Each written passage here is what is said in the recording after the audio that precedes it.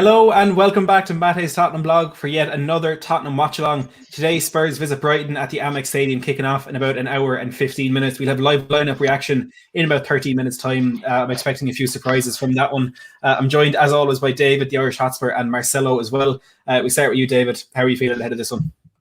Yeah, look, we dust ourselves down after the Liverpool game. As disappointing as gutting as it was, we're here again. We're back again. Let's go. We're Tottenham Hotspurs. Let's smash Brighton, get 3 points and go on a nice run. Come on, lads. Let's go. Absolutely. Yeah. Hello, how are you? Yeah. Good, man. Cold, you know what I mean? Just want to show you how cold it is. I left this outside 20 minutes ago. It's now nearly freezing. Yeah. So it's cold. So, but listen, come on, man. Hopefully Tottenham can warm me up. Hopefully they can bring me some joy because last Thursday, man, as you saw it, I was devastated. You know what I mean? But I think we can definitely beat these guys. It's Brighton. Come on, fellas. We gotta beat these guys. Come on. We got it. Questions will be asked if we don't. I just want to say, Jiminy said, can't watch the stream today. I'm about to go to bed, but I hope I wake up to a win and that you have a nice stream. Thank you so much, Jiminy. I'm with the $6 super chat as well. Not even making it to the stream and still supporting the channel. Absolutely insane support. We've got Lily White Lane as well saying, looking forward to this one, lads. How are y'all? We're good. We're good. Oscar Bellick saying, hoping we can win as it was my birthday 2 days ago. A belated happy birthday to you, Oscar. Happy birthday. Hopefully the team can get to 3 points tonight as a good birthday present for you. But guys, it's been a long couple of days since the defeat against Liverpool. I don't know about you, but I've been getting deserved abuse off Liverpool fans for the comments that I made before the game. But David, we need to put that behind us and we need to focus on this one today. And the lineup is going to be a very important decision that Jose Mourinho makes. Yeah, 100%. Look, first of all, yeah, I took the abuse. I took a lot of abuse off Liverpool fans as well. At the end of the day, I love it. I absolutely love it. It's what football is all about. Do you know what I mean? And it just makes me more louder and prouder ever to be a Spurs fan. So thank you very much. On the lineup, Matty, for me, I honestly think it's going to be a strange one. I really do. I wouldn't be surprised if Jose didn't play Vinicius. But my point on that is, if Vinicius wasn't Jose's choice, you can't expect him to have faith in the guy either. Do you know what I mean? But at the same time, he's there. Today, I'd be giving him the first half, see how he gets on. And then if he's not playing well, maybe after 55, 60 minutes, change it and go with Gareth Bale up front. But honestly, our biggest call is the defence. I'm not worried about scoring goals. We'll score goals. It's our defence is the biggest call. Yeah. No, yeah. Listen, the whole Vinicius or Bale, honestly, I have the Bale shirt. Well, actually, no, I have the Bergwijn shirt. But you know, listen, I have a Bale shirt, and I telling you, he can play as a number 9. He has the quality. You know what I mean? If there's anyone that can, go out there and maybe bring quality in the forward, bring some goals, I think it could be Bale or Vinicius. But it's the same thing you're saying, David. You know what I mean? If Vinicius doesn't play today, I think it's a big message that Jose didn't want him. You know what I mean? Because when your main striker is out, who do you play? You play your backup striker. You know what I mean? It's just simple math. So it must have been a board decision. I remember Jose was really asking for Malik. We never got him. He was asking for Bellotti. We never got him. He was asking for Wakehorse. I think that's how you say his name. Yep. Never got him. So I'm starting to think that Vinicius wasn't Jose's choice, and if it's not Jose's choice, then you can't blame the guy because he's the manager. You know what I mean? You gotta fill. This is I tweeted this right about the board right. Since Walker left, we never replaced Walker, right? Since all these players left, since Jan left, we never replaced him. Since Bale left, we never properly replaced Bale. If you really think about it, you know what I mean? Yeah. And there's a rhythm with this club, you know what I mean? When we get a new manager and he has a philosophy, this club has got to do a better job at bringing quality players for the manager. You know what I mean?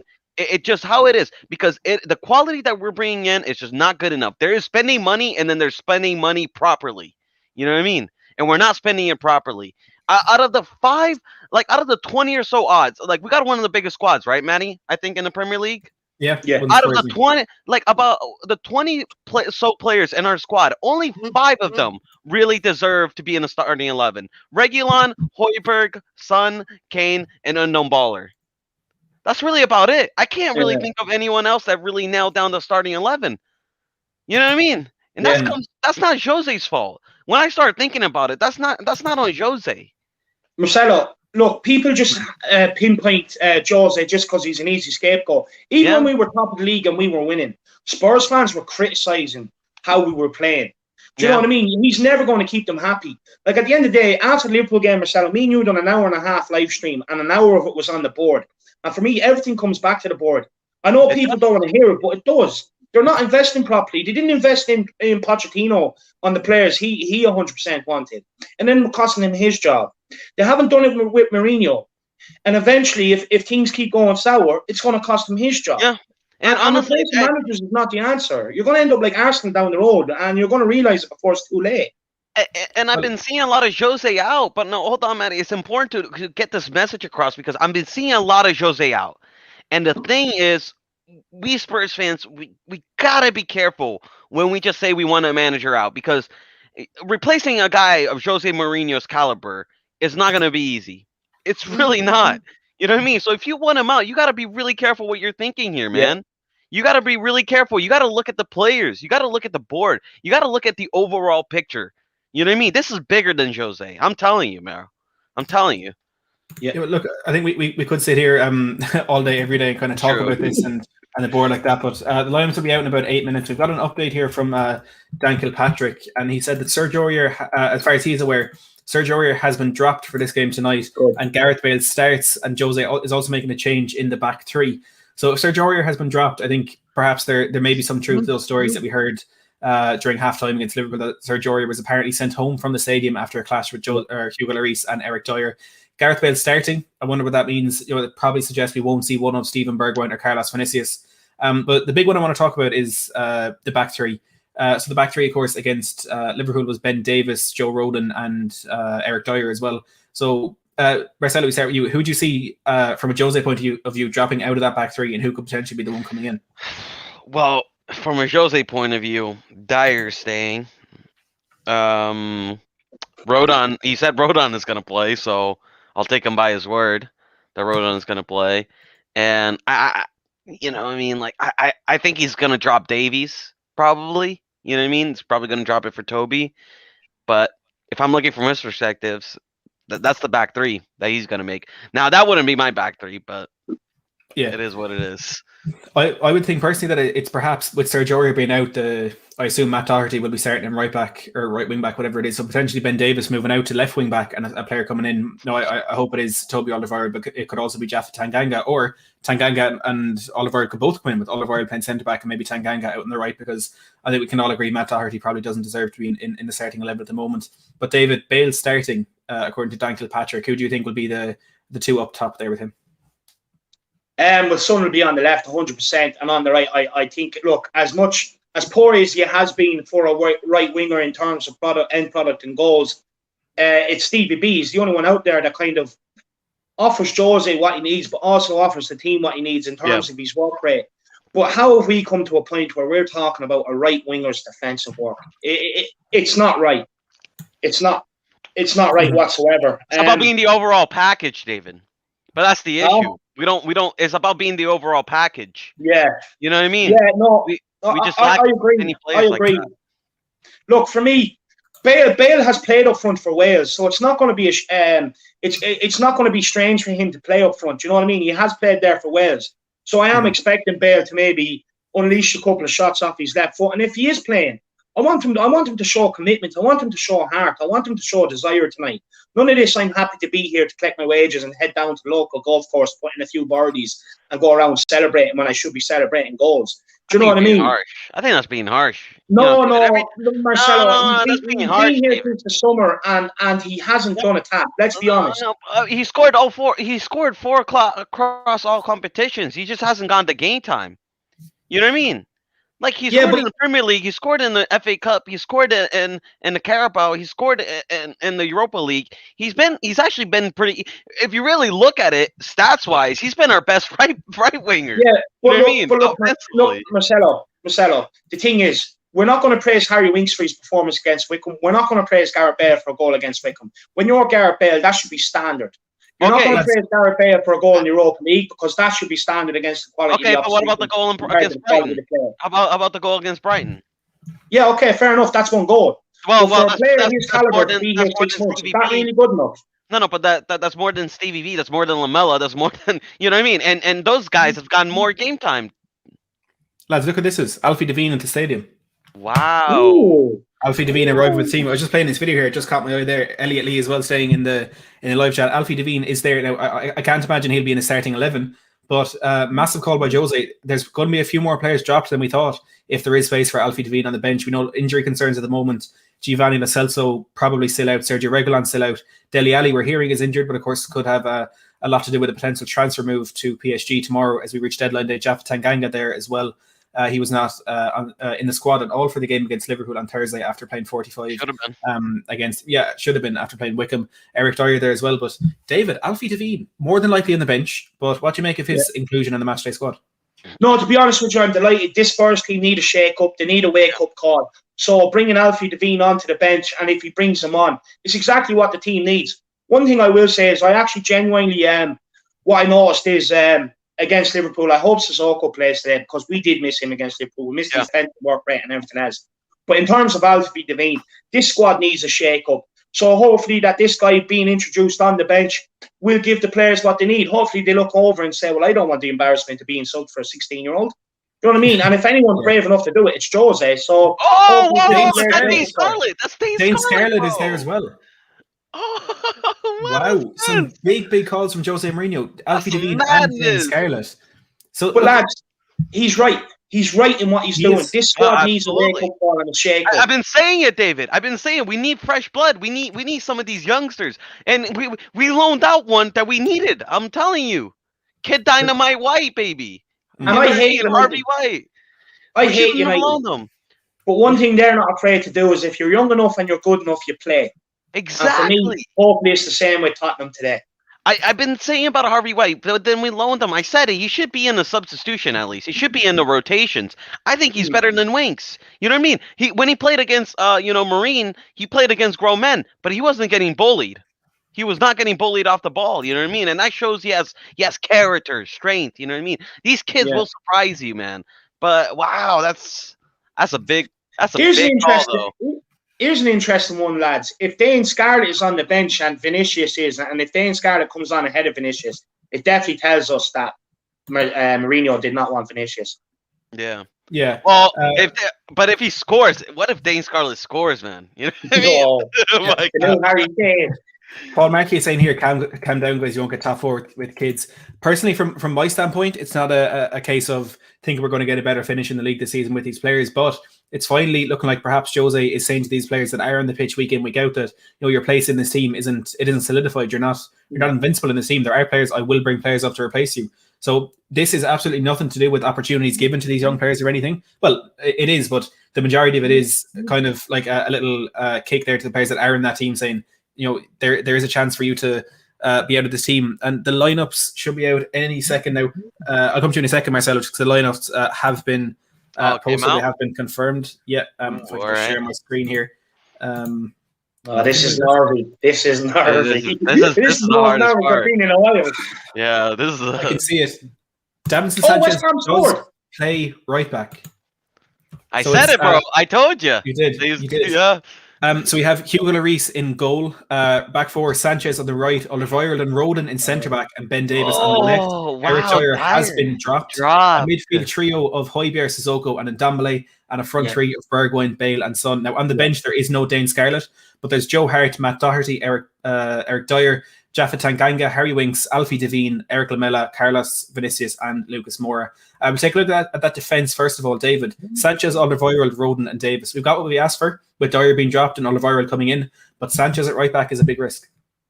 Yeah, 100%. Look, first of all, I want to make it clear. I called for Dyer to be dropped and Alderweireld and Roden to start this game, so I'm happy. I'm delighted, and hopefully we Jose gets a return from these two boys at centre back today and push Dyer out of the team for a little while.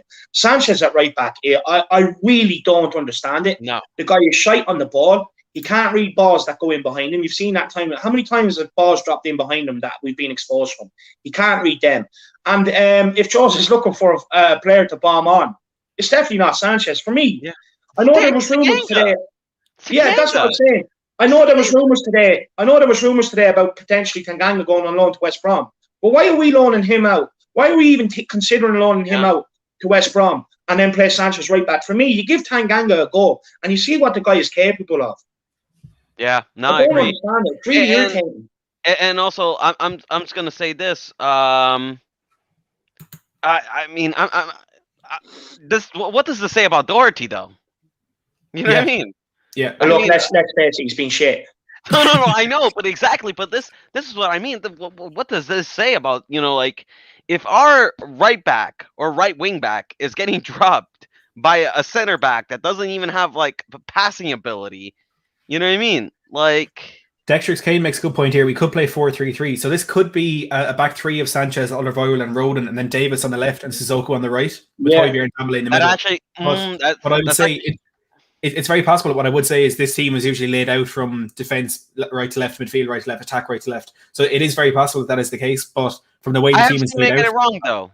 I have seen they get it wrong. Yeah, they could get it wrong, but there is a potential there to change that system. So I suppose there is a lot of versatility within this lineup. We'll take a quick look at the Brighton lineup before we talk a bit more about that one. Now, this lineup isn't in order of position or anything like that, so it'll be a bit of a struggle to figure it out. But this is what they're starting with. They do have Robert Sanchez in goal. I would assume that is Joel Veltman, Ben White, and Webster. Or is it Dunk in the middle with Webster as well? Basuma, McAllister, Pascal Gross along the middle. And then Maupay and Toussaint up front. I don't know if I'll call it other players. Solly Marsh there as well. It's a difficult one to figure out, but Aaron Connolly, Adam Lallana, Mario Alzate, Izquierdo, Percy Tau, all on the bench. So a strong bench there from Brighton that could impact this game if it is needed. But have you any thoughts on that starting 11? I think and Dunk. Those are the danger. Maupay and Dunk. Yeah, I agree with him. Look, Tariq Lamptey is a major blow for them. It kind of helps us. Look, I do think you'll see White at fullback, and I think you might see either Gross or March at the other fullback. To be honest with you, that's what that looks like to me, with Webster and Dunk in the middle, Basuma, McAllister, and either between Gross or March make up the middle, and then the front three will be Trossard, Veltman, and Maupay. Look, to be honest with you, it's only Brighton. I'm not concerned. Do you know what I mean? The only way that, David. Look. The only way people know Brighton is for a day out down at the beach. You know, you get a 99, you sit there and you watch the waves come in. That's all people know Brighton. I don't know. I'm pretty worried. We're going out here and beating these today. Easy. We're Tottenham Hotspur. You're Giants. We lost 3-0. Last time we were there. It doesn't matter. We're back. We dust ourselves down. We pick ourselves up. We're back again. Let's roll. No. As fans, okay. Obviously, I'm just gonna say this, right? I gotta be real here. I just gotta be real here. As fans, we recover, right? We go on. We scrape off the Liverpool loss. We collect ourselves. But today is gonna prove: can these players recover? You know what I mean? Can they show the mental fortitude to take an L that big that we took and move on? Because last time we took a big L and we played against Brighton, you know what I mean? It did not end well for us. You know what I mean? It was disaster. We fell apart, man. And it's just like with these players, I don't know. The reason why it fell apart the last time against Brighton is because they had the magnificent Aaron Connolly, and he's missing today. So for me, I'm not afraid of these. I definitely think the fullback areas is where we should be exploiting them. They don't have regular fullbacks playing there today. They have a couple of injuries there. So for me, you get down the right hand side, you get down the left hand side, and get balls in onto Gareth Bale's head. Absolutely, a good point here by Dan Rogers. Worried about set pieces here. He's going for a 4-1 win, but we're definitely vulnerable from set pieces, and Brighton are definitely a team that could take advantage of that and perhaps get a goal or two off corners and free kicks. Yeah, all do, man. Yeah, I think we're lucky. We're lucky Dan Byrne isn't anywhere near that team. He's starting on the bench today. But look, before we start bringing our channel members in, I just want to say thank you to everyone who's joined. 134 of you watching right now. Make sure to smash that like button if you're looking forward to 3 points for Spurs. If you do want access to exclusive content, exclusive emojis and all that, and these member call-in shows, hit that join button. And if you want all of the Spurs content you could ever want from a YouTuber, make sure to smash that subscribe button down below as well. And make sure to head over to the Irish Hotspur while you're at it, and let's get him to 1,000 subscribers. Come on. Paul said they play 3 at the back, not with fullback. So yeah, I think it is going to be a 5 at the back for Brighton. But look, let's get Lily White Lane in here for our first member call-in show. Lily White, I think you're muted if you want to change that just there. Matty Jr., come on, let's go. MJ. How are you getting on? Yeah, I'm doing good. Really, really pleased with that lineup, honestly. There's a couple things that, don't please me as much, but just Dyer being dropped out of the team is like a celebration for a goal for me. It's cost us so many points, and just to see him off that team sheet is just a sigh of relief. But as I say, when it comes to the team, I think when it comes to defence, that was the area I was most concerned about. I'm very happy that Toby's back in the team. Apart from that, Davies as well. All right, he can be in. Don't mind it. Don't really have a vendetta or anything. Rodon definitely deserves it. And I've seen a lot of criticism for Rodon midweek. I cannot understand that. The guy's really, really young. He's coming through. He's a future star for Tottenham. He's really, really young, as I say, coming through. He did great at Swansea, and he's done so well for us so far. So I'm looking forward to seeing him play. And up front as well. Obviously, Kane being out. This one was going to be a hard one. I would like to see Vinicius start. But as I say, Bale, Son and Bergwijn, I think that would be probably the right three to play up top. Whether we've got Sonny kind of playing as that striker or Bale kind of playing as that centre forward, or whichever way we've got it lined up top. I think, Bergwijn as well, definitely right to be up there. Sonny, obviously. And Bale as well. We had a good performance against Wickham. And it's really time to see if he can step up. I don't think if he doesn't have a good performance in this game, I honestly think that's kind of the end for Bale in the Premier League, the end of Bale in that sense. But if he performs today, then, maybe he can get a couple more starts here and there. But as I say, the lineup, it's a different one, and that's what I respect. It's different, and we've kind of gone back, whether it's a 5 at the back or a 4 at the back. We haven't risked it. And, as I say, really, really, really pleased with that lineup. Yeah, it's a good surprise. I think, Sergio Aurier being dropped probably does suggest there's a bit of truth to the bus. Before we get on to that, Cam Vlogs here joining the chat, a Plymouth YouTuber that I enjoy watching. Plymouth, I wouldn't call my second team, but I do have a bit of an affinity with them. Thanks for joining, Cam. But yeah, Sergio Aurier out of the squad. Lily White, we always see with Jose that there's some sort of falling out amongst the squad or among him and his players when he's at a club, and it's happening a bit sooner because the path with Jose Mourinho tends to be an iffy first season, a very successful second season, and a very dodgy third season. And in typical Spurs fashion, we seem to have skipped the middle ground and jumped straight to the bus stops. What do you make of the news that Aurier was apparently sent home on Thursday? Look, honestly, you got to look at it from a perspective that I'm totally with Jose when it comes to that. You got to have that right mentality. And Sergio Aurier, I heard you say it, David. Ask for that 5 minutes, go out there and impress and give it your. Yeah. But instead he storms off like an angry young child. It's like, it's not right. You're a professional footballer. Stop being immature. If you want to play, then prove why you're actually going to be on that pitch. Prove why they should play you. And I think it's the right call, honestly, because he should sit at home and want to be on that pitch. And if he doesn't want it, if he doesn't want to be on that pitch, then bugger off. But as I'm saying, if he sits home and he wants to be on that pitch, then, try and get back on there. Try and train your hardest and get back there. But honestly, I think it's the right call. As much as I like Aurier, has given away so many fouls, and, you can't really control that. But something else as well, just another game gone by, no Dele Alli. And Dele's a player that I think is fantastic. But you got to look at there's big rumours that we could loan him out. What is the point in that? What's the point of loaning? Why? I don't get it. If we're going to get him out of the club, sell him for a good. I reckon we could get about 40 million out of a player such as Dele Alli. More, 60. Especially with Mauricio Pochettino, who knows what he's capable of if he does go to PSG. So why just loan him out for 6 months? I just don't see the point in that. It brings us nothing. And then bring Christian Eriksen back. You know what I mean? Have him be a replacement. What is that? I agree with you there. Like, I'd rather just keep Dele. Just keep him. And then do business in the summer if we have to sell him. Yeah. Exactly. You got to look at it as though... Sorry, Matt, go on.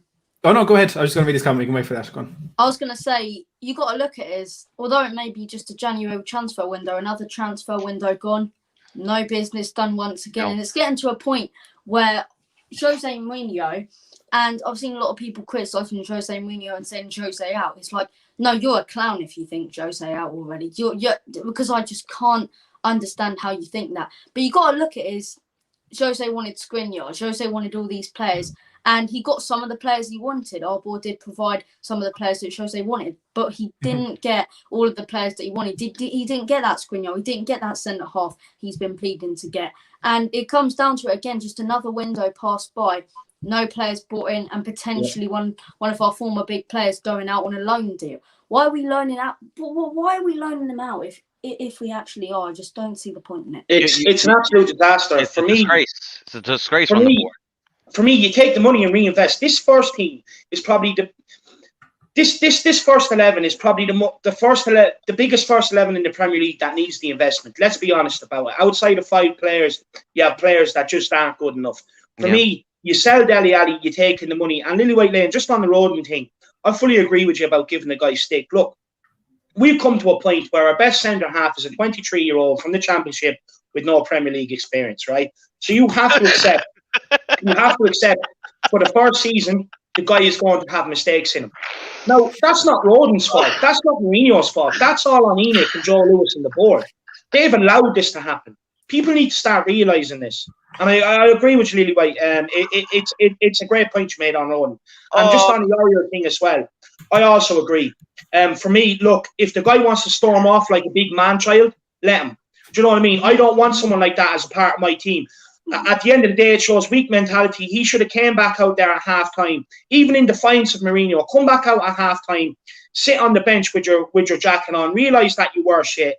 Do you know what I mean? And then at the end of the game, when Mourinho says I sent you home, just say, yeah, look, boss, I know you sent me home, but I wanted to be in the trenches with the boys. He didn't do that. But also what I will say is, who does Eric Dyer and Hugo Lloris think they are calling him out when they were just as culpable for the first goal? Yeah. Well, Lloris has credit. Lloris is, I can see why Lloris, because Lloris has credit, but Eric Dyer, like, the thing is I don't like about Eric Dyer is he goes on around like think he's like a captain or something, you know what I mean?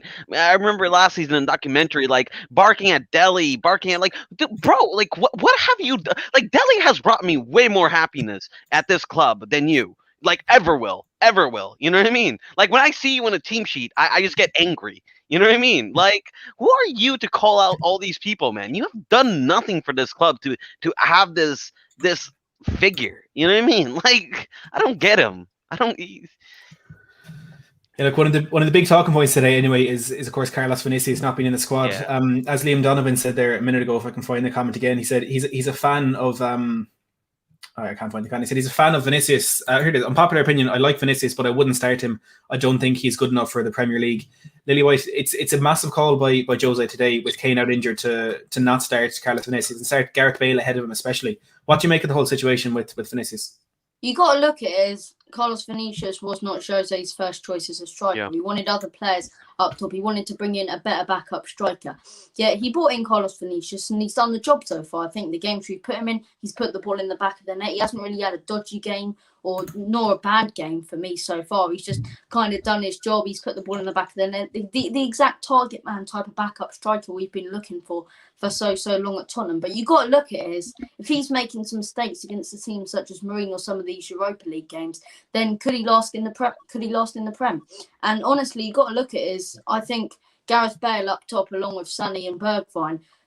Jose knows those players can last in the Premier League. Jose's seen them do it before, and I think it's the right call, honestly, and I do think we should give Vinicius some game time. I think we do need to bring him on. But going back to what you said about Eric Dyer, Marcelo, like I saw in the documentary as well, and every single game I watch him, I get more frustrated because he puts his hand up and he's like, right, I'm controlling the area. And then he goes and makes a stupid pass and gives the ball away. It's like you're not controlling the area. No, you're not controlling the area. Yeah, he never takes blame for himself. He always just looks at others, and I can't stand that. You know what I mean? Like Rodon, he's a 23-year-old lad, and he knew he made a mistake against Mane, and you can see just the disappointment in his face with himself. You know what I mean? He didn't look at anybody else. He didn't look at Davies. He didn't look at anybody else. He just said, "Fuck, I fucked up." You know what I mean? Yeah. And that's okay. That's what I want to see from a player. You know what I mean? And listen, we already talked about Aurier, but it really, for me, it just shows these players' characters, David. And this is what I'm talking about. You know what I mean? Can they come back from a fight? You know what I mean? Because right now we are in the corners. We are the wounded animal. That was Liverpool, but now we are the wounded animal, and we need to fight back. And Aurier leaving just goes to tell you a lot about this team's character in general. You know what I mean? Yeah. They're quitters. They just leave. I have a question there for Lily White, but before we do, Matt, I know you want to read out that super chat.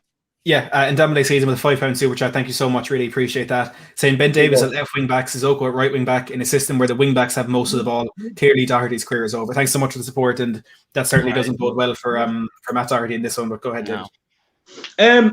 my question is to Lily White, would you actually strip Hugo of the captaincy and give it to someone like Højbjerg, who has all captain qualities? For me, Yeah. Hugo is far too quiet, and he does have a ricket in him, whereas Højbjerg, each week you know what you're going to get from him. It's the passion, desire, aggression, willingness to win, wanting to win a game. But afraid as well, he's the only player in our team that's not afraid to bollock someone for making a mistake. But instead of slapping each other on the back and saying, "Oh, hard luck, better luck next time, mate," do you know what I mean? You want a bollock and you want a right team figure in there. So would you strip Lloris of the captaincy and give it to Højbjerg?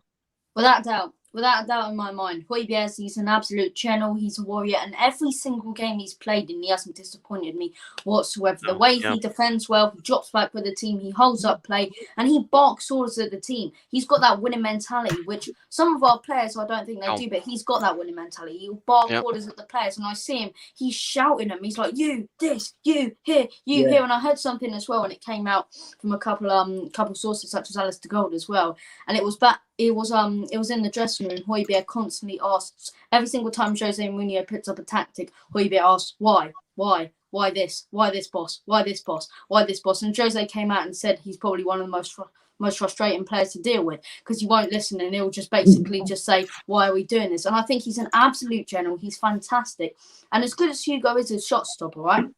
I'm not denying how good of a player Hugo Lloris is. He served the club for so long. I think 8 years now. He's been a fantastic keeper. He's a good shot stopper. But he's not the greatest at coming off his line. He's not the greatest at commanding that box area. We've seen it on so many occasions, even that Palace game, some of the mistakes he's made just before. And they're little mistakes. And yeah, you could blame it sometimes on the defenders, but him not coming off his line has come to cost us before. But as I say, without a doubt, like there's no way Joe Hart gets anywhere near that team. So Hugo, obviously, but I'm saying, I definitely think Højbjerg should be the captain because he's got that captaincy qualities. And he's a future manager in the making. Yeah, no, and my opinion is also with Lloris, the one thing I kind of have an issue with him is when he does criticize players, he seems almost to kind of want to start a fight with them. You know what I mean? We saw it with Sonny. We see it now with Aurier. He's like, you know what I mean? Like, there's a difference between demanding more and then just like straight up coming to someone's face, throwing ice at them. You know what I mean? Like Højbjerg, he seems more like he'll get in your face and bark orders, but he's not. He's also calm and collected.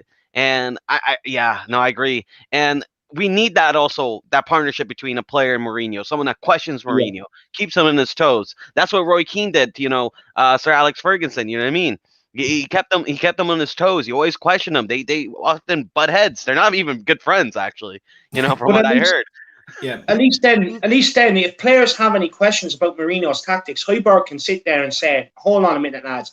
This is why we're doing this." Because I firmly believe Hugo is not that sort of player in the dressing room. No. In fact, I know he's not. He's a World Cup winner, and that's the only reason why he has the captaincy. Look, for me, Lloris has given us 8 fantastic years, and I'll always thank him for that. I remember growing up watching the likes of Ian Walker. So to have someone like Hugo between the sticks is an absolute blessing. But we need someone stronger as a captain. If we're going on to win trophies, you want someone with a stronger mentality than Hugo. That's a good shout, for me, David. It has to be Højbjerg. That's a good shout, David. Could I just say, Lily White, every week when you're on, there's always so many nice comments about you in the live chat. But I have to say, when you're on, the viewers shoot up every single time. So you're doing us a massive favor by coming on here. I was going to say there's 360 people watching right now. So please smash that like button and hit subscribe if you are new. Lily White, it's a big game for us today. It's a huge game in terms of the game itself, but also where our season is, which way it's going to go. How do you see this game panning out today? I think it's an absolutely massive game, and honestly, I'm still on the title. I'm still on the title bandwagon, and I'm honestly going to go out there and say I still believe we are title contenders. And although a lot of people don't, it's that tight of a season. Arsenal, who were 15th in the space of a few weeks, are now basically in contention for top 4. Manchester United, who were a few games in 17th, now nearly at the top of the league. Second, they were at the top of the league for a couple of weeks. So if we pick up a good run of form like Manchester City have, we'll be right back up there. But as I say, I think this game is absolutely crucial. We lose it, I think we're out. We lose this game, I think we're out. It's an absolutely crucial game. There's no draws, there's no losing, there's no silly mistakes, there's no Eric Dyer, most importantly. So I'm going to go with a 2-0 Tottenham win. Come on. Love the confidence. I'd be surprised if we see a clean sheet, but I love your confidence as always. Before we let you go, let us know where we can find you on YouTube. Yeah, so I've got my own YouTube channel, Lily White Lane, all kinds of Tottenham Hotspur content. So if you can and you are watching this, please go and drop a sub on the channel. You know, I really do appreciate the support and keep on supporting Matt Hayes, quality content, and the Irish Hotspur on YouTube. Love it. Make Thanks sure so you much. give us a big come on, you Spurs, before you go. We don't let Come anyone on, off you here without. Good man. Come on. We'll talk to you soon, anyways. See you in a bit. See you. Fantastic call there as always. He's Again, great. I love that kid, he is. man. The Lily White Lane effect. That's what I meant to say.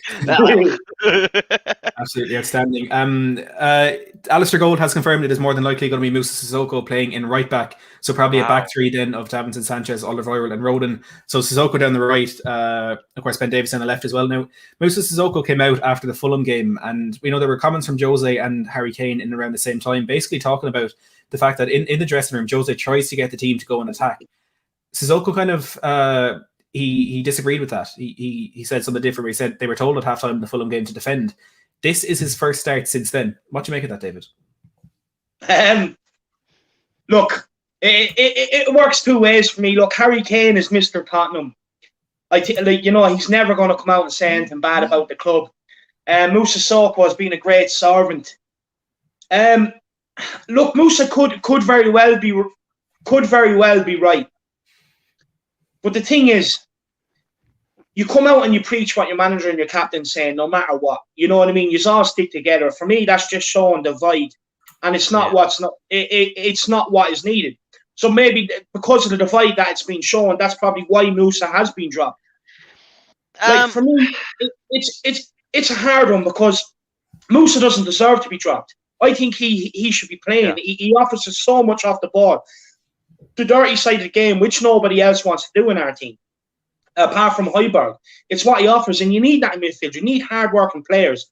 Look, Moussa Sissoko very well could be right, but to be honest with you, I don't think so. I've said this time and time again that there's no way Mourinho is sitting there telling the players to defend for 45 minutes. There's not a fear of it.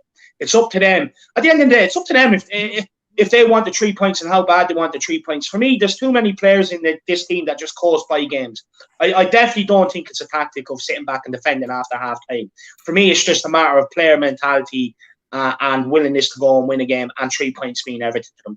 That's my take on it. Marcelo, I know you have something to say there. I would have to say, from seeing Mourinho at Chelsea, at United, at many teams, he does tend to do that, try to hold on to leads. You know what I mean? Let's be real here. That's Jose Mourinho 101. That's what he's known for, masterclasses, holding on to 1-0 leads and all that stuff. So I don't think Moussa Sissoko has anything, worth lying about. I don't know why he would lie about that. And as far as saying it, should he have said it? Probably not. He probably should have just, stayed quiet, stayed with the captain, stayed with the manager. But I can see his side, because when you go out there, right, and you do as the manager told, and then the manager goes to the media and says, well, no, I told them to attack. And, it's like lying. That's kind of like throwing you under the bus in a lot of ways. So I can see why Moussa Sissoko would do that. And I think that's wrong for Mourinho. I think, Mourinho has got to be real there. You got to stick up for your players a little bit there. If you told them to defend, you got to stick up for your players a little bit, man. And, take it, what I mean? I know he has a big ego, but you also got to take it in the chin sometimes. Yeah. At the same time, though, maybe Sissoko doesn't know what the meaning of attack means, because we know he can't shoot across. So. Hey, he scored against Brentford. Don't you disrespect? We've Gaffy here in the comments saying, why would Kane say the opposite? Kane said Jose has never told him to sit back. Gaffy, if you want to jump on here, drop me a message there on Twitter. We'd absolutely love to have you on. But yeah, look, it's the fact there are different words coming out of the camp, I think, is a big concern. Kane and Jose saying one thing, Sissoko saying the other. To be honest, we'll never know. I mean, there's no documentary going on behind the scenes this season, so we're actually never actually going to know for sure, which is a bit of a concern, I suppose. But look, there's one man it's an absolutely huge night for, and that is Gareth Bale. Finally getting, for the first time in a while, a start in the Premier League. We need him to perform tonight. We really do. It's good to see him getting this start. We saw a lot more kind of progressive football. He was more determined. He's more. He's trying to get forward a bit more against Wickham on Monday. Now, look, I know that's Wickham, but it's progress. It's getting better than what he has been in the past. Marcelo, do you think he could be really important for us tonight? Oh, absolutely. I mean, he's been our best right winger, in terms of offensive wise, you know what I mean? I know David is trying, to say, oh, it's only Wickham, it's only these teams, it's only these teams. But guess what? You put Lamella in there, you put some of these other players in there. I think Lucas was also didn't Lucas also play against Wickham, if my mind, Yeah, stands first corrected. time. Yeah. And I don't think he scored that game, right? So in my opinion is you can say that all you want, but he's scoring the goals, and that's what matters. At the end of the day, I mean, nobody could score against Wickham until we brought, only Bale until we brought in Ten guy and Kane, and all these other players. So, and my opinion is he's been scoring goals. He deserves a start. He deserves a start. He deserves a chance. Yeah, look, I'm not debating he deserves a chance, but in fairness to Harry Winks, like if we're talking about not praising and getting on the hype train for the Harry Winks fan club, for a game against Wickham and a game against Stoke, there's no way we should be doing it for Bale either. For me, Bale has a lot more to prove. Marcelo, he does have a lot more to prove. Absolutely, Wickham was a step in the right direction, like Matty was saying. I also agree with what you're saying, Marcelo. I also agree with what you're saying, Marcelo, about he's chipped in with a couple of goals and that as well. But look, we're talking about Gareth Bale. We all expect a lot more from him, and hopefully today he delivers. I agree, but if you look at the Winks and Bale situation, it's two different situations because Winks was given a chance at the Premier League. He didn't take it, so he was brought down to Europa Cup game level. You know what I mean? He was given that chance at the Premier League level, the top level, and he didn't take it. He didn't make it. Bale came in and he had to get game time, to stay fit. So this is his chance. This is really his first chance, really, at the Premier League level. So that's what I'm saying. It's a little bit different because Bale had to play the cup games, the FA Cup games, the Europa games to prove that he can get to the Premier League level. And I think he's done that. I think he's proven that he deserves a chance. That's all I'm saying. And look, speaking of players that deserve a chance, Elias here asking thoughts on Devine on the bench. Alfie Devine against Marine in the third round of the FA Cup became Tottenham's youngest ever goal scorer, and he was straight back down to the academy by Jose Mourinho in what was a typical Jose move, saying now is the time where he needs to work. But a massive opportunity for the first time today, Devine finding himself in a Premier League squad. Of course, he's on the bench, but it's a lot further than he's ever gotten before. We know Dane Scarlett has also travelled with the squad, but he's not in the lineup. So I assume if someone does drop out, we'll see Scarlett popping up on the bench probably from the start of the game there. But David, Alfie Devine, what a day for him, and what an opportunity if he can get on the pitch tonight. Yeah, that's cool. Yeah, I'm delighted for the kid. Look, he took his one opportunity against Marine. I agree with what Mourinho done. He sent him back to the under-18s to keep him humble. But he's back again. If he just keeps doing exactly what Mourinho, passing all the tests that Mourinho has given him, he will find himself in the team ahead of Harry Winks. For me, that one game showed he already has a lot more ability on the ball than what Harry Winks has ever attempted to be at Tottenham. So for me, I think it's brilliant. It classifies as English, it classifies as homegrown, so it's absolutely perfect. And if he can come in and replace Harry Winks, I'm all for it, because this guy's only 16. We picked him up in the summer again from Wigan because they were in financial trouble, and he's just progressed since there. And for me, I think you're going to see more out of Alfie Devine in a Spurs shirt than what you ever have from Harry Winks. He's so I'm a big lad. Delighted for the kid. Strong, and if he gets on today, I firmly have faith that he's still going to be comfortable on the ball and he's going to take his chance again today. I have so much hope in this kid. Alfie, I love you. Please don't let us down and take your chances. We're all behind you 100%. Absolutely. Yeah, absolutely. Before we get to you about that, Marcelo, everyone, if you're happy Alfie Devine is in the chat, let's get a we love you, Alfie, getting going in the live chat. It's such a big moment for a young Spurs player who could truly become such a big part of our future. So we love you, Alfie, in the live chat to celebrate Alfie Devine into his first Premier League squad. But Marcelo, how do you feel about this? Listen, I'm just going to say this. Before I say this, if you want Alfie Devine to start and you want him to score a goal and you want him to start for Spurs forever and replace Winks, go smash that like button, go smash that subscribe button, go do it right now, because if you don't do it, it's not going to happen. It's not going to happen. But no, I'm super excited for Alfie, man. He's a kid that, I didn't know much about. Actually, it was David that was telling me about Alfie, and when I saw him Marine, he looks like a baller, man. And 16, it's a young age. You know what I mean, to be in the starting 11 or in the. Rashford broke in at 16. Yeah, that's true. Yeah. But listen, if Jose sees something in him, he must have something. You know what I mean? Because Jose doesn't give youngsters a chance. So it's something to be excited about, man. Because you look at Jose, he said something good about Skip. Look at Skip now. You know what I mean? He said good things about Cess. look at, well, Cess is injured, but he was looking very good at Hoffenheim. Every time Jose has said something good about these youngsters, they've been, been looking good in their loan spells or been doing good things. So you have to be excited as a Spurs fans. Have to be. You absolutely do. What story, David Jurlo, coming in with a love you, Alfie, as well. Now, look, I hate to make this segue just as you come in, what story, but I was going to talk about this next anyway. We got the Tongi Cam from the Spurs admin team. He's warming up for this game. David, Ndombele just gets better and better and better. And how important is he going to be for us tonight? He already looks tired in the warm-up. I'm only jokes. Look, the guy has been absolutely phenomenal for us this season. If we didn't have him in midfield alongside Pierre, God knows how bad we would be struggling this year. Thank God he has come to fruition.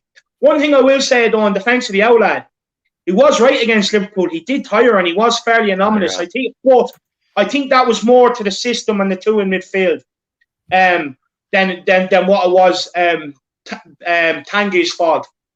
But like in that sort of game, that's where you want him to kind of kick on and be a leader, and he just didn't do it. He just kind of phased through the game. It's like he really was an arse, and for me that does show a bad attitude. But one thing I will say to the guy is he's the only player in midfield that can get on the ball and switch a game with one pass, one bit of skill, one bit of magic. He's the only player we have like that. And for me, I think he's suited when you have Højbjerg and Sissoko beside him, because he doesn't get exposed with the work rate off the ball. And again, look, I do talk about his work rate off the ball, and I do accept the fact that he's not in the team for his work rate off the ball. He's not. He's a luxury player. So for me, once you have Sissoko and Højbjerg in beside him, it works all day. But my old lad was right against Liverpool. It did phase out the game. Yeah, absolutely. Alex here saying Matt Hayes, haven't seen that hairstyle since the 80s. Well, look, this is what a national lockdown will do to you. So I'm sure Dave's got a hat on as well. You know what? I'm with Matt. The reason why I have the hair on is because I can't get a haircut with the lockdown. Look at the state of this. That's why I have the hat on. So leave Matty's hair alone. Look, I just want to say, lockdown, baby. There are 400 people watching the stream right now, so please smash that like button. Absolutely smash it and see if you can get to 200 before it kicks off. Do you know what? I'm taking this off. We stand with Matt Hayes. Trend that on Twitter. We stand with Matt Hayes. Love it. Smash that like button if you are enjoying the stream. Let's get to 200 before kickoff. Hit that subscribe button if you're new to the channel as well. Let's continue to grow for watch-alongs for every Spurs game, and head over to the Irish Hotspur as well. We got a comment there from Rob from the Last Minute Winner podcast saying, "What have I missed? Anything interesting from the team sheet?" We'll take another quick run through the lineups. There's a number of interesting decisions there. Eric Dyer has been dropped. It is Hugo Lloris starting in goal. We do think now it is a 5 at the back with Sissoko playing in right wing back and a back three of Davinson Sanchez, Toby Alderweireld and Joe Rodon.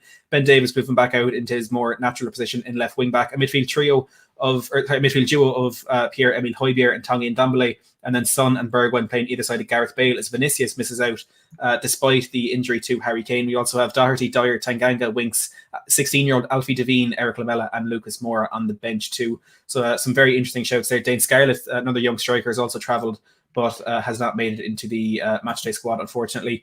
The Danish Shid saying Højbjerg has been the best player in the team. Look, we talk about him every week, guys, but we have to. Pierre-Emile Højbjerg, what a player. Absolute genuine. Yeah. Sorry, Marcelo, you take this one. No, I was just gonna say he's the Danish Wolverine, the general, everything. He's just everything. He's the whole package, man. And for me, my respect for him grew a millionfold when he scored that goal. And instead of celebrating, he was trying to pick the team up. You know what I mean? That's he doesn't care about goals. He doesn't care about being the front line. All he cares about is that 3 points. That's all he cares about. That's what he eats, breathes, and lives. You know what I mean? Those 3 points, and that you can tell. You know what I mean? He is willing to die for those 3 points. He's willing to put himself on the line there, man. And he's such a.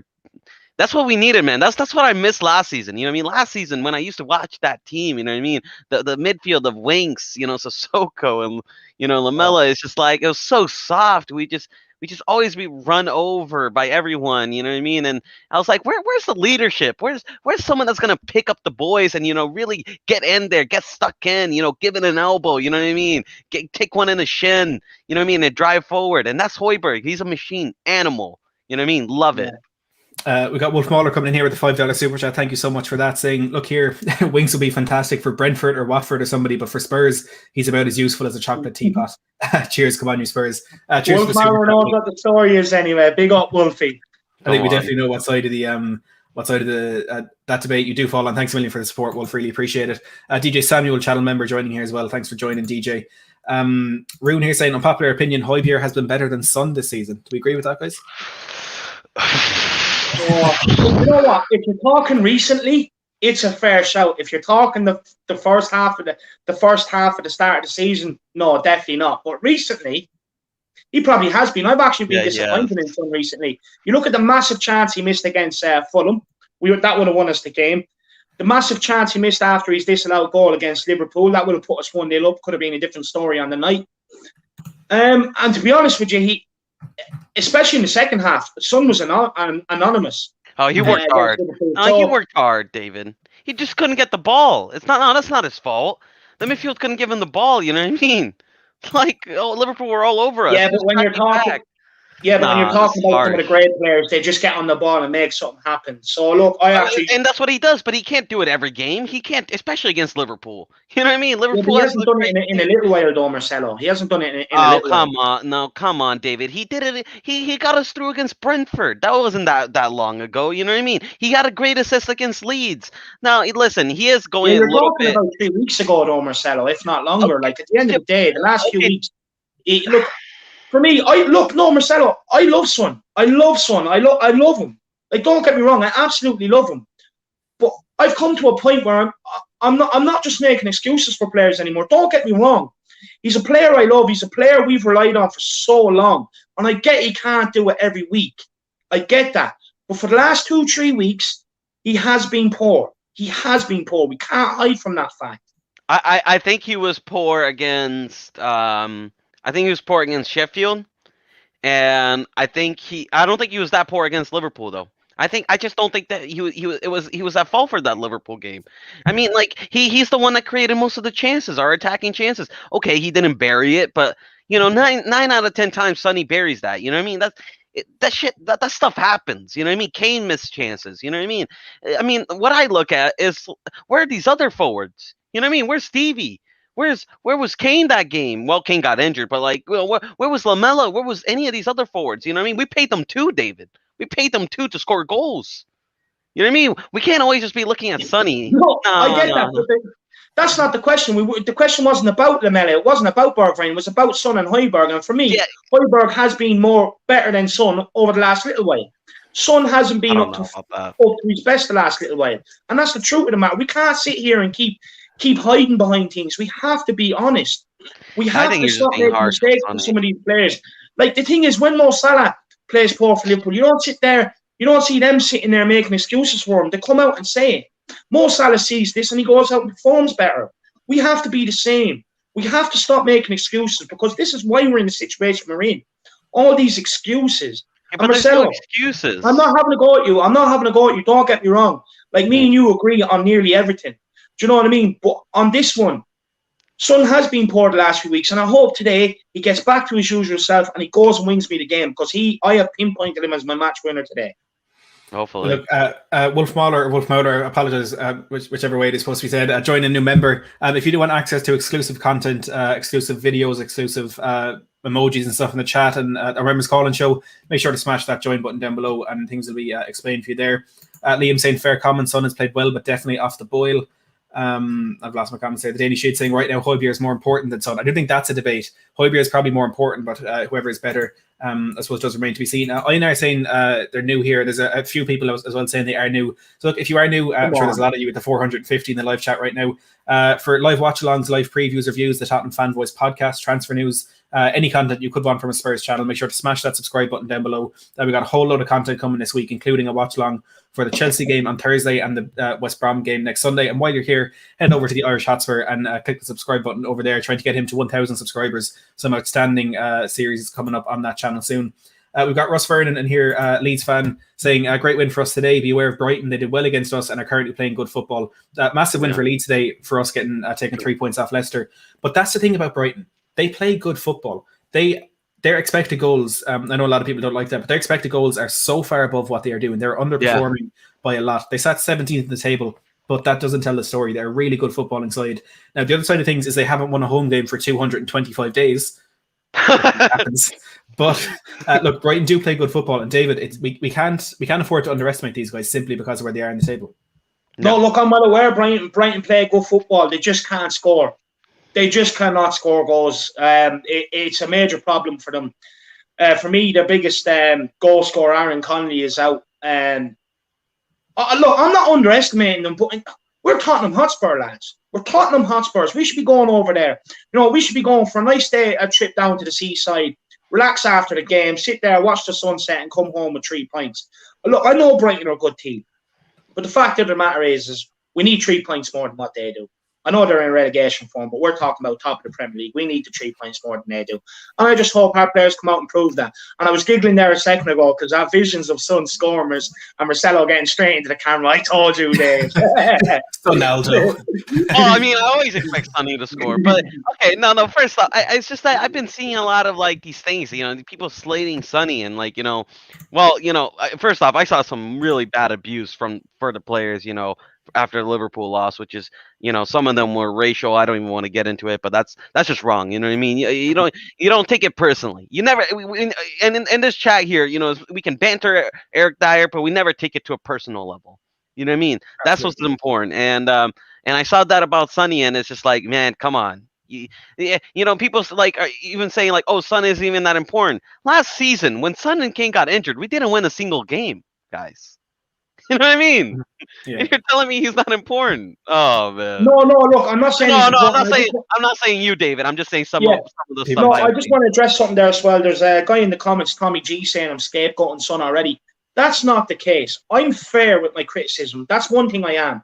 And what I am saying is that over the last few weeks, Son has let me down. That's what my point is. I'm not scapegoating him. I'm not scapegoating him just in case we have a bad result and that's my out. That's not the case.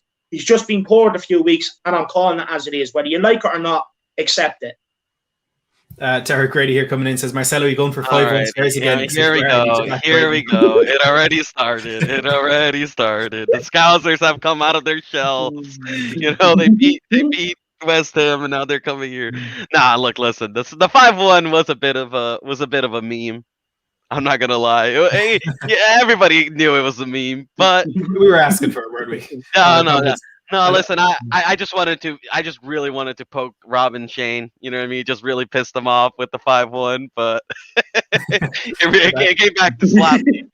I had to clip the bit. I clipped it and put it on Twitter for anyone who didn't see. There's at the start of the game, Shane, Liverpool fan, was on saying he predicts 3-1, and we all laughed at him. Then I cut it to Marcelo just going, "Wow, 3-1." And then at the end, Shane just laughing at us. We whatever we say tends to go against us on this stream. We've kind of gotten used to it at this stage. That's why I tell David, don't say it's just Brighton. Say that Brighton's a big team. You know what I mean? They're gonna Brighton is the best team in the country. Yeah, best team in the league. Stop saying they're just a small little team that we're gonna beat. You know what I mean? No. I have a bigger mentality than that. We're Tottenham Hotspurs. I think we're the greatest team in the world. And for me, even United and Liverpool are little teams to me. Look, I know the little team turned us over on Thursday, but it is what it is. We move on and we go and smash the rest of these little teams in the Premier League. Come on, you Spurs, let's do this. We're the best team in the country, best team in the world. Let's go. Come on. Wolf Waller coming in there with another super chat saying, so 2 Paddies and a Yank walk into White Hart Lane. That's the beginning of a story. We absolutely smash it and drive the team to victory. That's why you missed out on that. Absolutely. Paul Markey saying Sonny is so important to the team, but Dave is right. He's missed some over the last few weeks that he would normally put away. And I made that same comment. I put it on Twitter saying, with Kane injured and Son out of form, and I'm not saying Son is out of form in terms of he's not good enough or he's not scoring goals, but he's out of form relative to the way he was playing earlier in the season. To his standard. Yeah, to his standard. To some extent, he's a victim of his own over performances in the past. But still, at the end of the day, I do think, he isn't as good now as he was earlier in the season. If Son 2 months ago, someone did a goal, you're saying that's 100% a goal. Whereas now we're thinking, oh, there's a chance he can miss it. So there is that bit of a shift in his play. And it's not a criticism of him, because no one can keep up the standard that he was performing at earlier in the season. Him and Kane were overperforming their XG, absolutely everything, by so much. He's just having a bit of a rough patch at the moment, but we do know he does have the quality that he can score. Like, he can get the ball 30 yards out and he could score tonight. That's not saying we were wrong. It's just saying that is the quality of player that he is.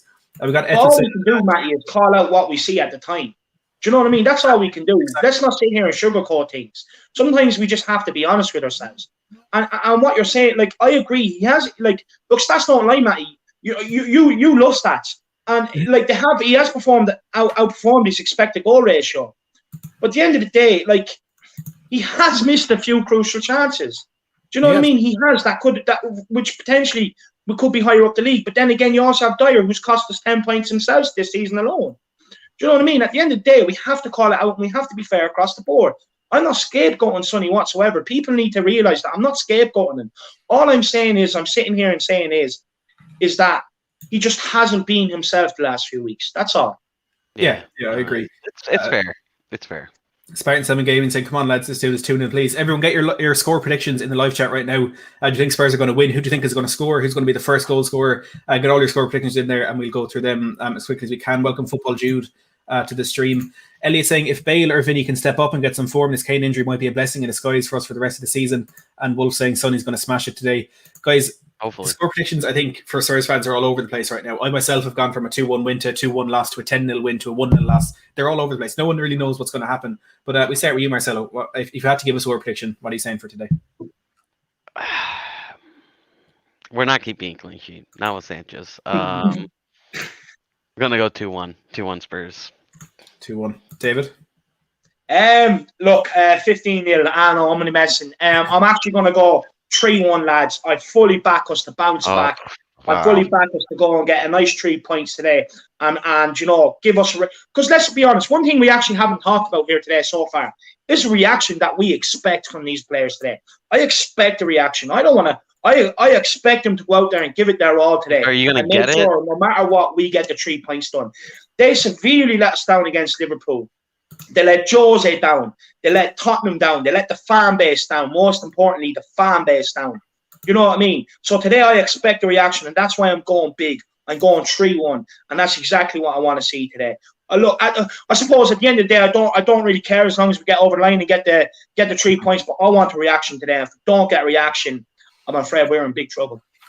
Yeah, absolutely. At the end of the day, it's just getting those points. Robert Lovejoy clearly not enjoying what we're doing here. Look, if you're not enjoying it, give it the thumbs down button. At least it lets us know how you actually feel about this stream. So if you're enjoying it, thumbs up. If you're not, thumbs down. It'll give us a good idea. He's probably an Arsenal fan, Matty. I wouldn't mind him. He probably is, but look, engaging. Oh, he's watching, so you know what I mean. We must have gotten his attention somehow. But look, listen. Thank you, Robert. Yeah, no. Look, as far as the viewers goes, whether you love us or hate us, we're just here. We're just fans. You know what I mean? Like we like to talk a little bit of banter. You know what I mean? It's all fun and games at the end of the day. You know what I mean? Nobody wants to watch three guys just saying, "Oh yeah, that was a good ball, Matty. Oh yeah, that was nice." You know what I mean? We're all friends here. We're just having a conversation. So if you want to one thing we do is we speak facts. There's a lot of channels out there that just say stupid things just for laughs and likes. One thing we do here is we dissect things properly. We're fair across the board as well. And there's no better place to do it than Matty Hayes Watch Along. Yeah. It's the best watch along on YouTube. Make sure you subscribe and like. Listen, there's no agenda here. If Davies goes out there and puts a game of his lifetime, you know what I mean, and absolutely kills it, I'm gonna say absolutely killed it. You know what I mean? If Winks goes out there and gives the game of his lifetime, I'm gonna say he gave it the game of his lifetime. But the thing is, right? Well, David may not, but I would. You know what I mean? Because at the end of the day, there's no agenda with me. It's just I just say it what I see. You know what I mean? And when Dyer passes to the opposition for the 100th time, I'm not gonna be like, "Oh, Dyer, great pass." No, like nobody, like that's just not realistic. You know what I mean? It's just, I don't know. Hadi Islam coming in here saying, Tottenham are a small club, haven't won anything in their history. Well, clearly someone who hasn't a clue about football coming in the live chat there. Dan saying you guys do a grand job. Cheers, Dan. I appreciate that. Our age-old question, guys. Every single watch along I ask it, and every single watch along. Hey, Maddie, your score prediction. My score prediction. Yeah. I can't see us keeping a clean sheet. I do it all the time. Every single score prediction is always a one for the opposition, including last Monday when we played against Wickham. I didn't see us keeping a clean sheet, and look, I was right. So I'm going to go for a 2-1 here for this one. It's going to be a really, really tight game. And look, again, I'd rather win 10-9 than draw 0-0 and keep a clean sheet. It's about getting that 3 points tonight. Yeah. So fingers crossed we can get that done.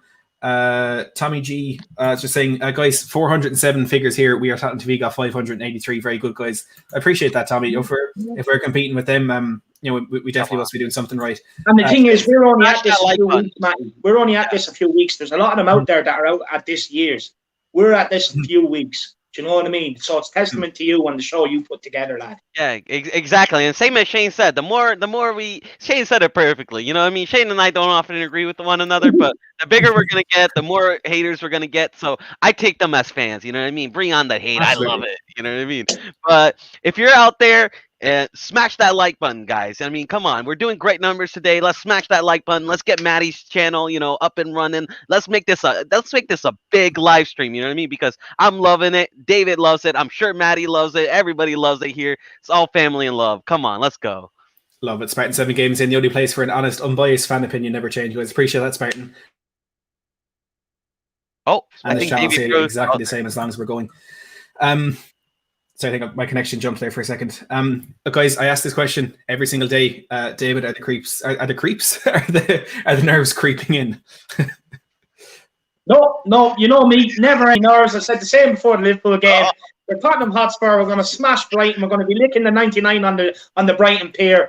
Well, we're going to win that. Marcelo's sitting there laughing. Look, lads, no nerves here. There never ever is. I go into every game expecting to win. Come on, you Spurs. In Jose, we trust. In the Irish Hotspur, we trust. In Matty Hayes, we trust. In Marcelo, we trust. We're getting the win. Let's go. Marcelo. Listen, man, I seen it a lot from these guys, you know what I mean, after a big loss, not showing reaction. The one thing that bothered me after the loss, I will say this before I say anything, was that there was no apology from a lot of these players. You know what I mean? I see Serge Aurier on Instagram just saying, "Oh, stop talking, shit to like journalists and stuff like that." Well, how about an apology for the fans for once, for walking out on us? You know what I mean? You walked out on us in the team. You know what I mean? At the end of the day, so I wanted to see an apology from the media, and I didn't get it. But hopefully, they're giving me an apology with this game. Hopefully, they give me an apology with 3 points. That's what I'm looking for. So come on, you Spurs. We're going to win this. We're going to smash them. We're going to smash the Seagulls. The cockerel is going to go out there and give a big old peck at them. You know what I mean? Come on, you Spurs. Come on, you Spurs. By the way, lads, the other link is active there if you want to go into it for the live stream. Bradley says, how can you be so confident, David, after last week and we have no Kane? We're confident because we're Spurs. I was on the Last Minute Winner podcast earlier today and we're talking about this. And David, I'll get your answer on this in a second as well. But what's the point of being a fan if you're not going to be confident? Absolutely. Like, I fully understand that, we're in a bad position at the moment. We've had some very bad results. This could prove to be a very bad game for us. But I wouldn't be sitting down here watching this if I didn't think we had a chance to win. Honestly, because I feel like we can beat every single team we come up against, and that's what it's all about. Look, it's Brighton, and you know what I mean. Like we lost to Liverpool. Liverpool, I hate to say it, they're a good team. You know what I mean, and we gave them that little momentum that they needed, and it sucks, but you know what I mean. This is Brighton. Come on, lads. You know what I mean. We've beaten greater teams than this. We have Jose Mourinho. We can do this. If you don't believe it, we don't believe we can beat Brighton, then I don't know, man. You know what I mean. You really don't believe we can beat anyone, really. That's right. I'm the sort of person, right? I'd rather always look on the positive side of the things than look on the negative side of things. But don't get me wrong. Don't mix this up. I will call out the bad side of things. No problem whatsoever. With no filter. I'm not affiliated to anybody, so I can say exactly what I want to say, okay? But the reason why I'm always so confident is because we're Tottenham. I would rather back my team rather than sit here before a game and say we lose. As simple as that. You're not a Spurs fan if you're sitting here before the game saying, I don't think we can win this one. If you're a Spurs fan, you back your team 100%, no matter what. No matter what, you sit here and you back your team. I want to start eradicating this whole thing of, I know it was well and truly back after the Liverpool game, Dr. Tottenham and Spursy. I 100% know that. But what I say to you is, like, do you see any of the other top clubs sitting there going into these games nervous? No, never. They always sit there and back their team. Let's start doing the same at Tottenham, and then we might actually start winning some things. Yeah. Do you know what I mean?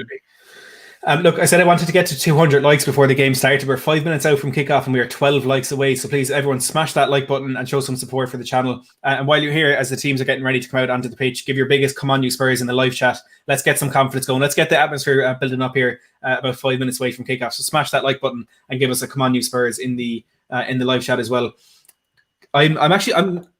The nerves are starting to creep in. I'll be honest, because this just feels like a game that, if things go wrong, the divide that's already in the fan base could become a whole lot more prominent than it's ever been.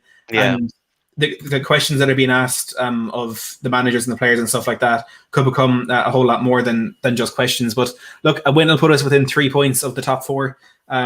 We go above West Ham into 5th place, 2 points behind Leicester with the game in hand. Wolf here coming in with another super chat saying, "Or fans, they can be Spursy and all too negative." Thanks a million for the support. Hugely. I wonder did Jimmy text him and ask him to take over his role today with the super chats? Big up Wolfie though, serious commitment to the channel. We absolutely love to see it, man. And the one thing you're doing, the one thing with these super chats, just let me explain quickly, is that it helps Matty grow. It helps Matty be able to make more content for you guys. Do you know what I mean? And it helps Matty also come one step closer to his dream of becoming a full-time Spurs YouTuber where he can put out the best content for you fans. So if you really want to help Matty's journey, please make sure you do get in the super chats and become a channel member. It's very important. Like, we're surrounded by Arsenal, Liverpool, Chelsea out here. We only have a couple of Tottenham that are full-time. Let's get another one in, and let's make Let's get Matty Hayes is the one. Matty Hayes is the one. I'm telling you, bro. This kid is the one. I'm sorry that I called you kid, Matty. But, I'll take it.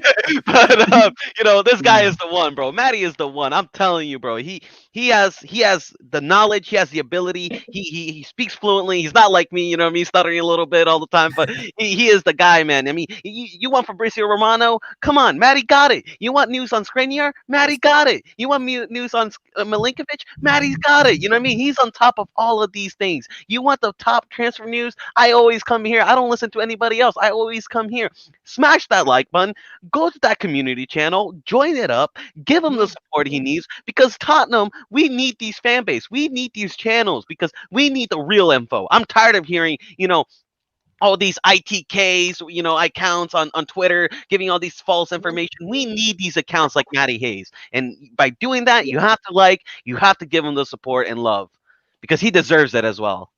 I love that. I have my own personal motivational speaker here. It's absolutely outstanding. Spartan 7 Gaming coming in with another super chat, £5 saying, "Come on, you Spurs." Thank you so much, Spartan. Really appreciate that. We have Steve saying, "Are you staying live for the match?" Yeah, we'll be staying live right through the full game and giving some post-match reaction as well. Dara Grady saying, "Matt, you can't go full-time and leave us at work." Well, look, Dara, if the money's better here. James as well saying, "Just got here. How are we feeling about the lineup?" We're happy to some extent with the lineup. Davinson Sanchez in the back is a bit of a concern, but look, Sky Sports actually here looking at maybe Davinson Sanchez being in the middle of the back three with Oliver Earl on the right and Joe Roden on the left. But I do imagine it'll be Oliver Earl in the centre. Because have you any other concerns about this lineup? Sanchez, that's it. No other concerns. Really, it's a good lineup. Aside from Sanchez, I would have preferred give Taganga a shot. But listen, I do think you're right. I think it's going to be a back three of Sanchez, Toby, and Rodon. Which, at the end of the day, that's actually not that bad. I mean, Sanchez is a mistake waiting to happen, but so is really Dyer, and Taganga is also always a possibility, due to his inexperience and stuff like that. So you don't really know. But I would have preferred a back four with just Taganga as a right back. You know what I mean? Really, that's what I would have done. But no, it's a good lineup. Honestly, it's the best lineup we could do right now, because with Aurier, he can't play after that. You know what I mean? Reguilon can't play because he's injured. Kane can't play because he's injured. So you know what I mean? With what we have, that's really the best he can do, really, with Jose, which is worrying in some ways. You know what I mean? It really goes to show that we need another. You know what I mean? The fact that this fan base is already divided on Jose. You know what I mean? After he's been here, this is really his first season. If you really think about it, I don't count last season. Last season, he was just really an interim manager, in my opinion. This season, it's a real first season where he got properly backed, and he's gonna need another summer, man. He needs another summers if he's gonna have a proper squad to fill his vision. So be patient, guys. You know what I mean? Liverpool fans were patient with Jurgen Klopp, and it paid off. You know what I mean? You look at Man United. Even Man United have been, they've been patient with Ole, and they're second place. You know what I mean? They're looking pretty good. So be patient, guys. Come on, back your manager. One thing with Ollie, they won't stay second place for long. He's a no good shoe shiner. It's all he is. I agree with you, David. But you can't lie for me that the patient hasn't paid off for them. Yeah. Anyway, look, we are underway here at the Amex Stadium. Spurs kicking from right to left with Bergwijn starting the game. Russ saying I can go full time in this. I've got a big future as a presenter, vlogger. Really appreciate that. Tommy saying good balance here, guys. Brilliant collaboration. Matty is a stat king. I do like it now, stat. I won't lie. Fantastic balance here. It's the best watch along we could possibly ask for. We're underway here now. Spurs kicking from right to left, as I said. Early on, Sissoko is right wing back. It's a 3 at the back. You can see that from the off. Son playing most advanced, very centrally. So if that's if that's how we're going for this one. What do you guys make of that? Personally, I actually think Son's best position is out left. I don't think he's ever played well for us up top. For me, I think he's way more of a threat out left. But just quickly, Matty, this is the reason why you're more professional than me. You're more organised. I just have to turn my camera off for a sec so I can mute some of these group chats because they're just flying in here and it's wrecking my buzz. So just give me 2 minutes. Yeah, no, take your time. Don't worry about it. Bergwijn getting space on the left-hand side here. Come on, Stevie. Bergwijn breaking forward down the left. Son's inside him. One more to Bale. So I think the ball just kind of got caught up behind Gareth Bale. It was an early chance to break forward there. Edmund's here saying, been a Spurs fan since 62-63 when we beat Atletico Madrid 5-1 in the Cup Winners' Cup final. Edmunds, you've been around for a lot longer than us, and I'm sure you've had a lot more pain supporting Spurs than that. But man, this man has climbed Mordor and back. You know what I mean? You see some stuff, bro. Wow. That's crazy, man. It's a big game, guys.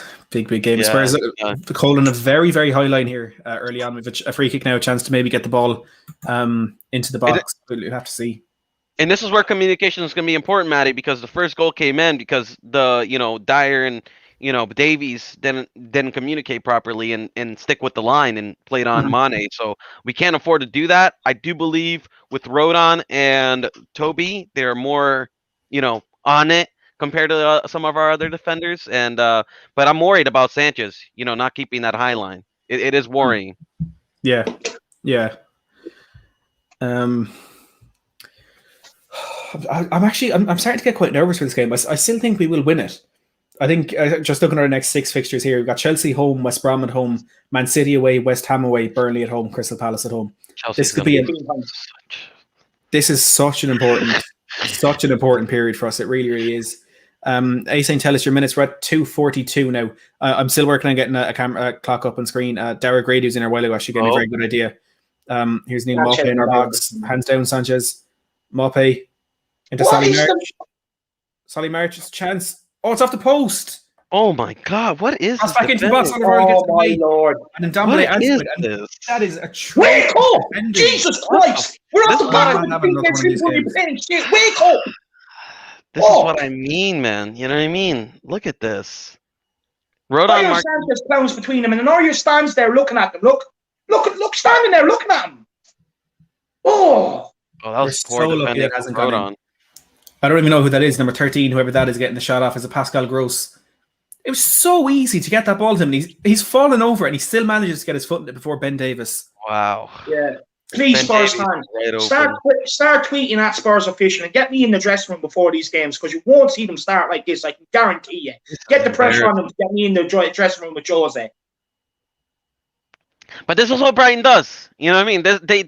They create a lot of chances. I remember they played United and they hit the post like 13 times. You know what I mean? Yeah. This is what they do. Numbers in that one.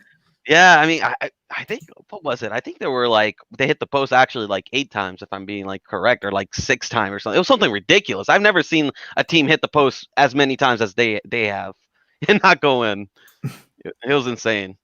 If anybody is looking to sync up with us on this, now I'm going to put this clock up just for a second, but I won't be able to keep it up for the entire game. But that is where we are at the moment. We're completely matching this one. So if you do want to sync up your stream, this is unfortunately the best I can do. But I'm going to take it down in a minute or two because I don't want to have that up there for the entire stream. I'm unreal, aren't I? You are a genius, to be fair. I'll give you that. You're a genius. That's why you're Ireland's #1 YouTuber.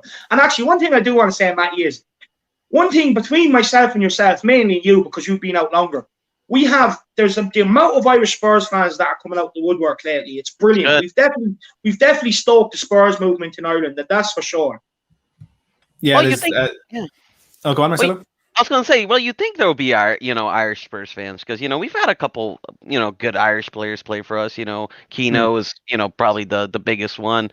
So it's great to see that Ireland. There's the Spurs community growing there.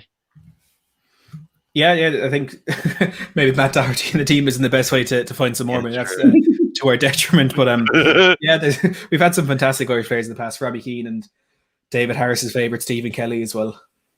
Yeah. I'll never forget that, David. Stephen Kelly, look, I just knew it was going to be the answer. Do you ever just get that moment where something just pops into your head and it says, go with it? Do you know what I mean? Yeah. Look, I'll be honest with you now, Matty. I got lucky. I think if we had another quiz, you would smoke me. Being honest, I really do. I did get lucky. But at the same time, you need a bit of luck. Yeah. Exactly. You do.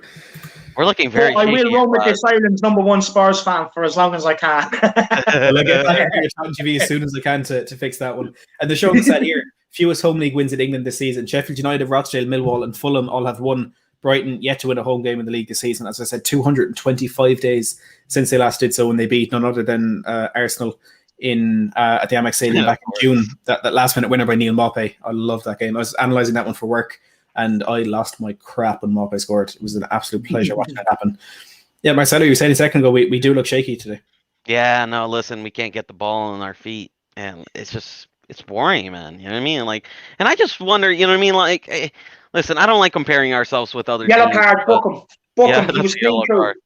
Yeah, that's a yellow. That's a yellow. But that's all I was saying is, you know, I watch some of these other teams. You look at Brighton, and you look at, you know, Leeds, and you look at some of these other teams that don't have the same squad as us. We have more quality than them, surely, right? Mm-hmm. And the fact that they're able to play such smooth, silky football, it just really makes me wonder. You know what I mean? Like, what is wrong with these guys? Is it a lack of confidence in the ball? Are they just too afraid to make a mistake? Well, what is it?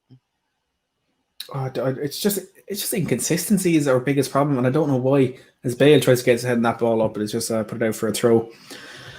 Oh, Højbjerg is down. Oh, please! I tell you what the problem is, Marcelo. Actually, just thinking of it there. It's the lack of competition. It is the lack of competition that we bring in for these players. It's 100% that has to be it. It's the lack of competition. Like, some of these players have been at that's terrible. For 8 9 years. That was late too, man. That's a yellow on Basuma. What a player! Look, let's keep him happy with us. We want him in our club next season. Yeah. No, Basuma is a great player, man. I would love to have him. He's the perfect Sissoko replacement, if there ever was one. Yeah. Imagine in midfield like a diamond with Højbjerg sitting, Sissoko and Basuma either side, and then Ndombele in the number 10. Imagine Stop it, Matty. You're making a man dream. That's dangerous. You're turning me on, Matty. Stop that. I'll stop. Great run for Sissoko. And that's what I like about Sissoko. That's the difference between Sissoko and Winks, man. You know what I mean? He takes people on. You know what I mean? He's not afraid to get stuck in and, you know, challenge people. And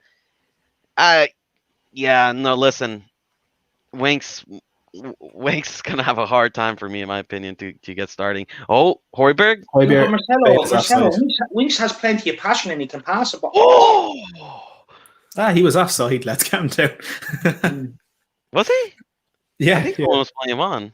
No. The flag went up and the referee had blown the whistle. He actually he was onside, but number 34 there at the bottom, maybe keeping him on. It's close. It was tight. That's all I know. Come on. 9 minutes in, still no chance. Well, actually, one chance, though. I apologise for Pascal Gross hitting the post in the first couple of minutes. Yeah.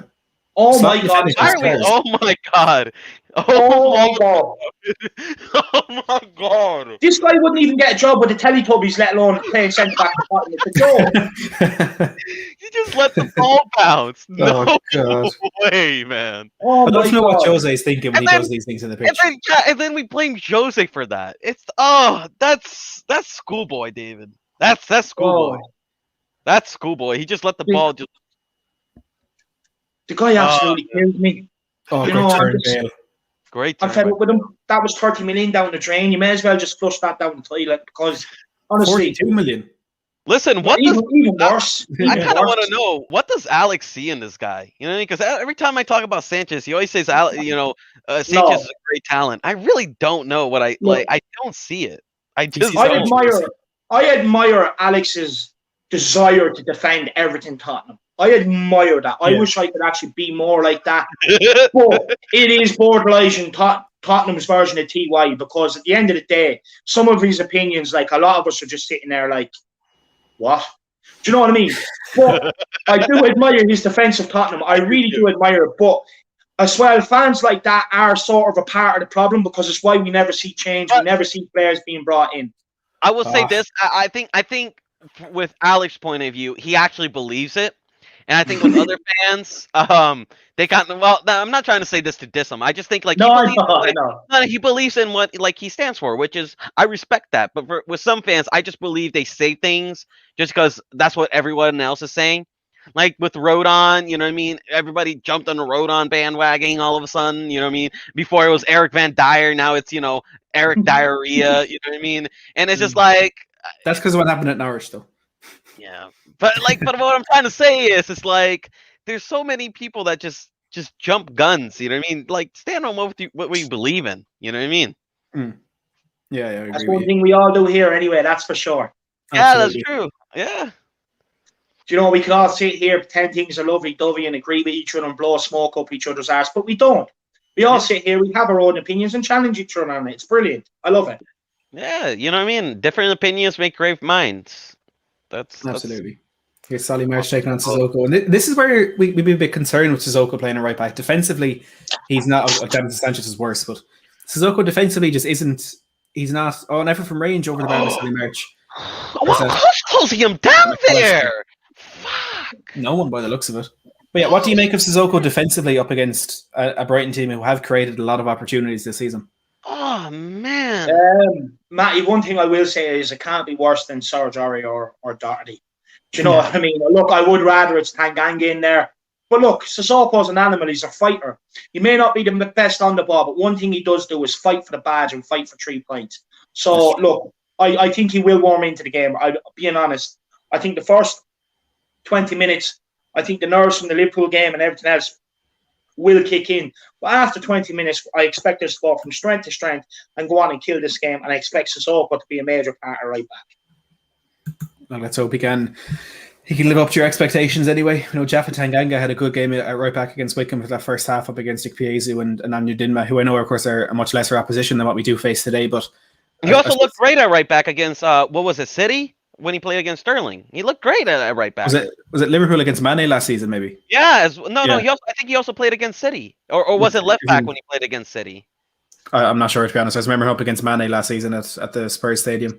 Yeah, he also played there, and he looked great. Listen, I think defensively, that's what we need. We need someone that can defend, and defensively, Jaffet is better than any of our right backs. Yeah. We're looking so big, lads. We're looking so that's easy pass. Look, he's tracking back. He's chasing the ball down again. Where's everybody else? Track back. Ball over the top, looking for the run of Pascal Gross. Yeah, that's it. Just headed straight back into the danger zone, right down the middle for one of them to come on and have a shot. What an idiot! So frustrating sometimes, honestly. Some of them just have an IQ of 0. You're being generous. That's it, Sissoko. Get out there. Come on, boy. We can't get the ball off our halves, lads. This is embarrassing. Sanchez. Oh, my God. He's beaten to the ball first every time. I love David. Listen, boys, I'm not going to lie. I've been preparing this all week. You know what I mean? I've been preparing with... I said it.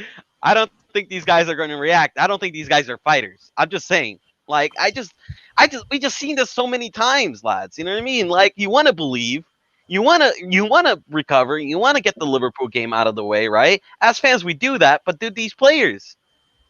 You know what I mean? That's the question. That's the big question that I was asking, and I don't think they can. It's about time the players on the board matched our ambition as fans. That's what I say. Yeah, no, look, listen, David has every right to come in here and recover and say, we can beat Brian and we can do this and we can do that. He deserves that. He deserves to say that as a fan. But the matter of fact is, but you have a right to be delusional because it's the right thing to say. We should be showing fight and fighting back here. But look at Davies, just giving a stupid foul on two, sir. Yeah, I'm actually embarrassed that he has 4 letters in his Spurs name that make up my first name, to be honest with you. I'd nearly change my name because of this guy. Yeah, Nicole just said for anyone who's watching, if you're watching live on Sky, we're about 5 seconds behind live, and so that helps you sync up any sort of stream. Thanks for that, Nicole. Bradley saying poor first 15 minutes, and it has been shocking. Haven't been able to impose themselves in the game at all. Watch Dunk.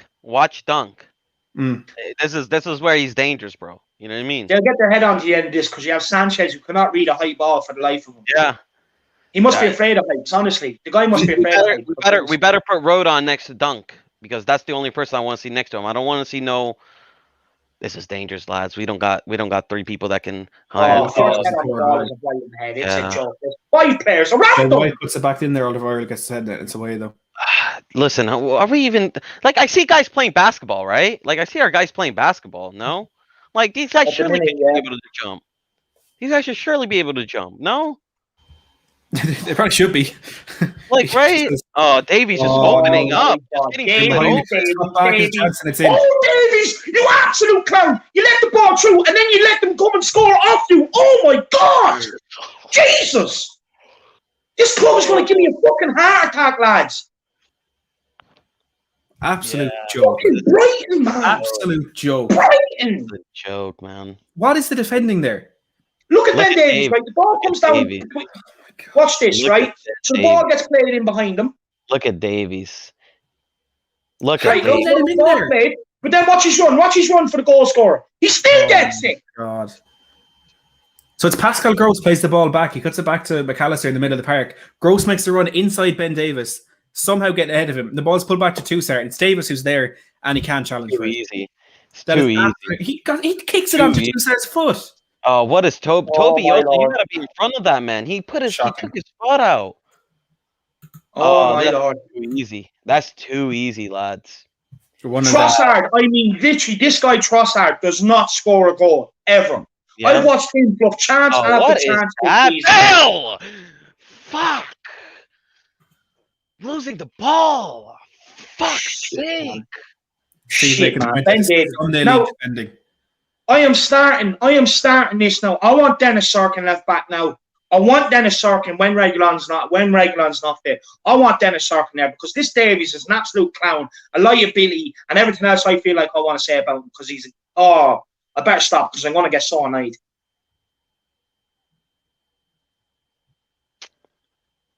Hashtag Dennis Sarkin. That's what I want to see from now on. Honestly, I'm not even angry. I'm not even like look at this. Just jumping on each other. What is Toby doing, man? And again, Davies left hand side straight down it. Then again in behind. All right, good job, Rodon.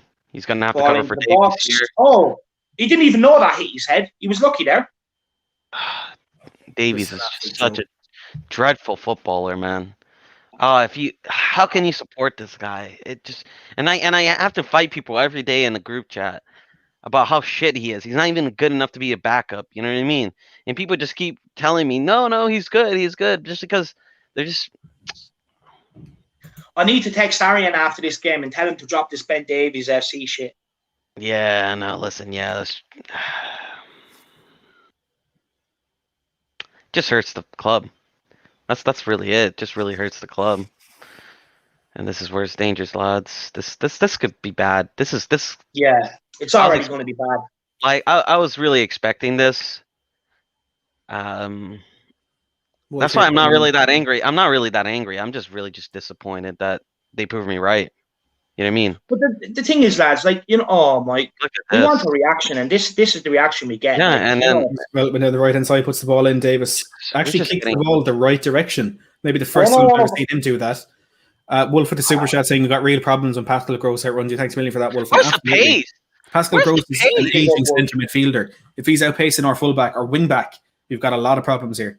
A lot of problems. Spartan 7 Gaming said all I can say is these frauds are so lucky there's no fans in the stadium.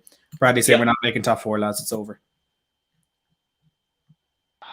This is disgraceful. And the worst part is, 2 things. First of all, Brighton deserve this lead. And since the goal, we haven't gotten out of our own box. Yeah. When are we going to get, Matt, when are we actually going to put our foot on the ball, control it, and trying to gain a little bit of possession? We were at Brighton and Hove Albion, who were like nowhere near the Premier League for years and years down in the doldrums. Come into the Premier League and outplay us like this. It is so embarrassing right now. I came here with my chest and my head held high today, expecting a reaction, expecting to bounce back. And this is the shit we've been treated to. I pay for Sky. I pay for BT.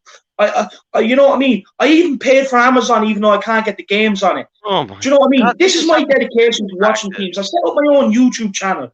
I come on and do the watch-alongs with Matty. I do stuff with other Spurs YouTubers. And this is how they repay me. This is... I want a refund for Sky Sports today. I want a refund. I want Ben Davies to pay my Sky Sports bill this month. This is painful, Vay. This is really painful. I don't know if I can... Like, this is hard to watch, guys. You can't even get the ball out of our second half. Dara, with the €5.50 super chat saying quality entertainment. Love this channel. Have a pint on me. Thanks, Dara. Really appreciate it. Really, honestly, really appreciate it every time you tune in. And may need more. Dara. Is he I think he's a Liverpool fan. Am I correct? Yeah, he is. Yeah, look, I'm not going to give you any hate today. Big up. You got the 3 points, and thanks for the super chat. Big up, Dara. Fair play. He's one of the quieter Liverpool fans. I like. Someone get the fucking ball off the pack, please. Holy fucking shit. Marcelo's done. Marcelo's gone. Come on, let's get the ball on the ground. Bergwijn here breaking forward. He's Son making the run out right. Bale making the run in centre. Son. Brighton have so many men behind the ball. This is a team that are actually organised defensively. Have you ever seen that before in a football game? I certainly have. Yeah, do you know? Højbjerg to Sissoko, Sissoko back to Højbjerg. Brighton, 9 men behind the ball. And I'm not going to criticise it because it works. To be honest with you, when you let a team that are down in 17th score first, this is what you expect. It's exactly what you expect. Like sitting back and trying to catch these on the counter today is no good. You're going to have to play through them. You're going to have to throw some balls. You're going to have to pass around and try and play through them. It's as simple as that.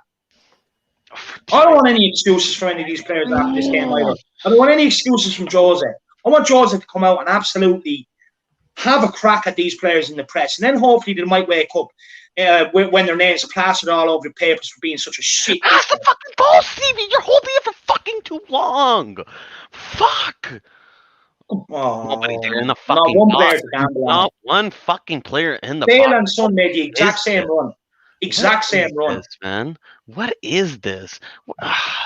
Wolf Mahler saying, I think we'd be 1-0 down if Brighton got lost on the way to ground. And this, Tim Phillips saying, this. Oh my God, fun.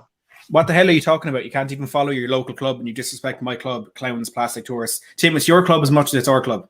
Okay? I don't have a local club. I don't know who else I can support. This is the club that I love. You know, I don't see what else we're supposed to do. You know, it's your club just as much as it's my club. If you're coming here talking that, maybe it is my club a bit more than it's yours. Look, Tim, what I will say to you, hold on, I'm sick of it. Like, look, I get you're going to get haters, but what I will say, Tim, is have a look at all our other live streams. Have a look at all of our other content. We actually stand here and back this club through diversity, through hard times, more than most people. More than most people. And he has the audacity to sit there and say, we're not fans of this club. Get up out of it. Do you know what I mean? I can't fucking watch this, man. Patman coming in here and saying, I miss Poch. This football is hard to watch. Thanks for the super chat. Leighton as well saying, boys, I love Spurs, but his teammate winning nothing this season are making top 4. Be real, lads, and accept it. It breaks my heart, but it's the truth. Leighton, thanks again for the super chat. And look, I agree with you. I said today, if we lose this game, it could be the end of our season because of the meltdown that will become in the fan base. And I'm not saying it's a meltdown that shouldn't happen. If we're going out here and losing to the team 17th in the table when top 4 is at risk, the meltdown deserves to happen. The players deserve all the Ron Davies, where the fuck are you? There you are. Oh, cross the ball, Davies. Oh, you crossed it. He's giving it straight to... He's down outside the box, has a chance to cross it in, and he passed it 30 yards backwards to Neil Maupay. Disgraceful. Absolutely disgraceful. He gets his chance in the team. He gets his chance in the position that he actually plays in. He's the first opportunity to put the ball in the box, and he gives it 30 yards back to the opposition striker.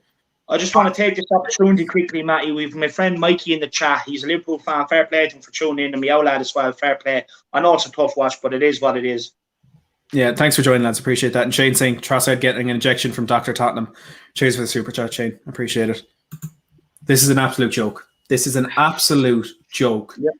Now, look, there's still 70 minutes, including added time, to get this game turned around, but I haven't seen one thing from this game so far that suggests they might do that. No, not one. I agree with you. Usually I'd sit here 1-0 down. I'd say, calm down, lads. We're going to get the goals. But I haven't seen one decent thing, not even a decent control, the basics of football to suggest that we are going to get back into this game. These players are absolute bottle jobs, need to take a long, hard look at themselves and fight their way back into this game. Go. Oh my God. Oh my God. We can't get under a half. Here we are. Yeah, look at the Sanchez. Alistair with the cross, and Dombele's there getting his head away. Well done, Dion, on Dombele. Do you know what I mean? I did criticise his off the ball, but so far he's been the best player with his off the ball work so far. He is getting back in and covering holes. Dare saying it's not a Oh, tough it looks like he pulled something. Mbele looks like he's pulled something, Matty. Appreciate that, Dare. We're fucked. We're fucked. Look, you can see the agony on his face there. We're fucked. We're If fucked. Ndombele's Oh, gone, call it off now. We're fucked. Call it off now if he's gone. We're That fucked. could be a hamstring. Oh no, stab on the toe. It's all right. End on baller, you absolute hard man. Let's go. Woo! We need Dele Alli. We need Dele Alli. Where is he? We need some creativity. We need some fucking goals, man. There's nobody up fucking front, Stevie. You're not fucking good enough. What the fuck is this? You do the defensive work, but you just hold on to the fucking ball. Oh my god, what is this? Where's Ben Davies? He came hey, dude. Oh, and then people are like, Marcelo, why do you slate some of these players? It's like, how do you watch this and not like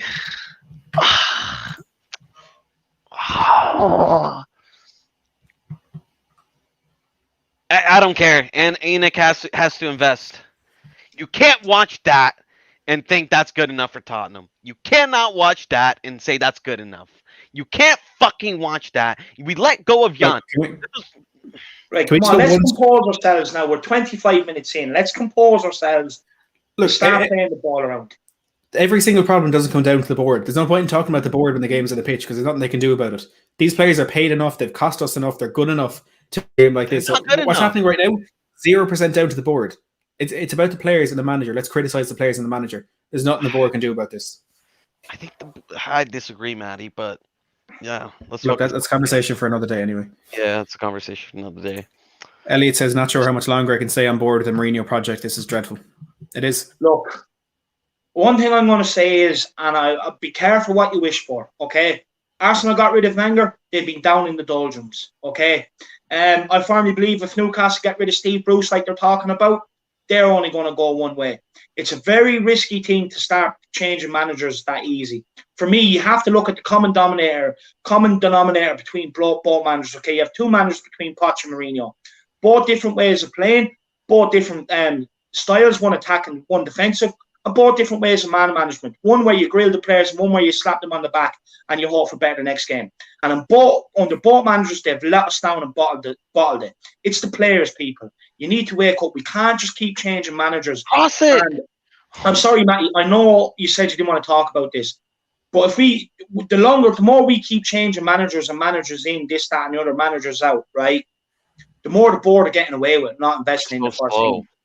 Why are we so slow? The thing is, what we need to do now is we need to rally behind Jose, and we do need to start like pressurizing for better signings coming into the club. But for me, you cannot be blaming the manager. For me, if we're not talking about it's the players, lads. They bottled it under Pochettino. They're bottling it again under Mourinho. Anytime the pressure's on and you can do something great, and make all of us fans proud, they bottle it. Here's Neil Maupay taking on Alderweireld on the right hand side, cuts back inside. McAllister, it gets caught under his feet, but it's still with Veltman here out. On the right hand side, Veltman with the cross. Toby just about gets his head in it, and Ndombele can tidy up there. But every time Brighton come forward, they look dangerous. Ndombele is such a good footballer. Bale sweeps left hand side to Son, a chance here to break. Please, Sonny. Facing up Lewis Dunk. Please, Sonny. Please, Sonny. Son to Bergwijn. Just shoot Bergwijn. Just fucking do something. Bergwijn hits it and it goes away. And it's fucking not even on target, man. And do you know what's most concerned about this, lads? We have yet to have one good second half this season. So if we don't get the job done in the first half, we don't win a game. It's as simple as that. That's so true. Anyone looking to sync up your game with our live stream? That's the clock where we're at the moment. That's just first half chance for Spurs. Bergwijn finding half yard in the edge of the box and dragging his shot wide. Is that our first shot? I think that's our first shot. Yeah, apart from the Gareth Bale one offside, it is. We don't stand a chance against Chelsea. We're going to get fucked. We're going to get royally fucked. They're going to go to our home and they're going to royally fuck us. You can watch that live on Matt Hayes' Tottenham blog. Nicole saying opinions on Bergwijn, lads? Shit. Look, he has a lot of potential. This season he's been absolutely muck, and Cross like it. when have we gotten to a point where we're praising a winger for his defensive ability, his tracking back? It's not why you bring in a winger. Imagine Sir Alex Ferguson praising David Beckham for his defensive duties. It's just not heard of. You just don't do it. Cross it. Someone do something. Fucking get the ball in the box. Oh, you just try to run. No, yeah, let's just run into the fucking defender. There's nobody in the box who can put the ball in the back of the net. That's why Bale needs to be central. We're out here with the ball on the right-hand side, and it's Stephen Bergwijn and Ben Davies standing in the box. Neither of them are ever going to win a header. And why is Davies not chasing that down? There's a loose ball spinning 5 yards away from me. He turns around and walks away and lets the keeper claim it. Oh, I'm sick of Ben Davies. Because he'd rather run back and do his defensive duties, which can't do anyway. Jesus, the man, so infuriating. This is. Look at them. Where's the press? Just letting him walk there. You may as well just fucking play Ben Davies up front and be done with him. Oh my god! It's only Endo Baller here, guys. He's the only one that's trying to do something here. Nobody's taking anybody on. Andrew Toussaint running straight through the middle of our team. Oh my god! Oh my god! Sanchez getting turned so easy. Nossa, meu Just ran right through the center of our team. Wolf saying we don't need this negativity. If you're talking about the team, I agree with you. If you're talking about us, we're not trying to be negative. We're just seeing it how we or saying it how we see it. To be honest, I apologize if we do seem negative, but it's hard not to be when you're watching. What's there to be positive? One thing I will say is, Wolf, you know we're two of the most positive fans you've ever seen. We always come here, win, lose, or draw, and back our boys. But today is inexcusable. So far, what we have seen is inexcusable. And there's nothing good to even be positive about. Otherwise, believe me, we would find it and be positive. Prozzy says we've 4 shots in our last 2 hours of football. Shocking. 3 against Liverpool, 1 in the first 32 minutes here today.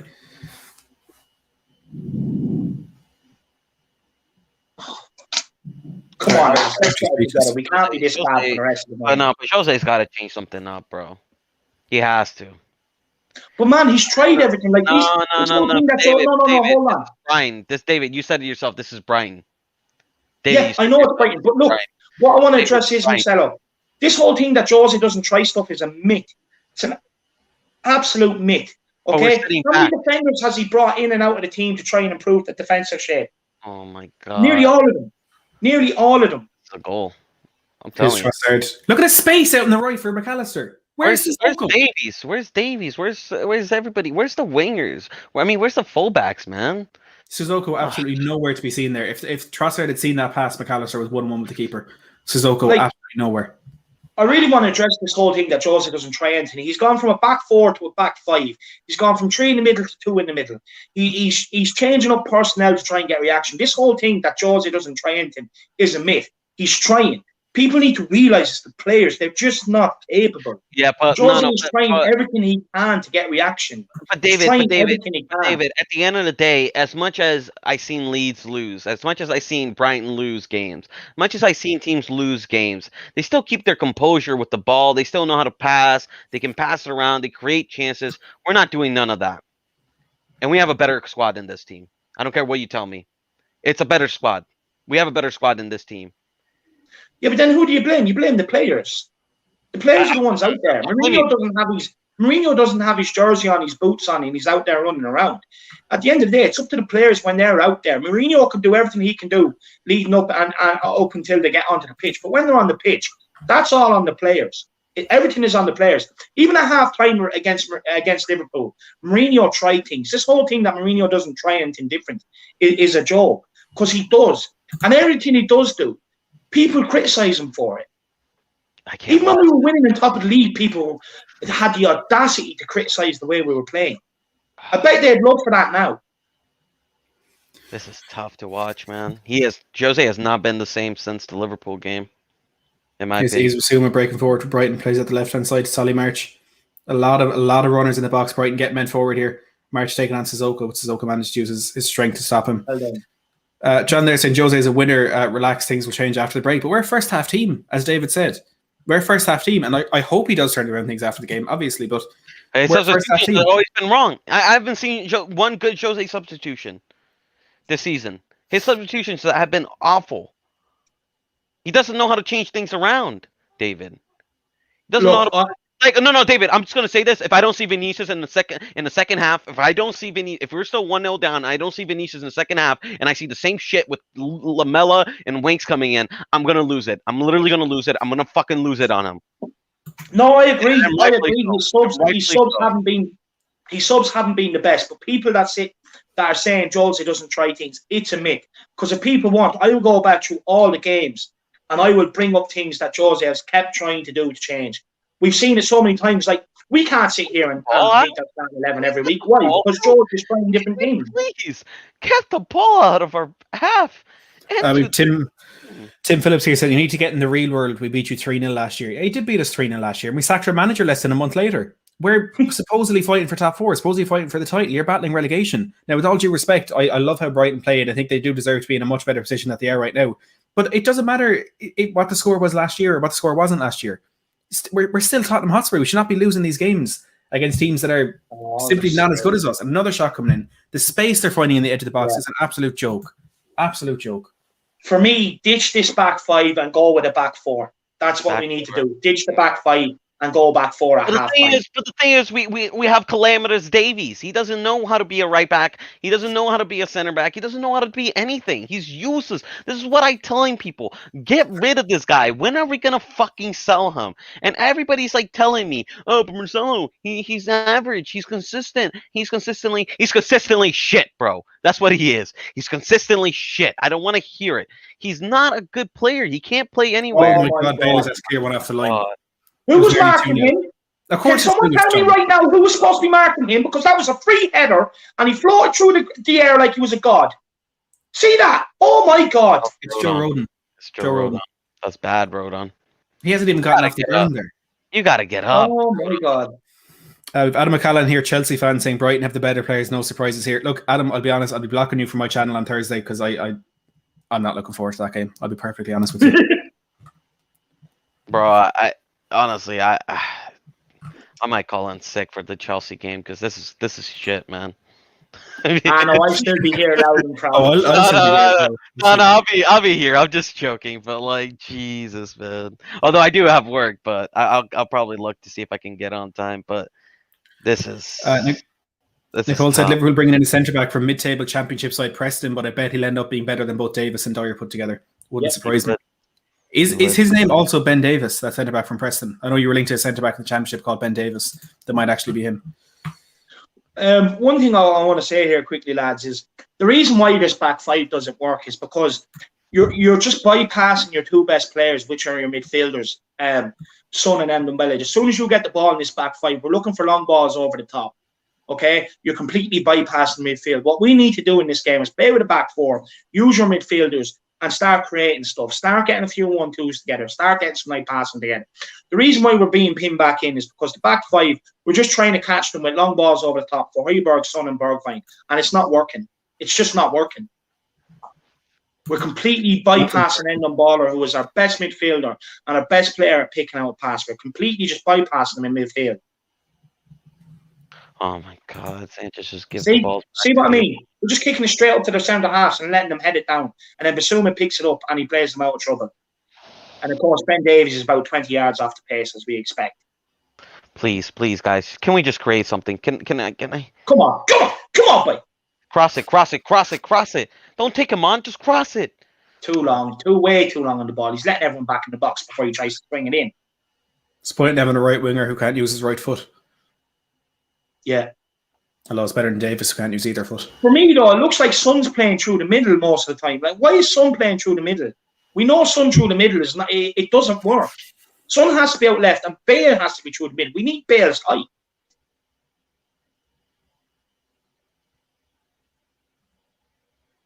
Even Son looks bollocks.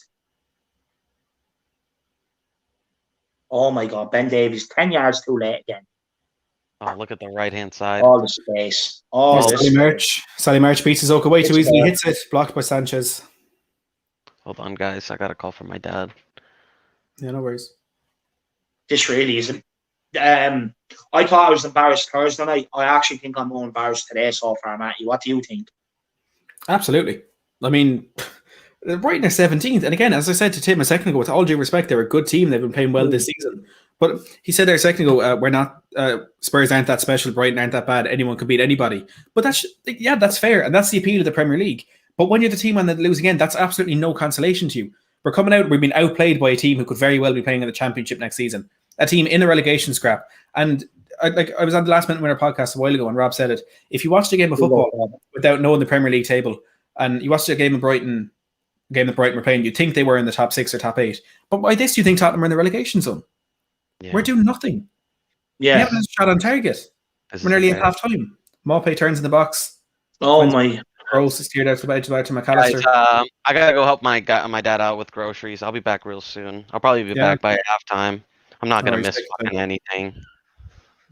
It'll be Brighton goal. McAllister's behind. McAllister squares it, totally clears it. It's too easy. Way too easy. For me, do you know what? I actually wouldn't even let Ben Davies travel back on the bus, to be honest. I really wouldn't. If you're going to play as an individual and not show up as a team, a defensive team at the back, he can be an individual and he can find his own way home. I'd make him get the train. Honestly, I really would. I'd embarrass him like that because he's embarrassing us. Mark, an Arsenal fan saying, if this is second season, Mourinho, I can't wait to see next season. We're actually at the point where we're being bantered by Arsenal fans and there's nothing we can say back. That's how bad things are right now. Cheers for joining, Mark. Appreciate it. Look, to be honest with you, I don't really know why Arsenal fans are talking crap, to be honest, because not so long ago, Gunnosaurus was making the most noise out of that club. So I really wouldn't be talking. And the fact that Jamie Vardy, who's a Leicester City player, turned down supposedly the great Arsenal, you are an embarrassment, Arsenal. So do not stand there and talk about us lily whites like that. Wash your mouth out with some soap, right?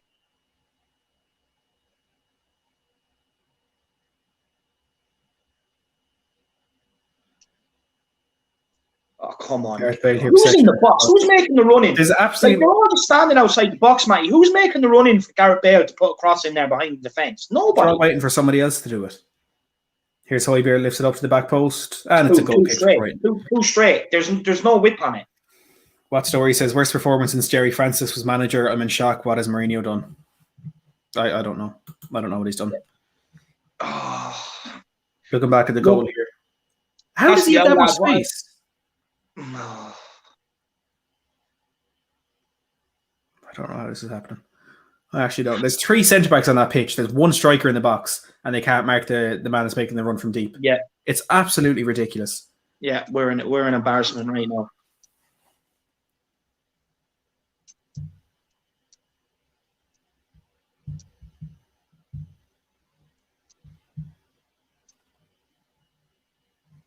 This is shocking. I'm actually just in shock. Do you know what I mean? Like, to be honest with you, I actually expected them to come out with a good attitude today and try and give us a reaction after the Liverpool game. And all they've done is just everything we've said after the Liverpool game. All they've done is just prove us right, mate. They haven't done anything to try and convince us otherwise. Yeah. And like you were saying, we're a first half team. This isn't going to change in the second half. But like, what players are on the bench that can come on? You know, maybe Eric Lamela is the player that we need for this game, but you're in a bit of a problem if the player you need is Eric Lamela. Yeah. Look, for me, Matty, I've always looked at our Tottenham bench, especially this season. I said it at Liverpool. I even said it before the game.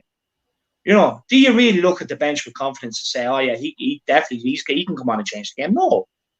No, we don't. You know, like, we're in a bad spot at the minute. We really are. And look, there's no one else that can get us out of it. Only the players need to fight a bit more. You know what I mean? Even for their own reputations. Not even for us anymore. They need to do it for their own reputation. And I'm starting to think the reason why some of these players are at this club so long is because even if you're Brighton, say, are you really going to look at Ben Davies and say, well, by him, he's going to improve our left back? No. This is atrocious. This is absolutely atrocious. Oh my God! He just ran by players without even a challenge. Look at Sissoko walking back, and they have the ball in space on the side he's supposed to be defending. It's not good. Here's McAllister into Maupay. Højbjerg. Now make something happen here. Let it go! Let it go! Let it go! Oh my God! Oh my God! Let it go and give it to him, man. Oh, Dor. Oh, Sanchez. What are you doing? Maupay. Oh, my God. Maupay to McAllister. McAllister hits it. It's gone wide.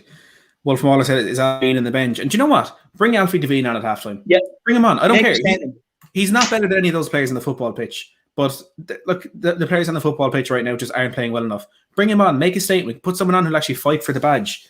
These players honestly look like they don't give a crap at the moment. And being honest, take off Sanchez, haul him off. Whoever gets at Sanchez, they're just turning him inside out. Haul him off. Bring on Alfie Devine. Play forward to back with Sissoko as your right back. Do you know what I mean? And see what we can do. At least Alfie Devine might get on the ball and try and make something happen. You know, who's helping Endon Belling here? Who's looking for a pass? We're so lucky he's such a good footballer. Honestly. Bergwijn breaking forward and he gives the ball away because what else would he do? When he had the ball and there was two players trying to take it off him, who came to him saying, give it to me, I want it? Absolutely. Nobody. They're watching him. They're watching him being tackled by two players. Oh, if I was Mourinho, I honestly would be pinning half of these up.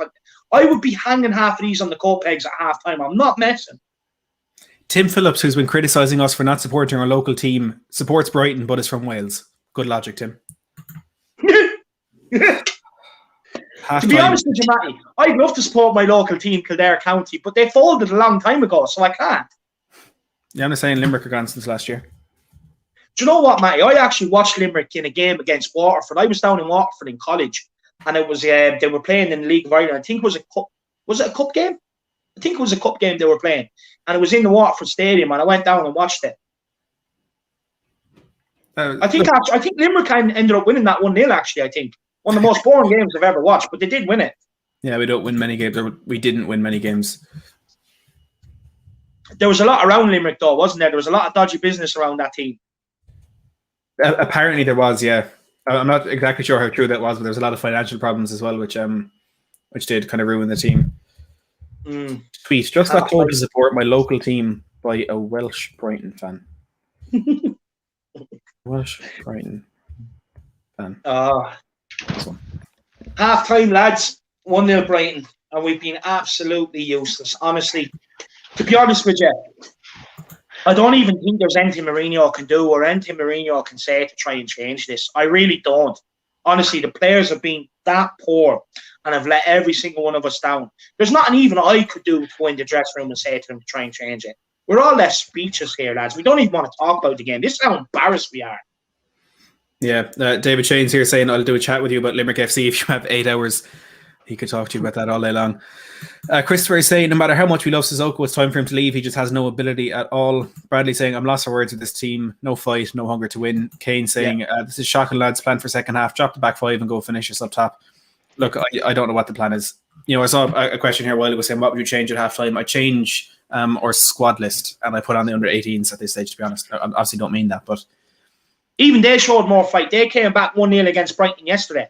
They came back and won the game. Even they showed more fight. Honestly, if I was him now, if I was him, I honestly would bring on Alfie Devine to send out a statement to everybody. I would as well. You bring on Alfie Devine. Not only should you sending out a statement to the starting 11, Matty, you're sending out a statement to the lads on the bench as well. Do you know what I mean? Saying that I'd rather pick him right now than you because this is how shit you are. Do you know what I mean? And the next game, I would bring Dane Scarlett with me. I'd put him on as well. Is he? He's not on the bench today, is he? No, he's not. Yeah, no, it's a shame because to be honest with you, I would have brought him on as well just to prove a point. Yeah. Paul says, we are so predictable going forward, which makes it so easy to defend against. Yeah, I mean, it's true. You only have one outlet, and that's Son. There's no one else going to do anything for us today. But the thing is, everyone's like, Matty, we just said it there a couple of minutes ago. Gareth Bale was on the ball with an ideal position to whip one in behind if someone made a run. They all stood there on the edge of the box. Mm-hmm. Yeah. Not one of them was even on the line with the defenders. They all stood 5 yards away from them on the edge of the box, expecting Gareth Bale to crack one and hit into the top corner. There's no one being proactive out here today. They're all being reactive. As soon as Brighton get the ball, they're reacting. Do you know what I mean? If even, but there's no one willing to try and get on the ball and make something happen. You know what I mean? And all these fans that are going to come out and say, why did Joseph start with a back five? How many of you fans out there as well were calling for this before the Liverpool game? The back five. Do you know what I mean? Because we bet Sheffield United, so many people wanted the back five. At the end of the day, the back five does not work. because we're just bypassing our best players in the midfield. We need to go for a back four and start trying to pass around the pitch. I agree. Wayne saying disappointing, embarrassing, no fight, no guts, awful goal to concede. Lucky it's only one. Even Oliver Twist wasn't that poor. It's just been atrocious. Steve was saying Mourinho's ego is costing us at the moment, and I said the same. It looks like his team choices, his lineup selections are personal at this stage, and that's not good enough. Do you want to chat about that for a second, lads? I'll be back in 2 seconds. Yeah, Mourinho's ego is costing us at the minute. Look, to be honest with you, I don't think. Look, it's not Mourinho, lads. People need to wake up to this. It's the players. They have no fight in them. They've no fight. They've no bottle. And by you coming out and saying it's Mourinho, it's this, that, the other, how are the players ever supposed to be held accountable for how crap they've been? What do you think, Marcelo? I've never heard you speechless. It's just shit, man. I'm really hurt right now, David. It's exactly what I expected from these guys. I said it. I don't think they have the fight. I said in the beginning of the show, I don't think they have the fight to come back after a big L. And no, they don't. You're right. And it's going to go on a little bit like this. We're running bad form. Then Dyer and Davies gonna decide maybe we're gonna show up today, lads. Let's play a game of football and maybe win a couple games. And then everybody's gonna be saying Eric Van Dyer again. If we're lucky, honestly. If that happens. But then everybody's gonna say Eric Van Dyer again. Oh, Davies is good again. Davies is good enough. But one thing I will say is Eric Dyer is way better than Sanchez. Better than Sanchez, and that's saying something. Ben Davies, look, he's a calamity. Do you know what I mean? After the Stoke game, Marcelo, after his goal, the amount of people that got on to me over my criticism and me as well. Where are they today? Where are these people today? When not only did he allow the ball in behind him, but then he couldn't even cut off the supply. And he was standing there waiting for it. He couldn't even cut off the supply. Where are these Ben Davies fans?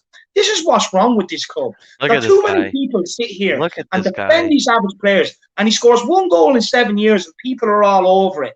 Do you know what I mean? Oh, what you're saying about Ben Davies now, you learn not to criticise them. Well, if we don't criticise them, this is the shit you see today. This is exactly the shit you get when you don't hold players accountable. We need to start holding these players accountable. Every other top club that wins trophies holds their players accountable. Even their best players when they don't go and change a game and win the game. We at Tottenham Hotspur are no different, and we shouldn't be either. These players really do. What I would love now, to be honest with you, is that Mourinho puts all of them in for a big Q&A for all of us, where we can sit there and we can actually just get onto these players and have a pop and have a go. Because it's not good enough. It really is not good enough. We need to get to the bottom of what's going on. The ball is slow as well, man. It's just like there's no communication, no aggression. Green Soonest, fucking dickhead. I gotta minimize my fucking screen. Can't stand the clown. No, it's just I don't know, man. No. Listen, we have to criticize the players. But the thing is, David, we're the only ones that do it. You know what I mean? Yeah, I know. I'm telling you, David. Once these guys are gonna go on another little good run of form, and then everybody's gonna forget about it. I didn't. When we were top of the league, I was saying Aurier isn't good enough. Davies wasn't good enough. Dyer isn't good enough. This whole back line is pretty much not good enough. Rodon is probably our best defender, but he's too inexperienced. Taganga is probably our best right back, but he's too inexperienced. So we're in a shit position. And I was saying it, but everybody called me an idiot. Everybody called me, oh, Marcelo, what are you talking about? How do you know Rodon is our best defender? He hasn't even played for us. Yeah. I've seen him in Swansea. You know what I mean? He played for another team, and I'm telling you, you can get a player from a championship, and they're better than this back line. It just simply is. And the midfield, we're trying to get things. The midfield is getting the ball to the front three, but front three is just not connecting, not fast enough, not sharp enough. The midfield is the only thing that's been positive today. Højbjerg and Noballer has really been the only two positives today, really. Yeah. So I'm going to be honest. And You know what I mean? We need Sissoko back in midfield. It doesn't work as a right back. We tried it before. Yeah. It's either you play Taganga or you play Doherty. It's one of those fucking two. You have like Jose's gotta understand that we tried multiple times trying to make Sissoko as a right back, and it just never worked. And yeah, 100%. Look, Marcelo, what we'll do is we'll go through a few of the comments here, and then you just stop and add your opinion in whenever you want. So we'll start with what's story. The longer Mourinho stays, the worse it's going to get. It's not working out. You should be able to compete with Brighton, for fuck's sake. Look, I honestly think it's wrong to blame Mourinho. I think we need to start holding these players accountable. You know, I agree. We really should be competing with Brighton. I 100% agree with you. But, like, when are we going to realise that it's the players, the same players bottled on the potch as they are now, and it's even worse now. I do agree with you. Yeah.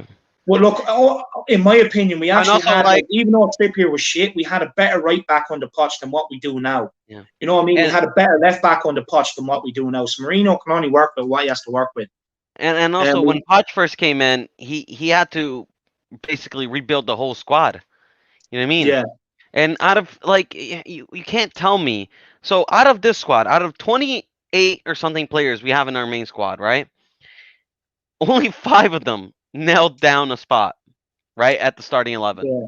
Reguilon, I said this, Endomballer, Son, Kane, and I think I already mentioned 5 or whatever. But you know, 5. Yeah, no, I already said. Højbjerg, of course. Can't believe I forgot him. But only 5 of those nailed down, right? A starting spot. Yeah. 2 of them are injured, so we only really have 3 players that nailed down a starting spot right now. You look at City. You look at any of these top clubs. They have almost at least 8 or 9 or even maybe 10 players that nail down a spot. Liverpool, not so much right now because they are in an injury crisis. But even then, when they're a fully fit team, they have a starting 11 that always nail down the spot. We don't have that anymore. We lost that in 2017.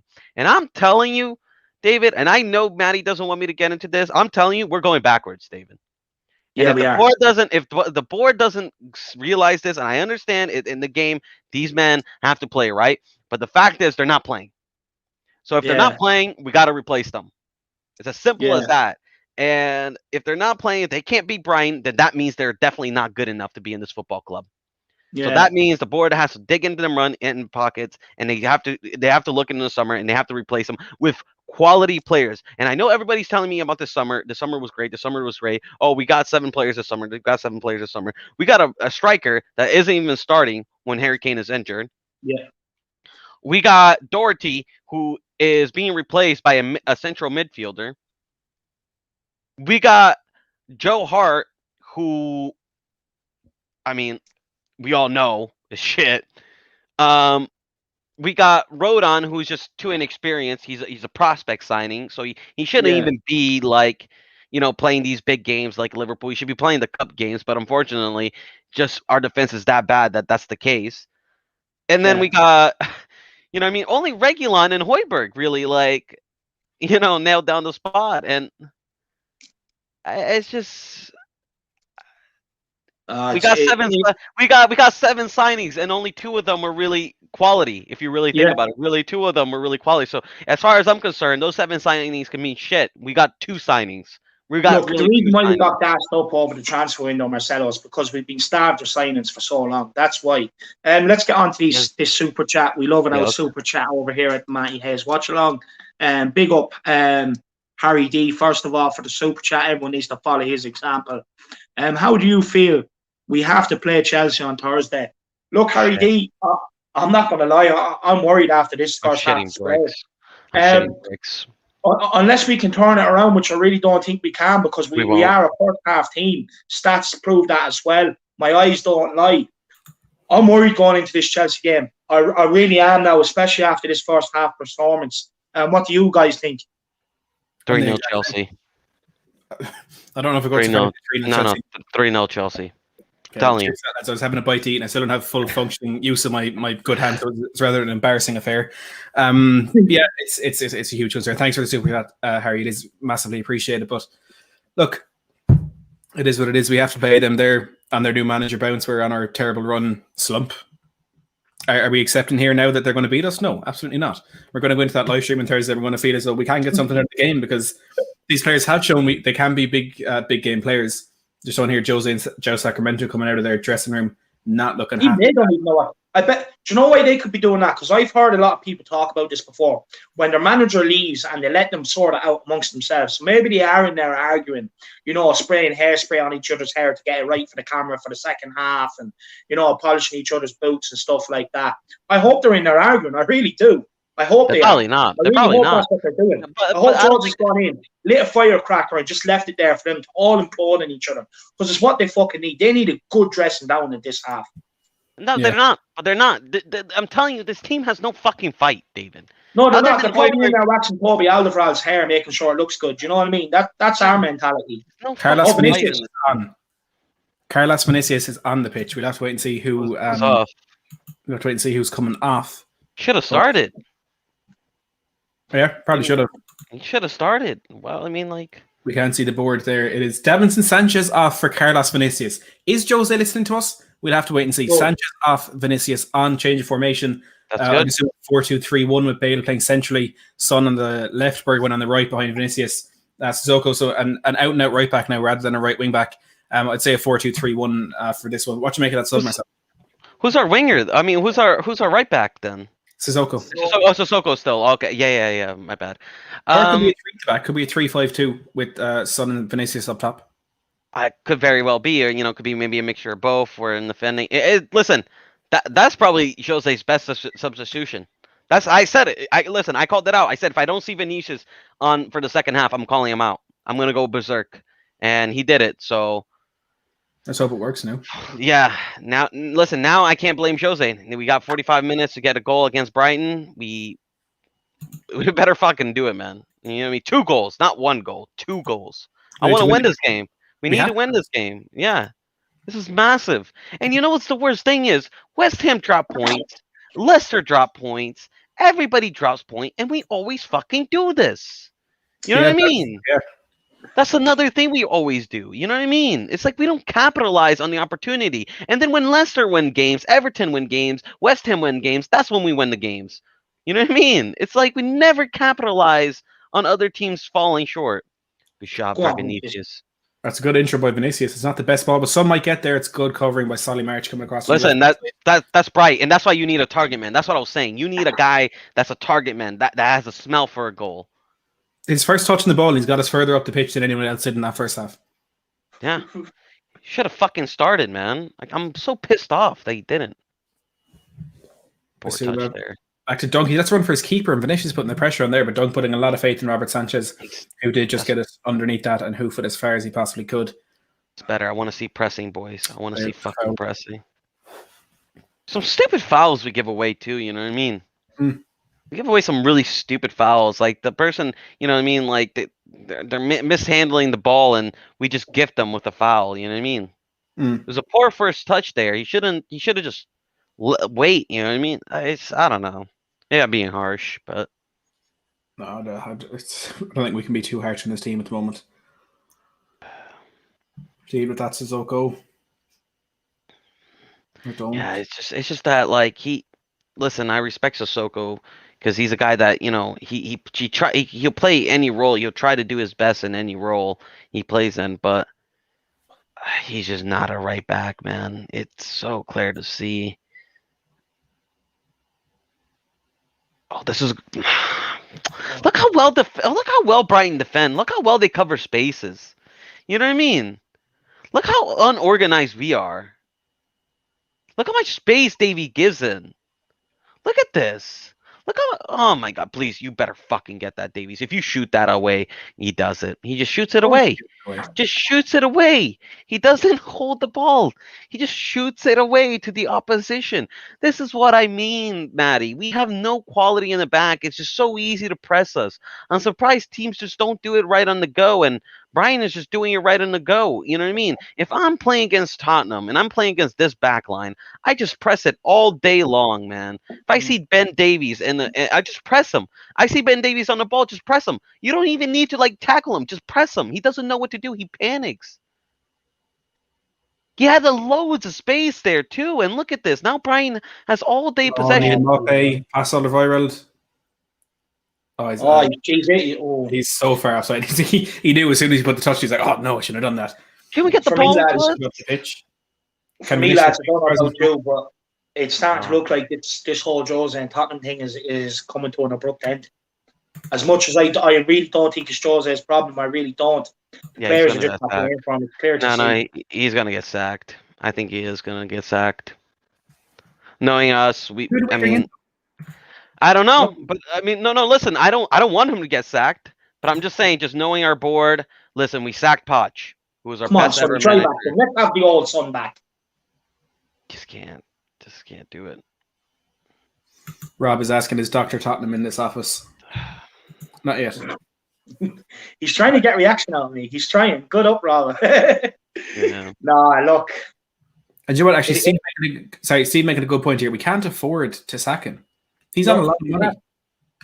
And correct me if I'm wrong. Are we still not paying off Pochettino as well? Yeah. No, that ended when he took another job.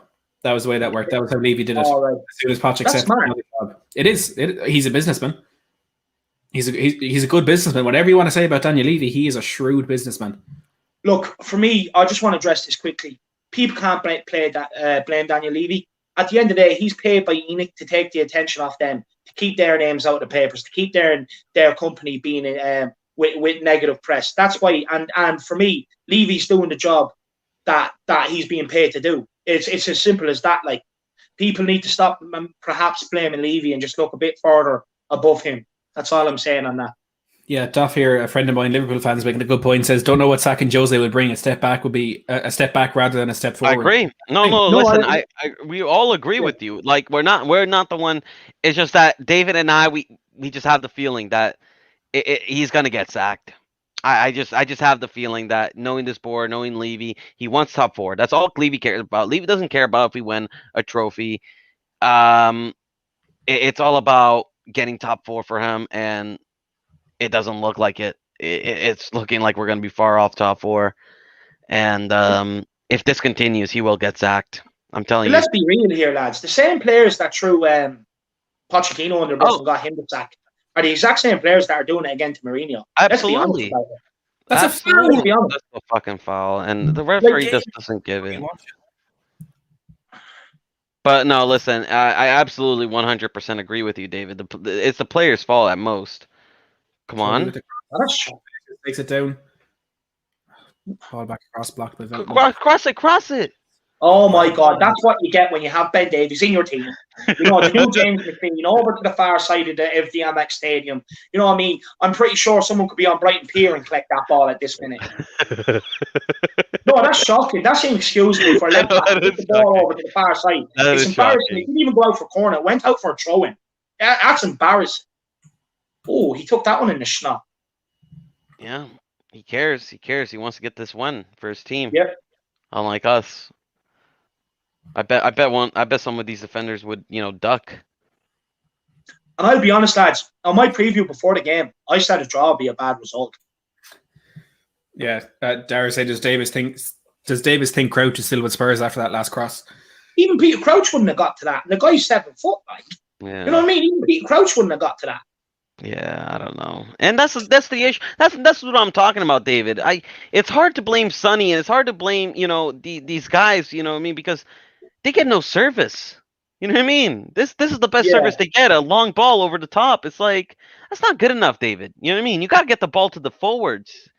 But the back line can't get the ball to the midfield, so they just wing it high, and hope and pray. We need a whole new back line. This summer, we need to focus on a whole new back line. I mean, we have Reguilon, but we need 2 new central defenders, and then we need a right back. We need that, and quality. I don't want to see no fucking but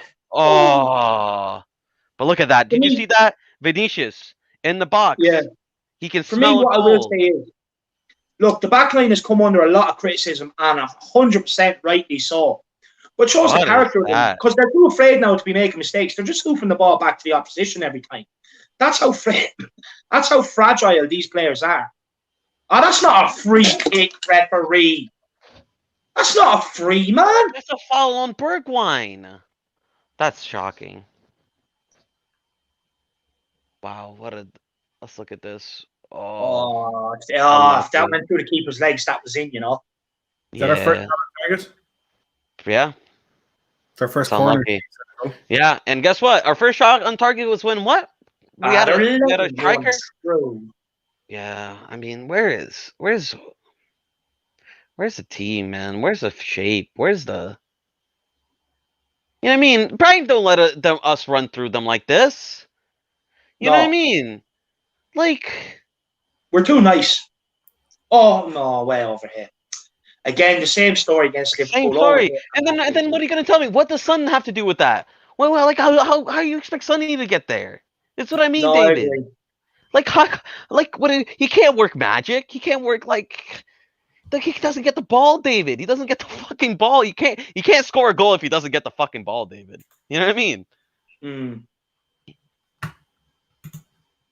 Oh.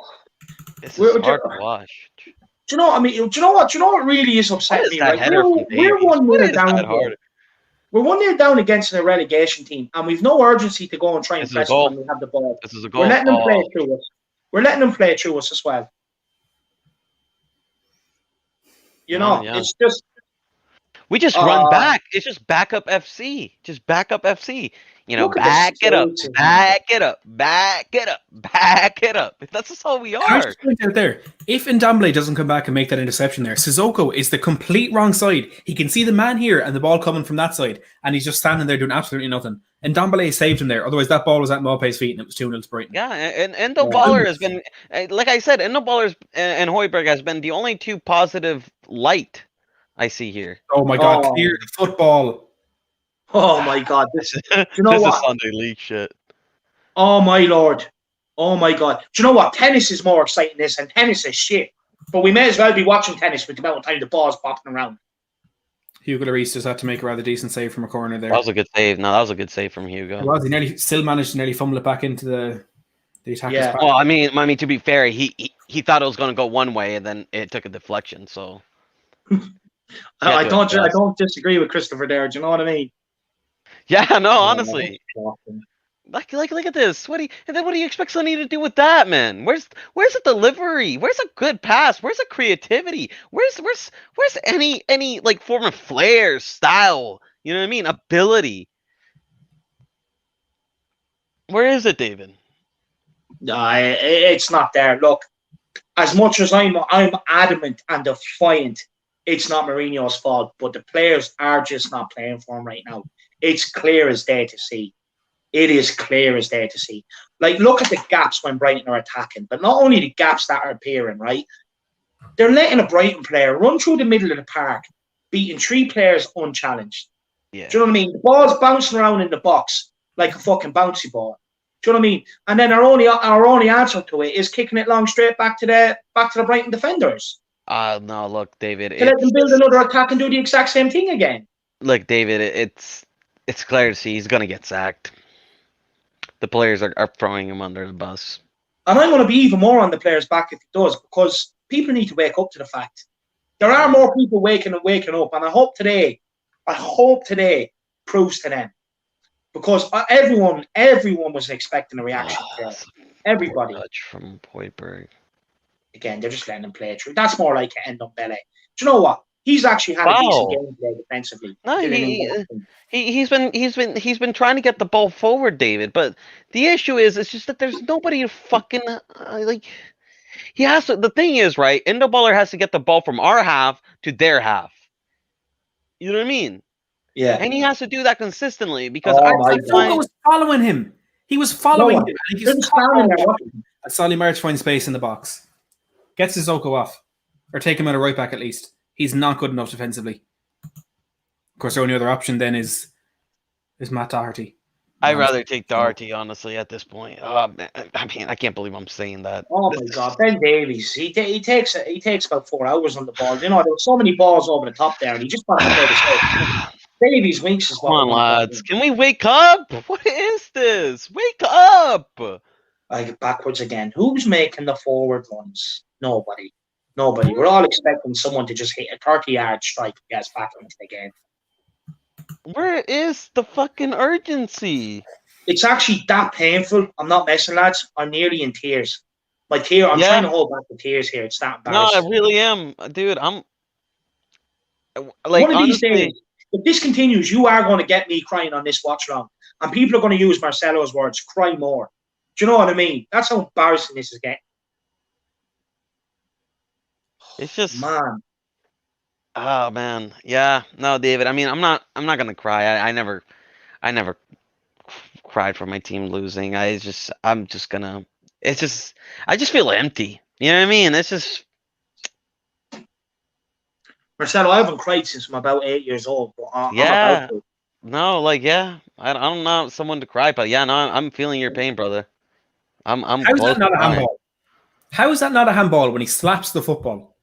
Look at the space they're breaking into. Look at this. Oh, look at this. He's gone to go through. What are you doing? Joe Rodon is so far out of position there that Ben Davies has to cover him in centre half, and the right winger has the freedom of Brighton. Oh, this is shocking. But do you know what? Credit to Brighton, because they've come here and they've identified our weaknesses being the game, and they've targeted us.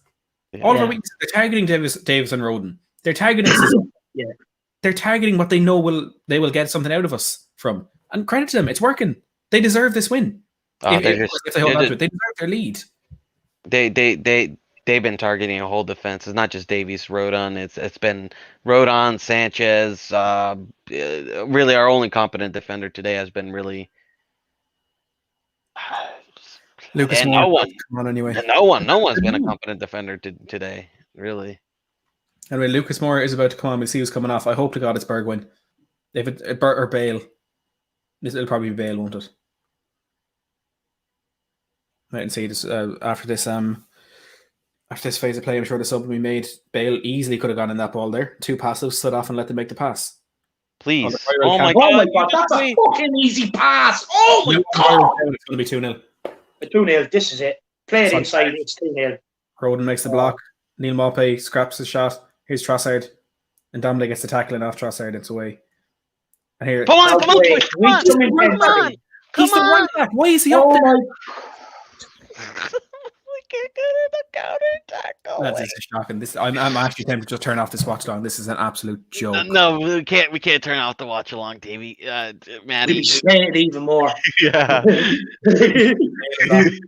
Listen, Maddie, we gotta support the team from the good times and the bad times. But I agree with you, Marcelo, but I do feel that in pain. I'm not gonna lie. I was starting to think that myself. Do you know what I mean?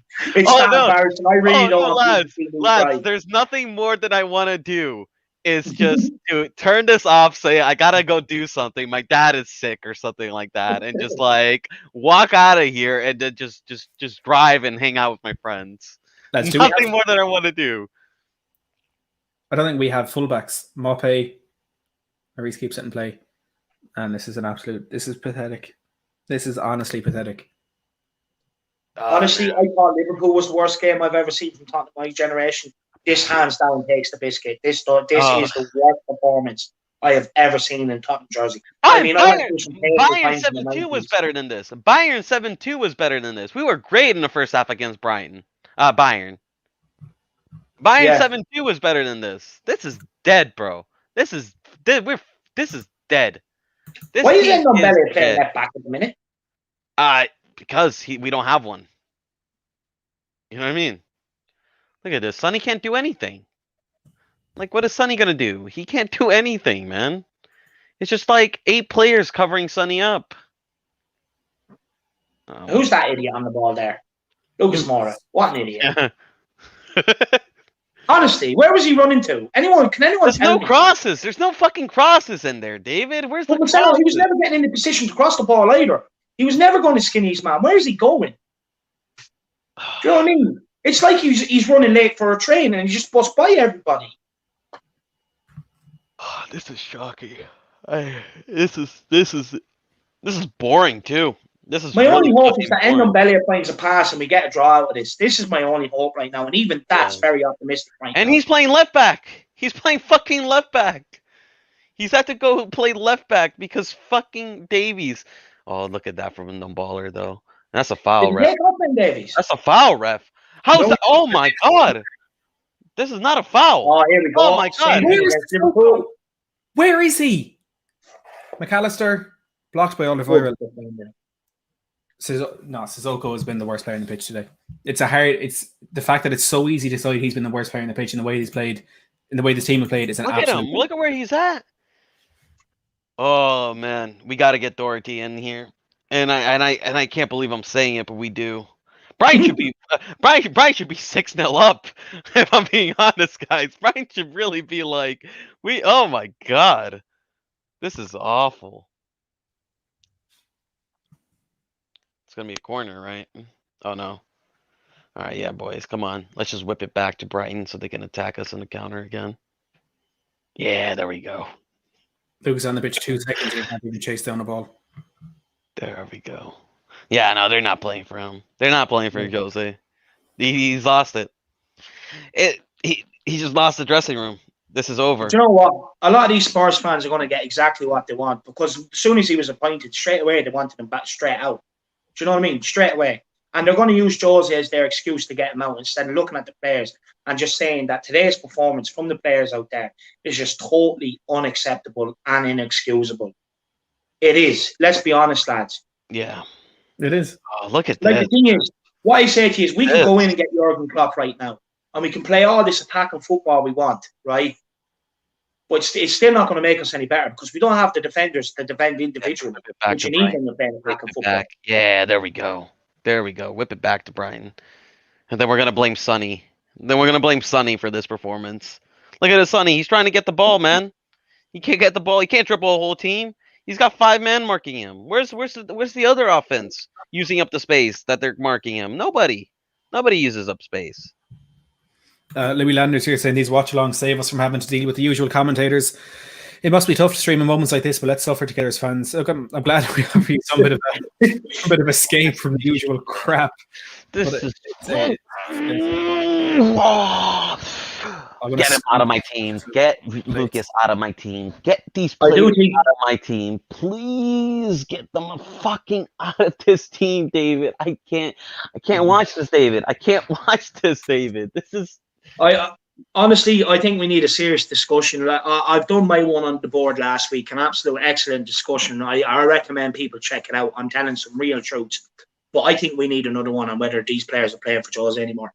Listen, as sad as that kills me to say it, I really don't want to mention it. I've tried holding it back today, but it's clear as day. I told you, these players don't have fucking fight, man. They don't have fight. Oliver got into the book there.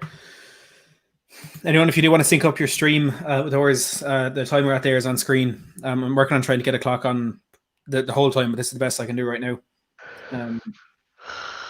Look, if you don't want to do this, I also understand because if I wasn't here, I probably would turn off this game right now. I wouldn't, but I would want to. I'll just be on my phone. I'll just literally just like be chilling, grab a beer, and probably go to sleep while watching it. Then wake up and see the scoreline. Lads, how can a manager in Graham Potter come from an unknown quantity in Sweden and get his team to turn up and play the way they have against us today? We're talking about a manager that wasn't accepted in an England game, had to go abroad to make his name, and they've come here and outplayed us today. Yeah. Ross saying, you're a good team, lads. They want it more and deserve to 18. Sorry, gents. Ross, you're spot on. Yeah. Ross, sorry, you're absolutely spot on. We can't debate that. They are the better team. They deserve it. And to be honest, don't even apologise. I don't even apologise. We're just shit. It's the way it is. You don't have to apologise. These players should be apologizing. Yeah. Deflected again, and Reece managed to make the save. Højbjerg not happy with McAllister. They're calling for a handball. A quarter of the game remaining. It remains Brighton 1, Tottenham 0. We're lucky. It's Brighton 1 Tottenham 0. Could be a whole lot worse, and with the 22 minutes that are left, it could become a whole lot worse. Oh, and that does. Oof. No, Yeah. if the one yesterday wasn't a penalty, there's no way that's a penalty. Yeah, but he has a right to call for it. I'll say Yeah, that. I'm gonna call for it, but he's not going to get it. Two of them around him, Look at this. Like their long balls are straight to their players. Like everything is straight. Like Brian are just passing perfectly around us. And then look at our passing. One. Okay. Just to you. Okay. Just to you. Long ball. Give it to Brighton again. And then this is the ball that Son has to work with. This is the ball that Sonny has to work with, by the way, David. And who's helping him? Nobody. Nobody helping him. Where's the other offense? Where's everybody else in the attack? Where's Davies? Davies just not helping him. Nobody fucking helping him. And then, look at this. Dude, he's got 3 guys marking him, David. 3 fucking guys. Who's using up that fucking space? Connor here, Chelsea fans saying this performance reminds me of Chelsea giving up under AVB to get him sacked. And you're saying the same thing, David. This is like a team that has just given up. And Connor, as always, thanks so much for tuning in.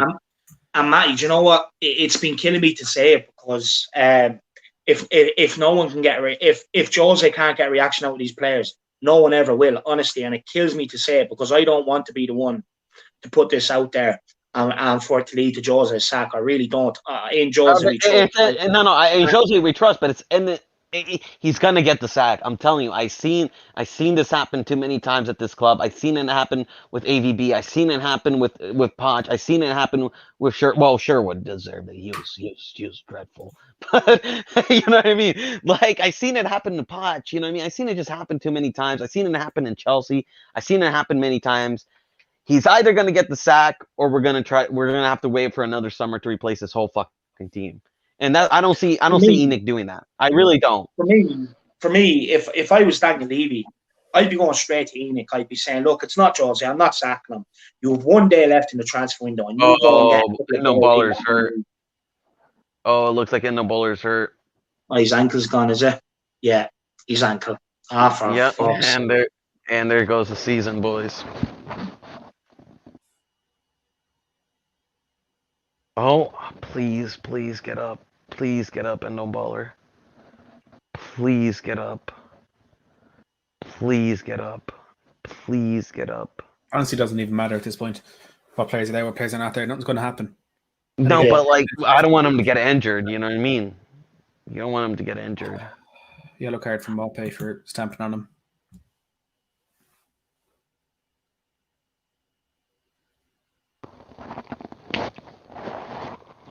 Gonna be a free kick. Just get this in the fucking area, boys. So here for Brighton, Dan Burn is coming on for it looks like Solly March to Dan Burn. No, that's Joel Veltman. Dan Burn, the 6'7" wing back, is coming on. So that means Brighton are going to score from their next corner. Yeah. Yeah, you know it.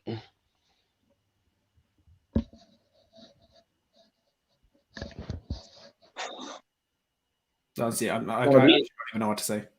It's going to be a hopeless ball into the box, and not one of them are going to try and run in behind to get on the end of this. Come on, lads. Come on. Can't even limp. Oh, what was that? That's shocking. Goal kick. Why would something positive happen?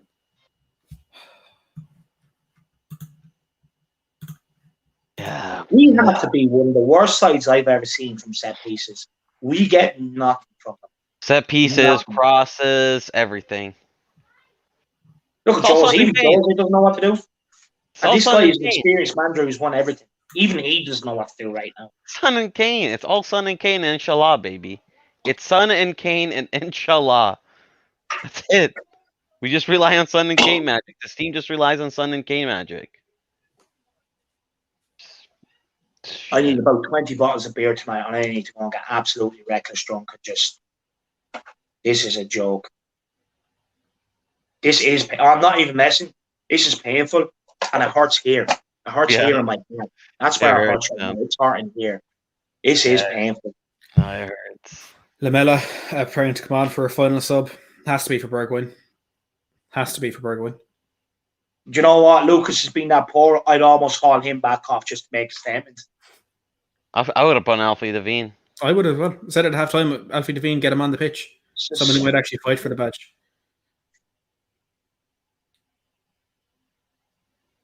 And it goes Maupay, absolute sitter. Absolute sitter. Out jumping Toby, who's like twice the size. Ross, Leeds fans in, how did you lot beat us? Can't believe you beat us at the start of January. Ross, I don't know how we beat any team this season at the rate we're playing. What we're looking at here, I don't know how we could.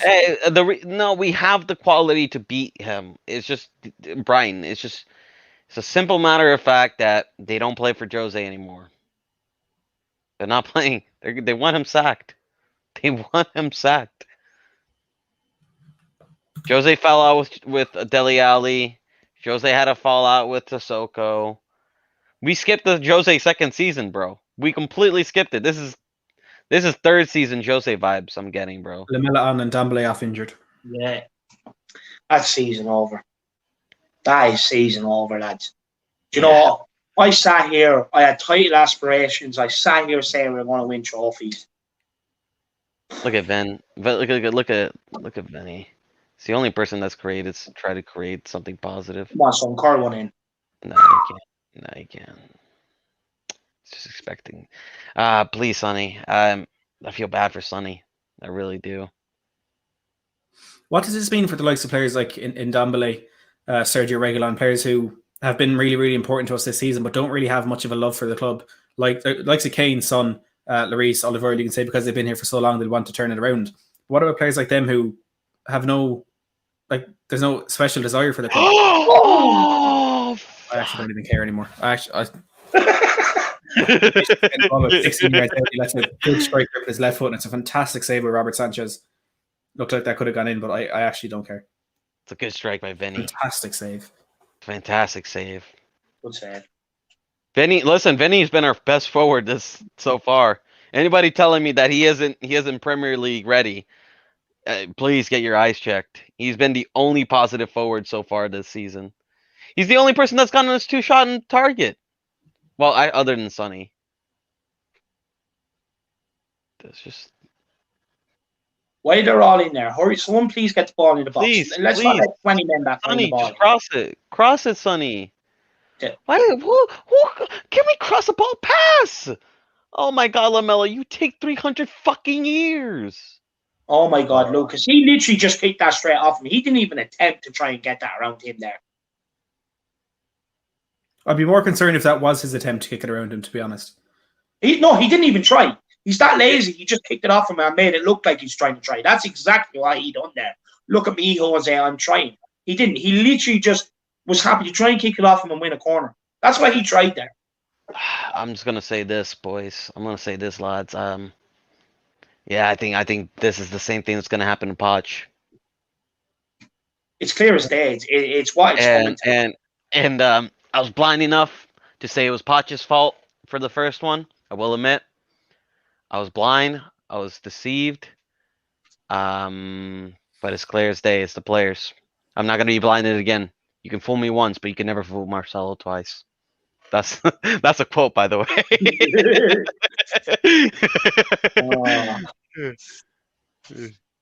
Here we go. They're breaking. Yeah, come on.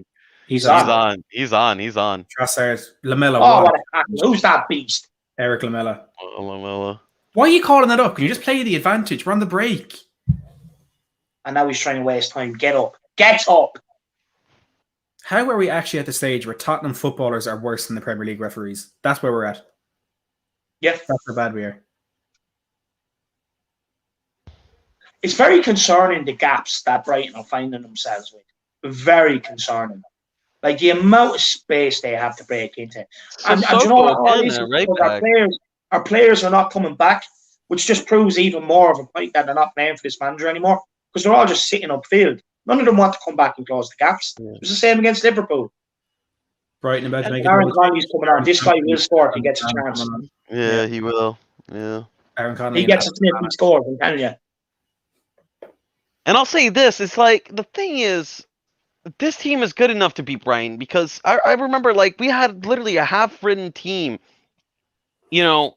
playing in the Champions League, and we got to a final with basically half our main squad, right? And but there's just no fight. There's just no passion. There's just no want anymore with some of these players. There's literally just no more desire to win a game.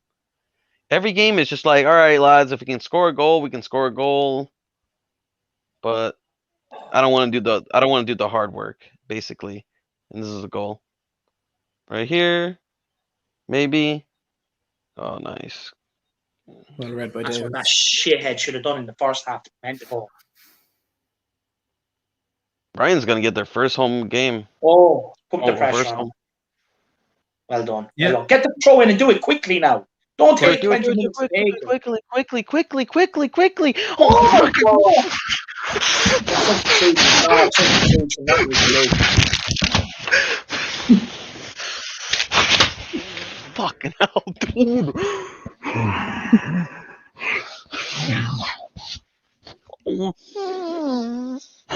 This team kills me, dude. Why did they keep showing me the goal? I don't want to see it anymore. I know how shit it was. This team kills me, man. He's just standing there like a fucking complete dickhead with the ball. Can I ask, is the one thing saving Jose Mourinho right now the fact that we're in a cup final? And if anyone is going to win a cup final for us, it's Jose. Not even, Matty. Not even. Because if you go to a the cup final and play like this or play like we did against Liverpool, we're going to be humiliated. I don't want to go into the cup final and be humiliated. I really don't. Yeah. Do you know what I mean? So for me, it's not even saving them. But again, I keep emphasizing it's not Mourinho, it's the players. No, but Matty, this board doesn't care about cup finals. This board doesn't care about winning trophies. Be real here.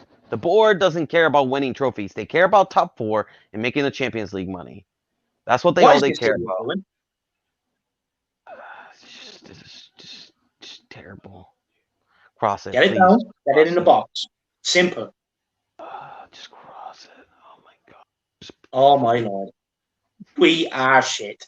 We are absolutely shit. We have just seen Musa Sissoko fail to make a 2-yard pass. I'm not exaggerating for those who aren't watching the game. A 2-yard pass, and Musa Sissoko couldn't do it. Come on, please. Yeah, oh my god, why are we holding onto the ball for so long? Oh. So static, it's unbelievable. You know, it's...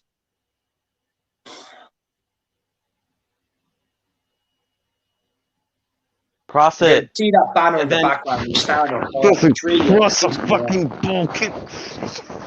Get the ball in the fucking box. We've no answers. We've no answers for this. Pass it. No, that's a simple ball.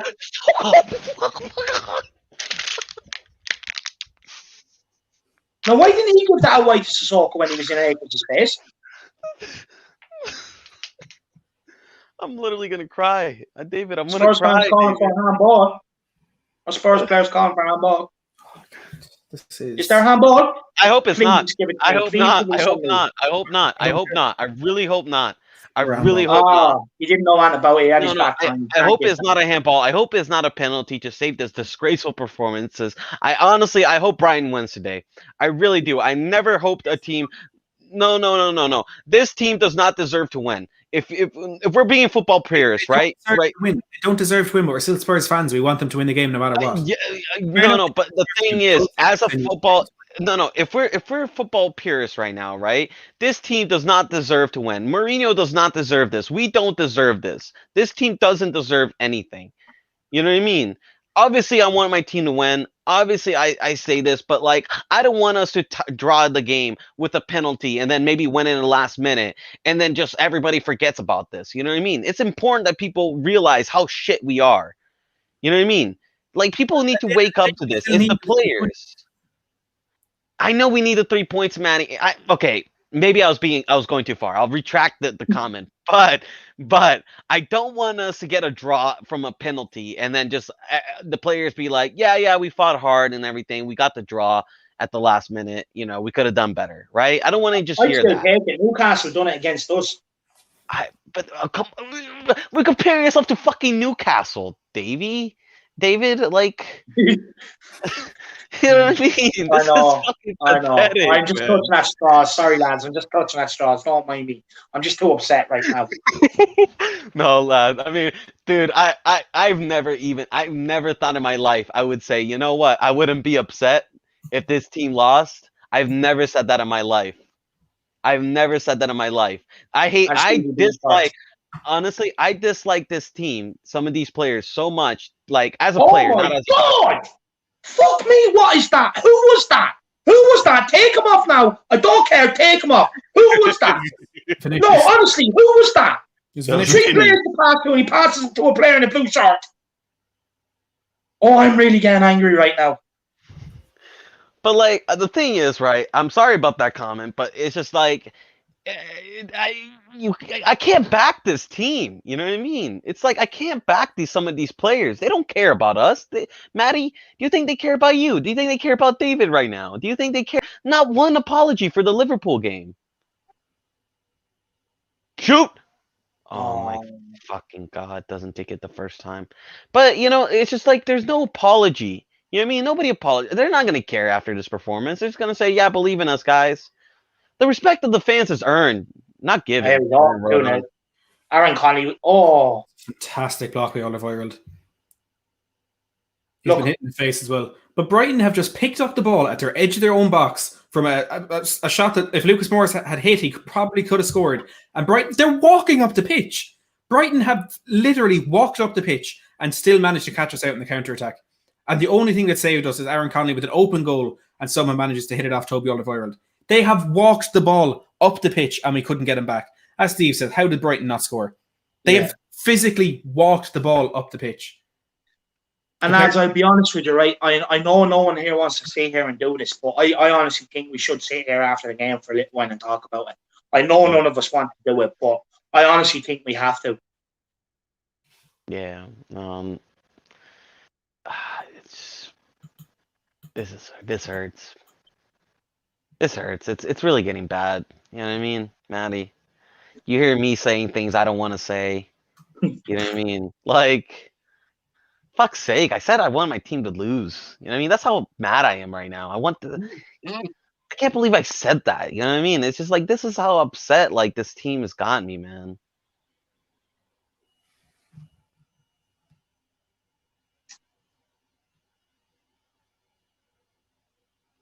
Oh, look at that. In the last 8 games, Spurs ranked 14th in the Premier League. But the way we're playing today, we've been fucking worse than what West Brom ever have been in the Premier League. Yeah.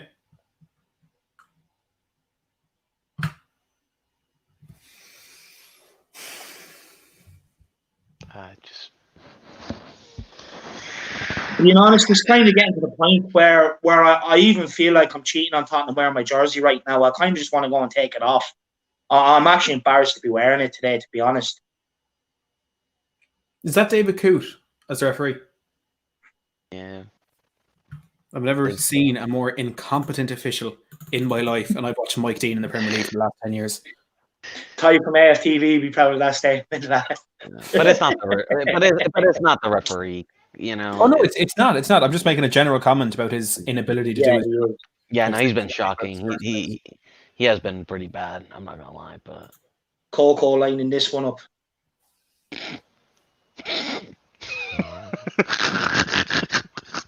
You look at he's confused. He actually doesn't know what to do. He kicked the fuck. He's waiting for someone to tell him what to do. Oh, Matty, thank you. I need that laugh. He's actually gone for goal from about 50 yards out. And then he puts his hand up and he's like, where is everyone? Everyone has hit a free kick with the inside of his boot from 50 yards and started complaining about the other players. I actually can't take it. Oh my God, this is a joke. This is my football club. Man. This is my football club. We are truly a banter club, aren't we, fellas? Oh my God. No, I'm done. I'm going to take off my jersey. I've had enough of this. It's a joke. And this is holy shit, man. Oh my God. Oh wow. Oh, smile and wave, boys. Oh my God, I actually can't. I'm sorry. I'm sorry, lad. People know I am one of the most passionate Spurs fans out there, but I can't wear that jersey with pride today. I can't. You know, it's bad when an Arsenal fan is saying this is the greatest stream ever. Glad you're enjoying it, Mark. Yeah, Gunnosaurus getting his job back would be the greatest stream ever for you. The thing is, they're only 3 points, David. They're only. I don't care. Points. Gunnosaurus makes the most noise out of everyone out there. No, they're only 2 or 3 points behind us, bro. They used to be 14th. You should care. This is shit. We used to be 11 points ahead of these guys. We were 11 points ahead of them. Sink that in. 11 points. We were top of the table. We were top of the table 2-3 months ago. Good one. Carlos Vinicius breaking forward, and he gives the ball away. Well done. Seems to see what he's been instructed. To be fair. Oh, there's a foul given. Of course there is. Of course there is. See, never. Saying, let's hope David doesn't come back with an Arsenal jersey.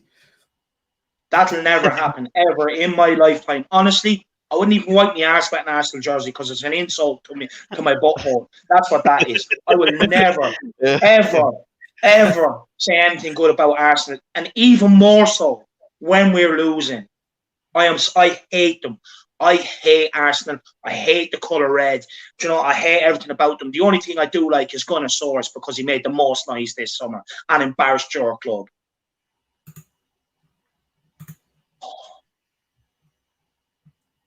And now I can't even edit the title. Everything is going wrong.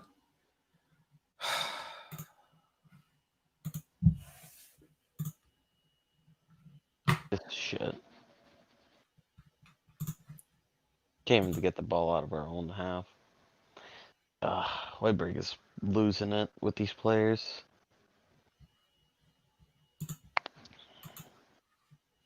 Man, we need some backing, man. We need some financial backing from the board. We really do. We look on the bright side of life.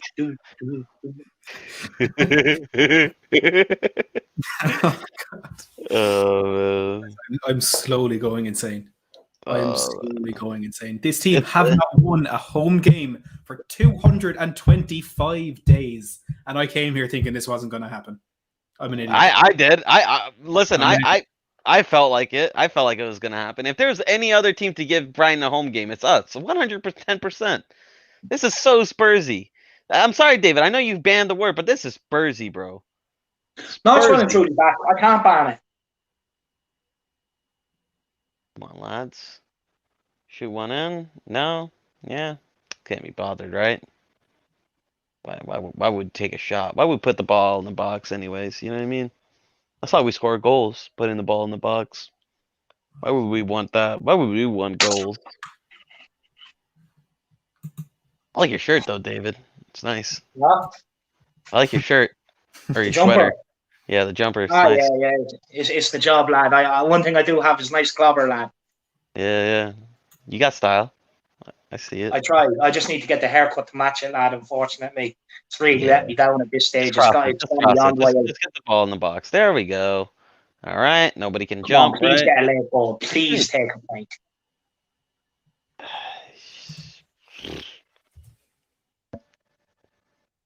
We're not going to get a point here. Nor do we deserve a point, really. I don't care. I'd still take it. The thing is like, it's just going to keep these players a little bit longer at Spurs, in my opinion. You know what I mean? I just...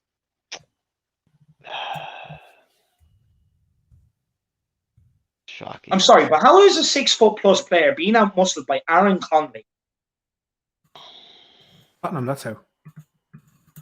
Yeah, look, listen. 2 minutes left to go. Blow the full whistle, please, ref. Relieve us of this misery.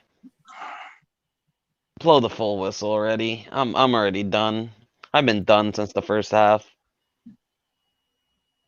Pascal Gross, man of the match. Robin, 266 likes apparently, which is a lot. Yeah, let's get it to 300, guys. I mean, if we're gonna suffer, please get us to at least 300. You know,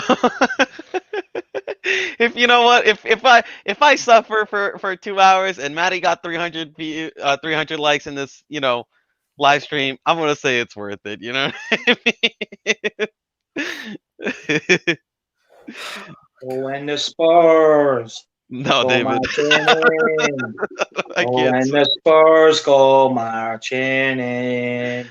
I wanna be in in that number. number Oh, when the when the Spurs Spurs go go marching marching in. in. Oh, when Look, that verse. as much as today has been disappointed, I still love Tottenham. I love it. We actually don't have 266 likes. It's just going to be. It's not going to be that many days without a win for Brighton. I apologize for misunderstanding. How many likes are we on? I don't we're know. only on 240. We're only on 240. 240.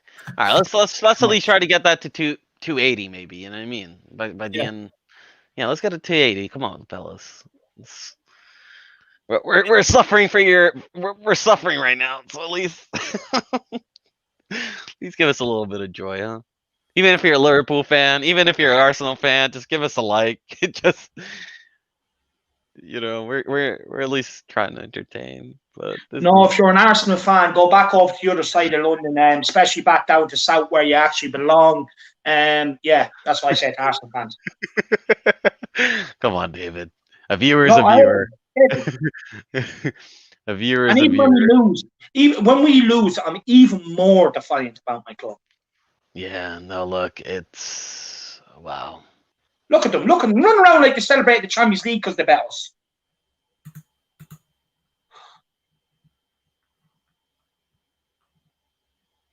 Oh, look.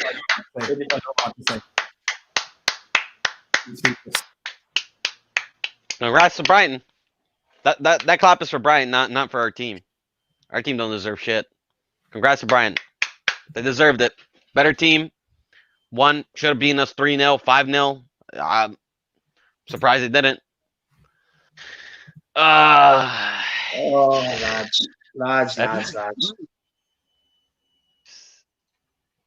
Yeah, look. Oh, that's poor. That was poor. Honestly, that was the worst performance I've ever seen in the Tottenham jersey. There was no passion, no pride, not even running for the club. And unfortunately, it's us fans that represent the club, and they've let us all down today. They've let every single one of us down again. And to be honest with you, I don't know why I came into this game expecting a different result from a different performance from the Liverpool game. Honestly, I was fooled. I was fooled. Yeah, no, Jose's got to get the sack. The players have given up. Unfortunately, the thing is, right, we talk about it, David, but unfortunately nowadays you just can't go into players and just start ripping to them and blaming them. It's why not? You could do a Højbjerg heat take and give a reaction. No. But what I'm just saying is he tried to do it at United, but the United players didn't want to listen, and they just threw him on their bus. The same players are going to throw on the bus. The board is not going to back him. The easier option is to sack him. I mean, I know he's in a lot of money, but they're going to sack him. I don't want him sacked, but they're going to sack him. This is going to keep continuing. This is horrendous. Nobody tried anything, David. Nobody tried a single thing. Sonny was just trying to run. Sonny was just running blindly, trying to get the ball. He's looking at his teammates. Where's the ball? Can someone give me the ball? Nobody could give him the ball today, David. To be honest with you, I'm actually past angry. I'm actually just really upset. I'm really upset. I'm just upset. I'm just disappointed. Anger's long gone. Anger was after the first 20 minutes. I am just upset and hurting right now. Honestly, really hurting to my core. No. That performance that we have seen there is unacceptable. I was going to the lane in the 90s, and sometimes that was a hard watch. This today has been the worst I have ever seen in a Spurs jersey. Even my old lad has been supporting Tottenham a lot longer than me, and even I think he'll say today is the worst Spurs performance. Even Arthur, do you know what I mean? You have other people there who've been Spurs fans a lot longer than us, and I can guarantee you they'll all say it's the worst Tottenham performance they have ever seen in their life. Okay, we showed nothing going forward, absolutely nothing. Right, we didn't even trouble them defensively. Oh my God, an absolute shambles. Anytime Brighton broke, we had players walking back. the amount of gaps that appeared for Brighton. Let's be honest, Brighton. They are 17th. They were 17th in the league, hovering above relegation, and we let them expose us today. I am absolutely hurt to the core, lads. I actually You're don't just know. speechless. You're just speechless, right, Matty? I'm just looking at you, and it's just you don't even know what to say. I've never seen you like this, Matty. I never honestly. We've been through some losses. We I remember the Liverpool game was a tough one to take, but I've never seen you like this. You know what I mean? Like you. I just. I don't know what to say. Yeah, you're speechless. Yeah, it's a speechless performance. You can't say anything. It's embarrassing. Chris Gowland has tweeted, "No belief, no confidence, no desire, and no idea, no plan B. Such a poor display from Spurs tonight. Not good enough. No doubt Brighton were the better team by far. Chelsea next at home. It gets We're fucked. We're fucked for Chelsea. We are fucked for Chelsea. I'm sorry. I can't. Listen. I know David is the positive one. Maddie, you also try to be positive. You know what I mean? My score sheet, I try to be positive. I try to, can we do? Yeah, I'm down to do a players rating right now if you're down for it. What I will say is that's a perk for channel members on my channel. So I will be doing a players rating show, but that will be okay. Fair enough. A little bit later. Yeah. But we'll all go. I'd say my worst player in the pitch tonight was Musa Sissoko. I can guarantee you Sissoko's getting a 3. That's all I'd say. If you want to each give one player rating yourselves, you can go ahead. To be honest with you, him and Davies were actually fighting for the worst player on the field today. I mean, they were actually Mourinho may as well throw them gloves in the dressing room and say, "Scrap it out. Who was the worst player today?" Because the two of them were so. Listen, for me, Hugo gets a 7. He made some great saves. He kept us in the game, really. If you really think about it. Rodon, disappointing today. He was very disappointing. But then again, so was the whole back line. Rodon was a 3 today. Let's see. Toby was a 5. He did save us. He actually was probably our best defender today. Not saying much. Sanchez was a 0. Davies was a 0.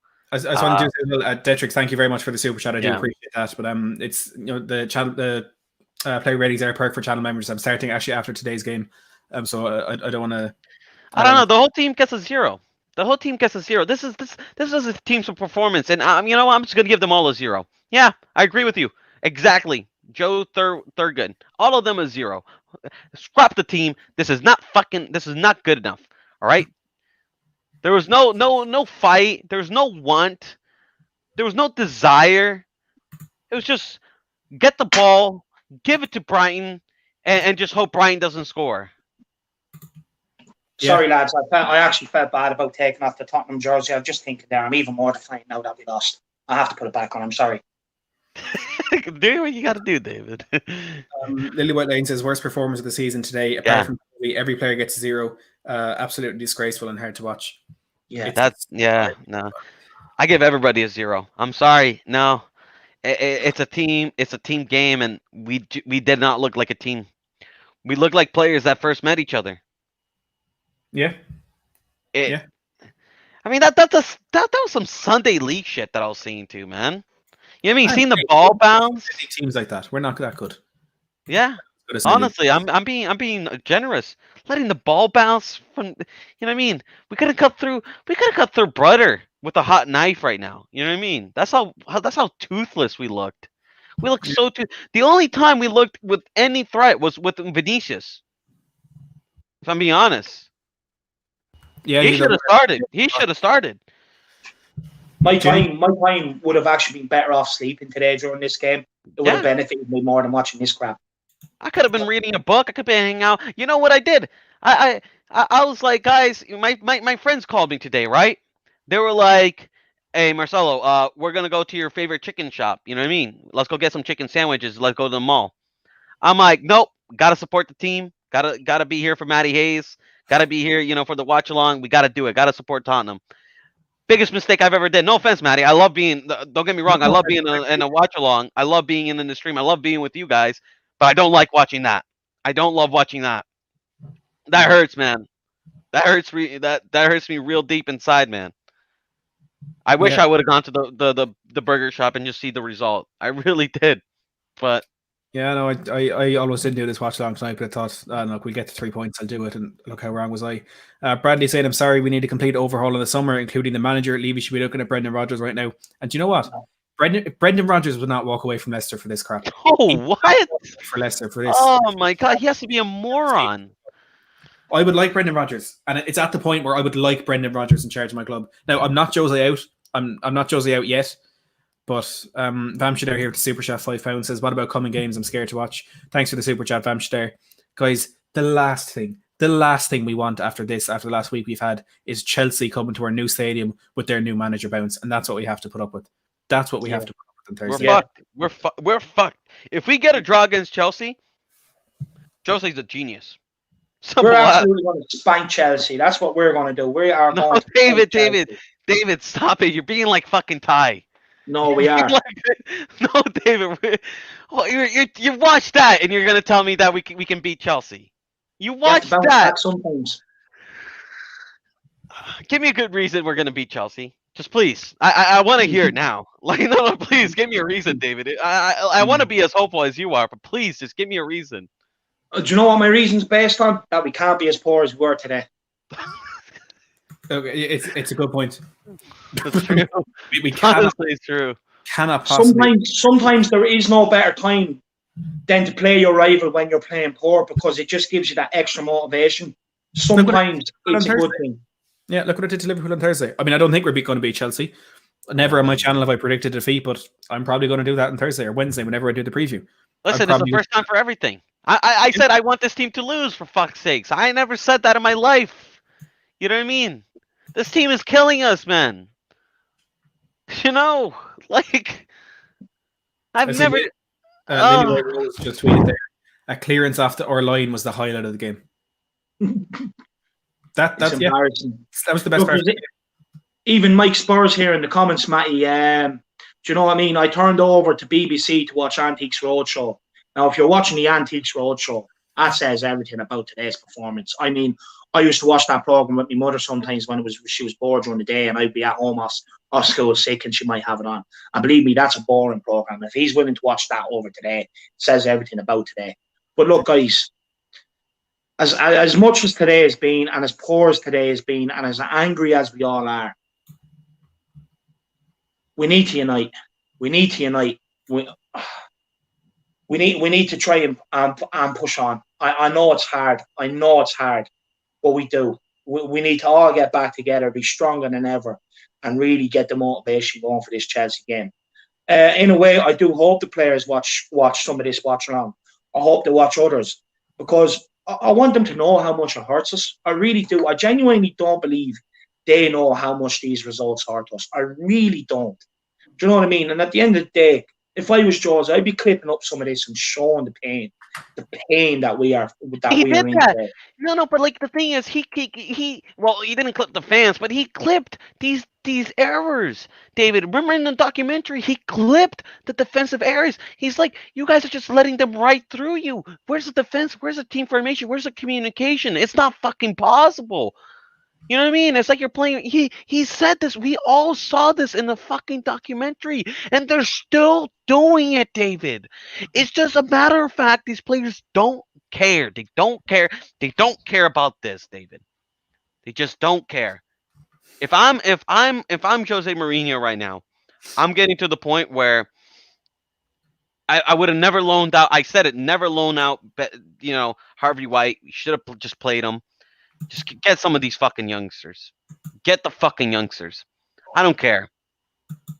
Get them playing in there. Get Alfie Devine. Yeah. Look, I agree. He does need to start putting some of these youngsters in and around, and give some of these so-called professionals a wake up.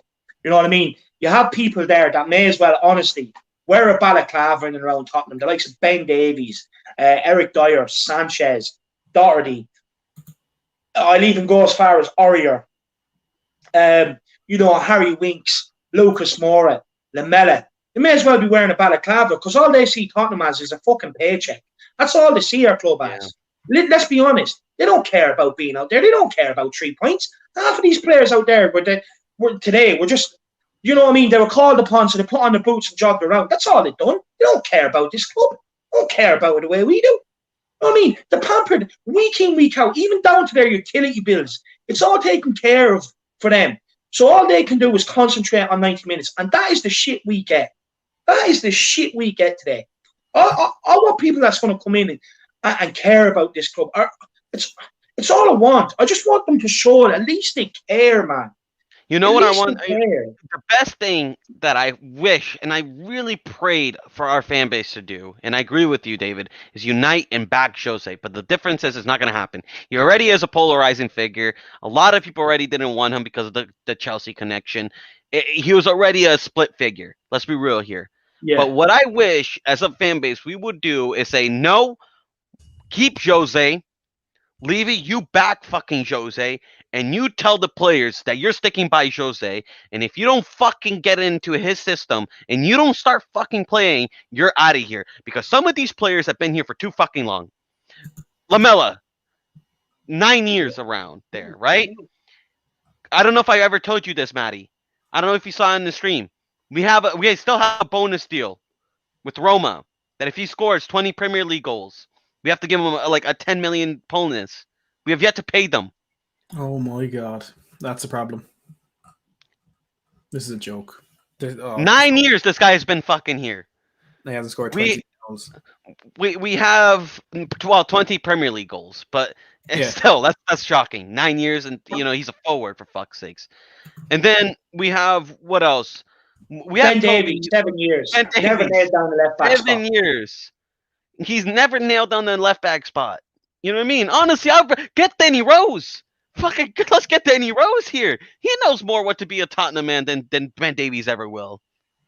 You know what I mean? And you know what? Danny Rose made. Honestly, I'm starting to believe what Danny Rose is saying. He's saying, because one thing I will blame Jose is he is treating some players very harshly compared to others.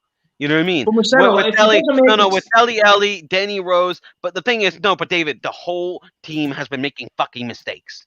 It's just that for certain players, he just picked out and, just isolated them pretty much. That's wrong. You can't do that. I get what you're saying, but at the same time, a manager has to come into Tottenham at some point and make a statement that some of this shit is not good enough. And Jose Mourinho is the man to do it. I couldn't care if he pisses off Dele Alli. Where's the reaction from Dele Alli to get on the pitch and do something? I couldn't care if he sent Aurier home at half-time.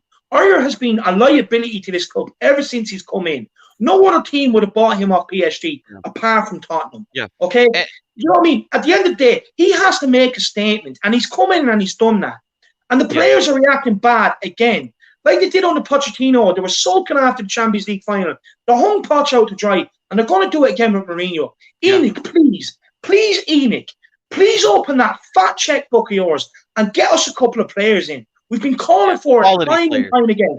No pulling the wool over our eyes with absolutely, basic signings and get them in quantity because they're cheap, so that we're all sitting there waving flags. Oh, come on, Tottenham. Not good enough. Go out and get me the fucking real deal. Go out and get me players that can actually pass the ball 2 yards.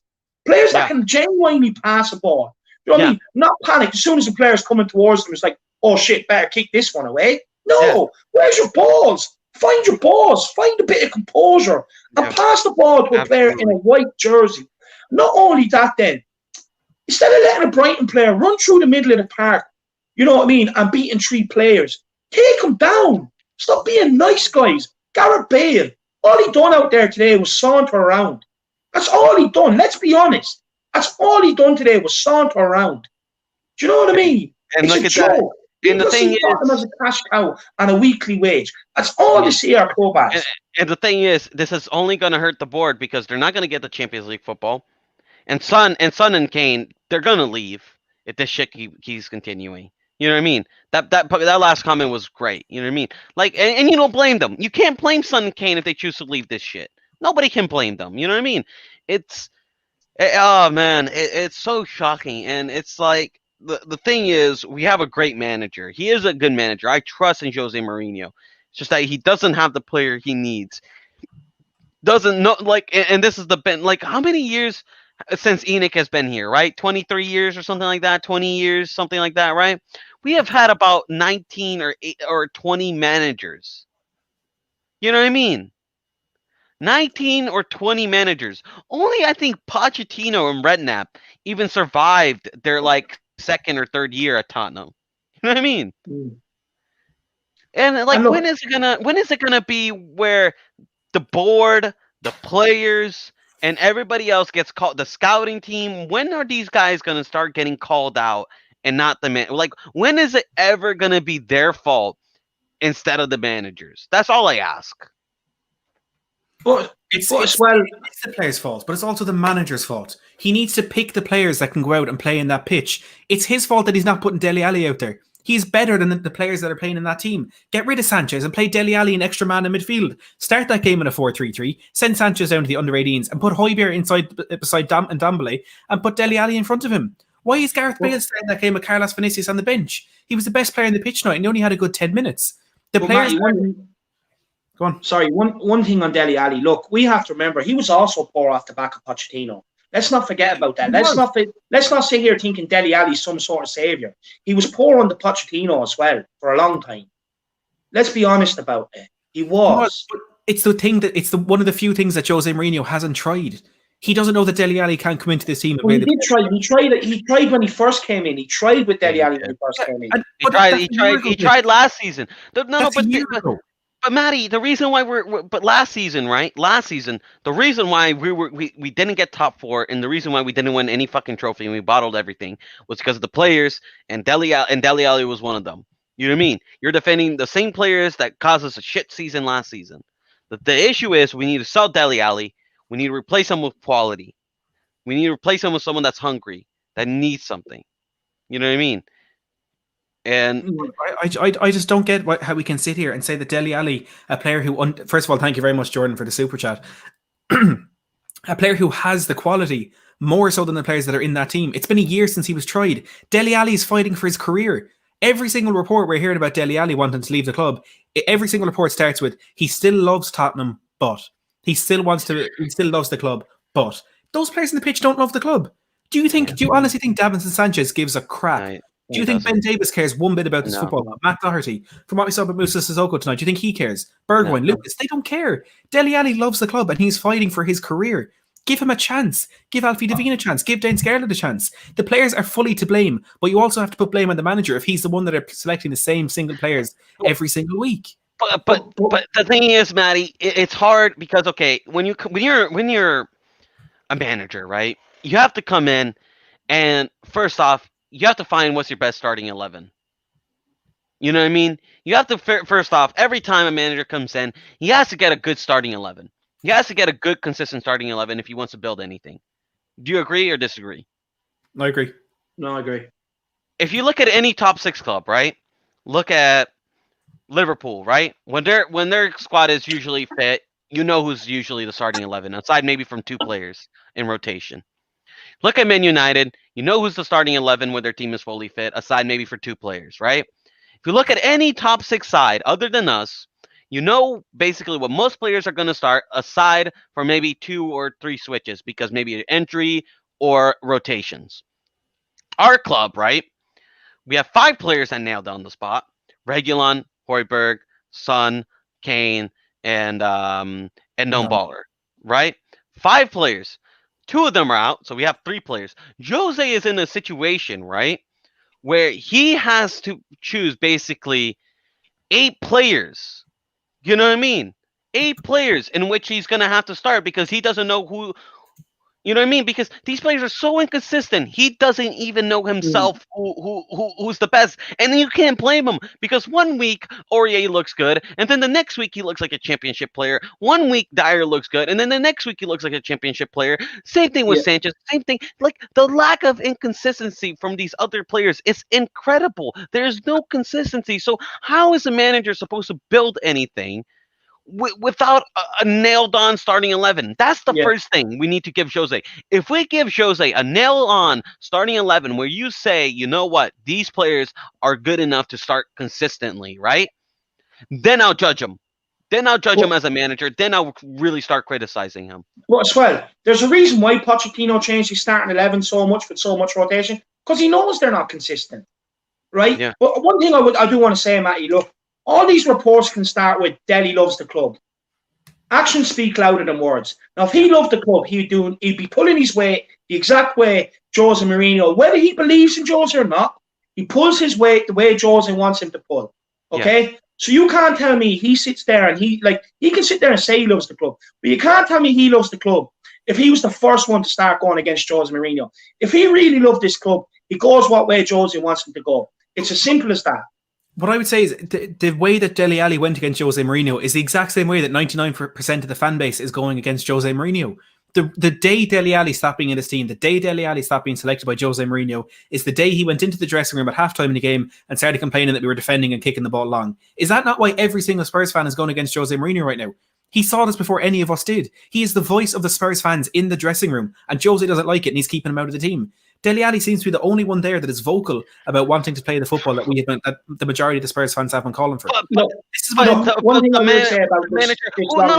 I'm sorry. Who is Dele Alli to criticize Jose? This is the same thing we're having with United and Pogba. Who is Dele Alli having the audacity to tell Jose about footballing tactics? What has any of these players ever fucking won in their lives to tell Jose Mourinho how to play football, how to set up a team, and how to figure out tactics? None of these players have any of the fucking audacity to stand up to Jose Mourinho. They should be looking at him, bowing to his fucking feet, listening to every single fucking word. This guy has more fucking trophies than our entire club, and these guys can't even fucking respect him. How dare he say that? Because at the end of the day, when Pochettino first came in, right, he got rid of every player that he felt couldn't do his job. He went and cleaned out the fucking bum squad, and then he brought in the starting 11. We need to fucking give Jose the same fucking chance. These players need to fucking man up.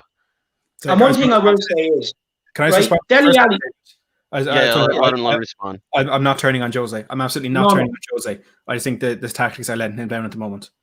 Go ahead, David. Yeah, look, I'm going to back you up here, Matt. You definitely aren't turning on Jose. No. We know that here for a fact. You are one of Jose's bigger defenders alongside me and Marcelo. So let's not get that construed. Look, the one thing I will say is, Dele Alli can come out in the documentary and say, oh, we're playing fucking long ball football, right? But at the end of the day, instead of blaming Jose, why doesn't he look at the likes of Ben Davies, Serge Aurier, Sissoko, Harry Winks, Lamela, Lucas, who genuinely cannot pass a ball 5 yards. So if you can't pass a ball 5 yards, how do people expect us to play passing, attacking football? You just can't do it. You just cannot do it. He doesn't have the minerals. This is the issue. I tweeted about this, about Enoch. People were asking but Enoch, he got 7 signings, but 7 of those signings, only 2 of them nailed down a starting position. So in my opinion, those 7 signings, only really 2 of them fucking matters. You know what I mean? It's not just about how many signings you can get in. It's about the quality. It's not quantity. It's quality. You know what I mean? If you get in, if we go next summer, right? I'd rather us get in 4, starting players, 4 or 3 signing players than 8 players. You know what I mean? That's quality. One thing I will say on the Dele Alli situation is, look, Matty, I'm kind of at the point myself where, what have we got to lose to bring Dele back in? At this moment in time, what have we got to lose to bring Dele back in? But at the same time, I agree with Marcelo. Who is he to criticise Jose Mourinho when he's won fuck all, right? Now, the thing is, his Euro place is on the line. Even if he comes into the team now, he's never going to make the Euros. He doesn't care about his football, Matty. He doesn't care. He's using Jose as a scopegoat because he can't get in the team. At the end of the day, Jose's asked him to train hard. He won't do it. Jose's asked him to play a certain way. He won't do it. Why? Because Dele wants to play it the way Dele wants to play. If he cares and he loves this club, he comes out and he plays whatever manager's in charge. He comes out and he does exactly what they want him to do. And then he'd be in the team. Instead of sitting back crying about it the whole time, be proactive and do something about it. Do you know what I mean? And then you have Serge Aurier, who's now going to take the same way Dele has. He's going to sit there and cry about it. At the end of the day, if these players cared about the team and they cared about the club, they'd be doing exactly what Jose wants to do. Jose is the one that's come into this club and he's won more trophies as a manager, as an individual person, than what our whole team have done. our whole squad have done put together. And they want to come out here and cuss this manager out. It's a sheer disrespect. And these players do not care about Tom. Tetrick came super chat saying, guys, look at Arteta. The team wasn't good enough. Put the youngsters in them in good form. Thanks for the super chat. And yeah, I called for Devine at halftime. I was happy to see Scarlett in the lineup. I said, don't bring on the players that I didn't want to see Lucas on the pitch tonight. I thought Vinicius was a good move and maybe Lamela could have impacted that game. But Alfie Devine was on the bench. Why not give him a chance? What have we got to lose at this point? Look, lads, I don't want to do this anymore. There's just no point.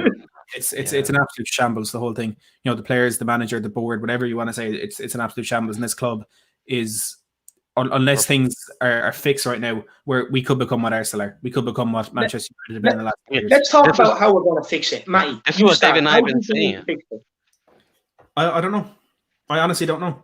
But I do know the one way that isn't to fix it is to keep trying to do the same thing every single week. It's not working. Change something. I don't care what it is. Change something. To say doing the same thing over and over again and expecting different results is the definition of insanity. This is insanity. Why? We've seen from the start of the season, this does not work against the small teams. These players are not good enough. Change them. Change the system, which I know he has done in recent weeks, but try something else. Change the players. Change the defence. Change something. And without Ndombele, who we haven't even spoken about going off injured tonight, this could be the worst period I've personally ever seen with Tottenham over the next couple of weeks. With Kane out, Reguilon out. We have to bring Dele back. We have to. If he doesn't bring Dele back, then there's some serious questions. But I'm all for bringing Dele back in, but as long as he comes back with the right attitude, like the last thing we need is Dele to come back in and be throwing his arms around the place. That's the last thing we need. We need Dele to be coming back with the right attitude if he does come back in. I'm just gonna say this though. The only way to fix this is our board. Listen, these are the players we need to sell, and you can have a debate on this, but this is just how I feel. Lamela's got to go. Lucas has got to go. Let's see. Sanchez has got to go. Doherty, I'm already done with them. You know what I mean? Aurier, we need another right back. We haven't properly replaced the right back position since Kyle Walker left. You know what I mean? Yeah. Like we need to sell this. We need to sell. Oh my Winks! Get rid of all of these players, man. We need to sell like 8 players. You know what I mean? And then people are going to tell me, "Oh, it's difficult. It's difficult." But the only reason it's difficult is because our board just failed to do that over a period of time, right? How has Lamela stayed here 9 years with only 16, I think what Rob told me, 16 league goals and 160 something league games is shocking. How has, what is it? Like any other club before he moved to Liverpool. Yeah, how has Davey stayed here for 7 or 8 years with, probably with the same amount of assists as Reguilon is shocking. You know what I mean? How has some of these players, like how has Lucas survived this far already is shocking. If you look at any top 6 club, any club forget even top 6, you look at any mid-table club, any club with ambition to getting to the top 6, they immediately get rid of their player once they're shit for 2 or 3 years. Mm-hmm. You're out of the road. You know what I mean? We're the only club. Like we're just a retirement home at this point. Come in here, we eat up our wages. Lads, do you know the only thing that could possibly make this night worse? Jose Mourinho just come out in his post-match interview and says he thinks we deserved more from that game tonight. No, that's wrong. No, we did deserve more. No, we did deserve more. We deserved more goals. That was about it. That's the only thing we deserve. We deserve to lose by a higher goal line. If he came out and said our fans deserve more, I'd 100% back him. He can't say that. One thing I will say, I have his interview on here in the background. He looks pissed off. He looks hurt. He looks like he's about to cry, and his bag's under his eyes. He looks tired. He looks pissed off. And I'm just telling Spurs fans, it's not looking good. James McKevitt says change won't happen until the summer, lads, sadly, which is absolutely true. Yeah. Thanks for the super chat, James. But you're right, change won't happen to the summer. Matty, all lost is not hope. We still have a day in the transfer market.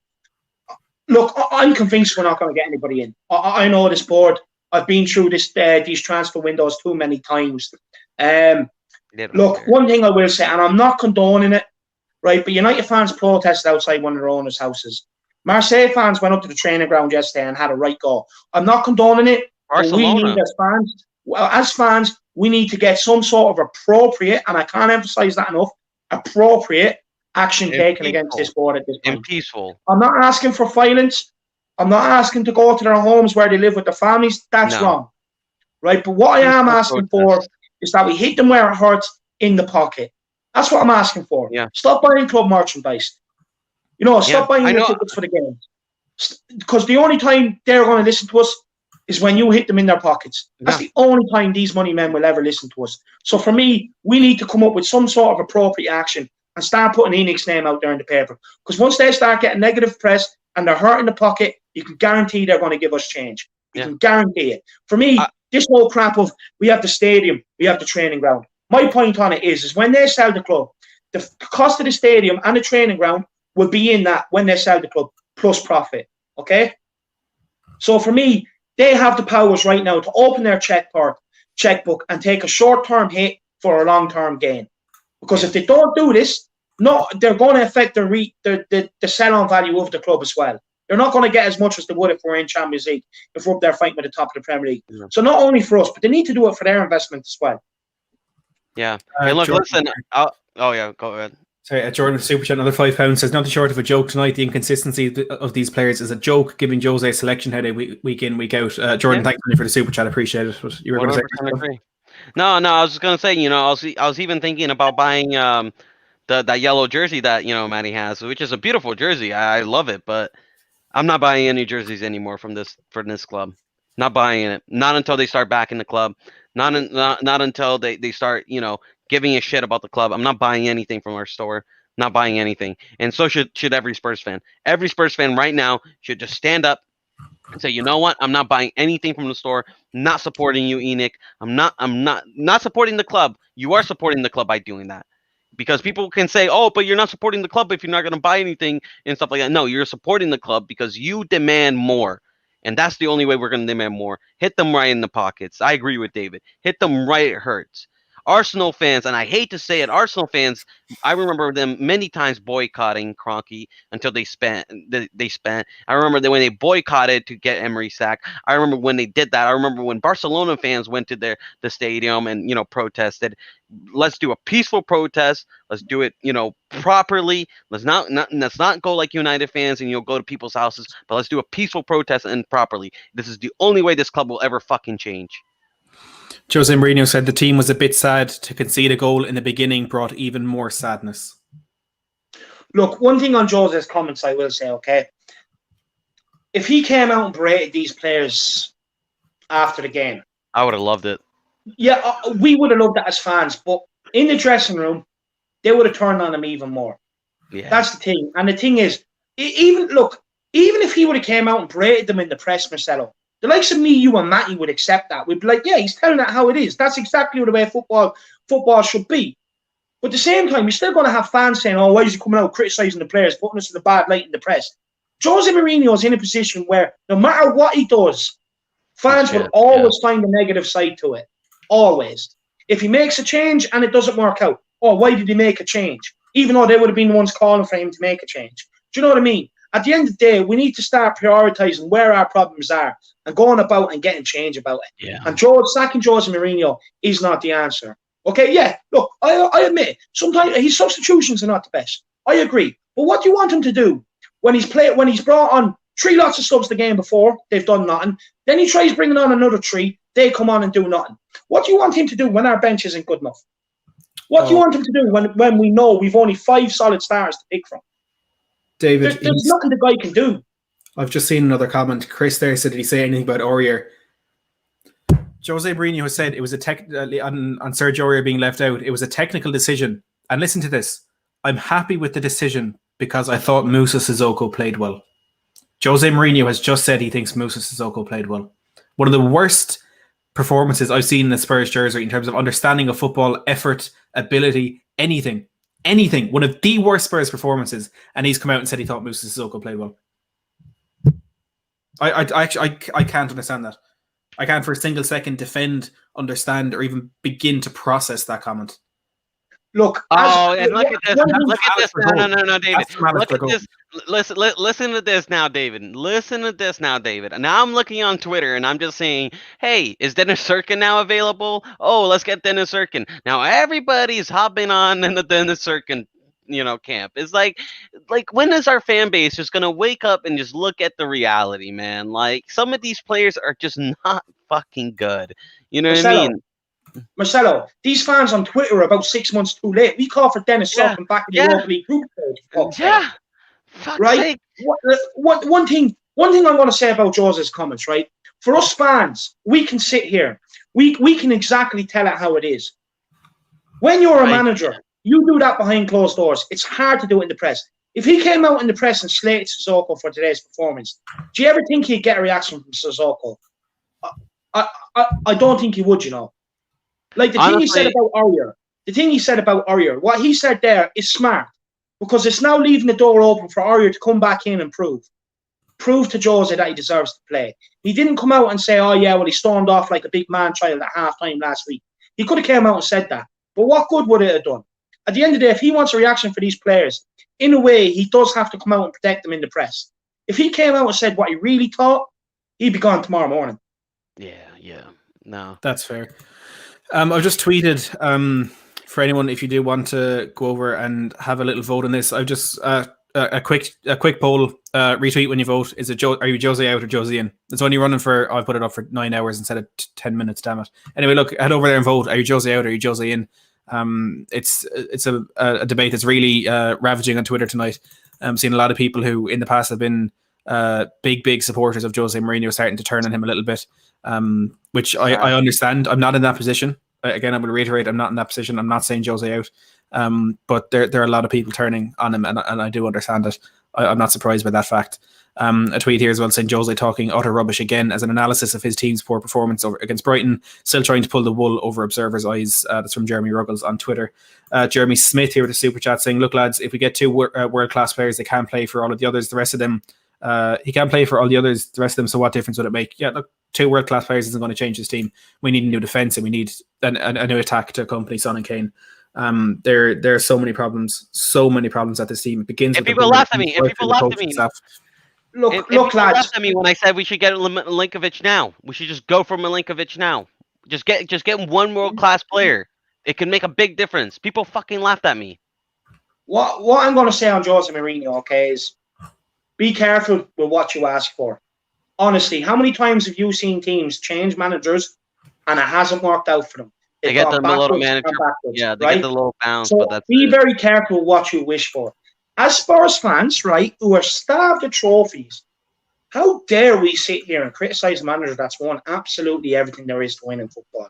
Sorry, how dare we? We're allowed to criticise him, but we're not allowed to say Jose out. I'll just No, I agree. We can criticise him. Sorry, yeah, you're right. So we can criticise him, but how dare we sit here and say Jose out when he's won everything there is to win and we've won fuck all? The last thing we won is the Audi Cup. And even before that, it's the 2008 League Cup, right? My point is that even when we were winning and top of the league, Matty, these boys were criticising Jose because of his style of play. How can we have the audacity, when we're top of the league, to be criticising the manager's style of fucking play? We were top of the league. People just want Jose out just because they don't like Jose Mourinho. Start looking at the facts. The players are the ones letting everybody down here. Okay, Jose's subs haven't been good enough. I'll have a go at him for that. But at the same time, when you look at the bench and he's bringing on players and he's not getting a reaction, he has to try 3 different subs. Like, the thing is, Jose is not the problem here, guys. Jose is not the problem. Yeah, I agree, David. I 100% agree. Look, guys, we're going to leave it there because I'm fit to crack. I honestly, we could be here all night and we still wouldn't get through all the problems that we need to discuss. Look, there's still 370 people watching. Thank you everyone who has stuck through. There's some names in that chat who've been here since the start. If you haven't already, smash that like button. Let's see if we can get to 300 likes before the end of this live stream. We're 20 away at the moment. If you're new to the channel, we will have a transfer deadline stream tomorrow.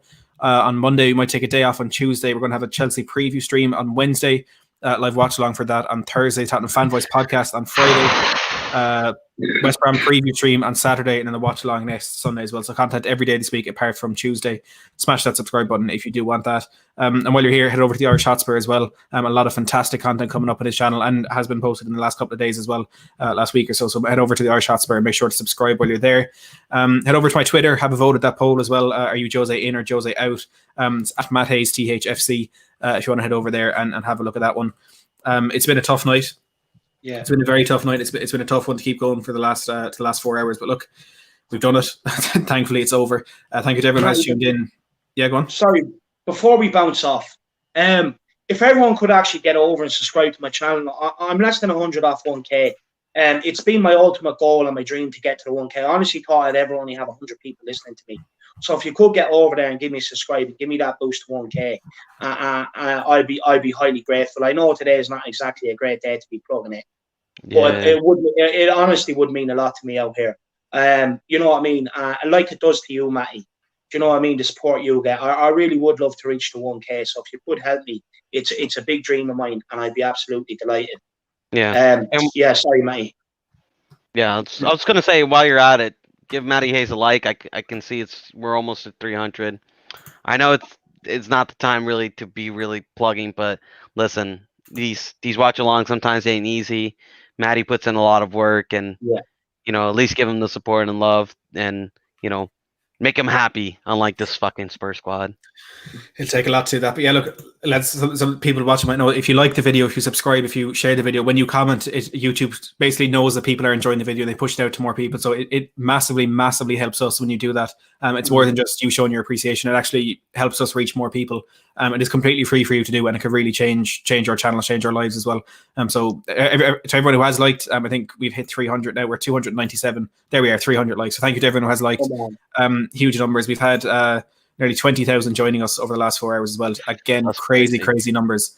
Thank you for support. Yeah, thank you to everyone who supported us. And again, I'll be back tomorrow night. I'm sure David will have some content coming up quite soon as well. To everyone who has joined for the 250 who are still here, as always, thanks for watching. Come on.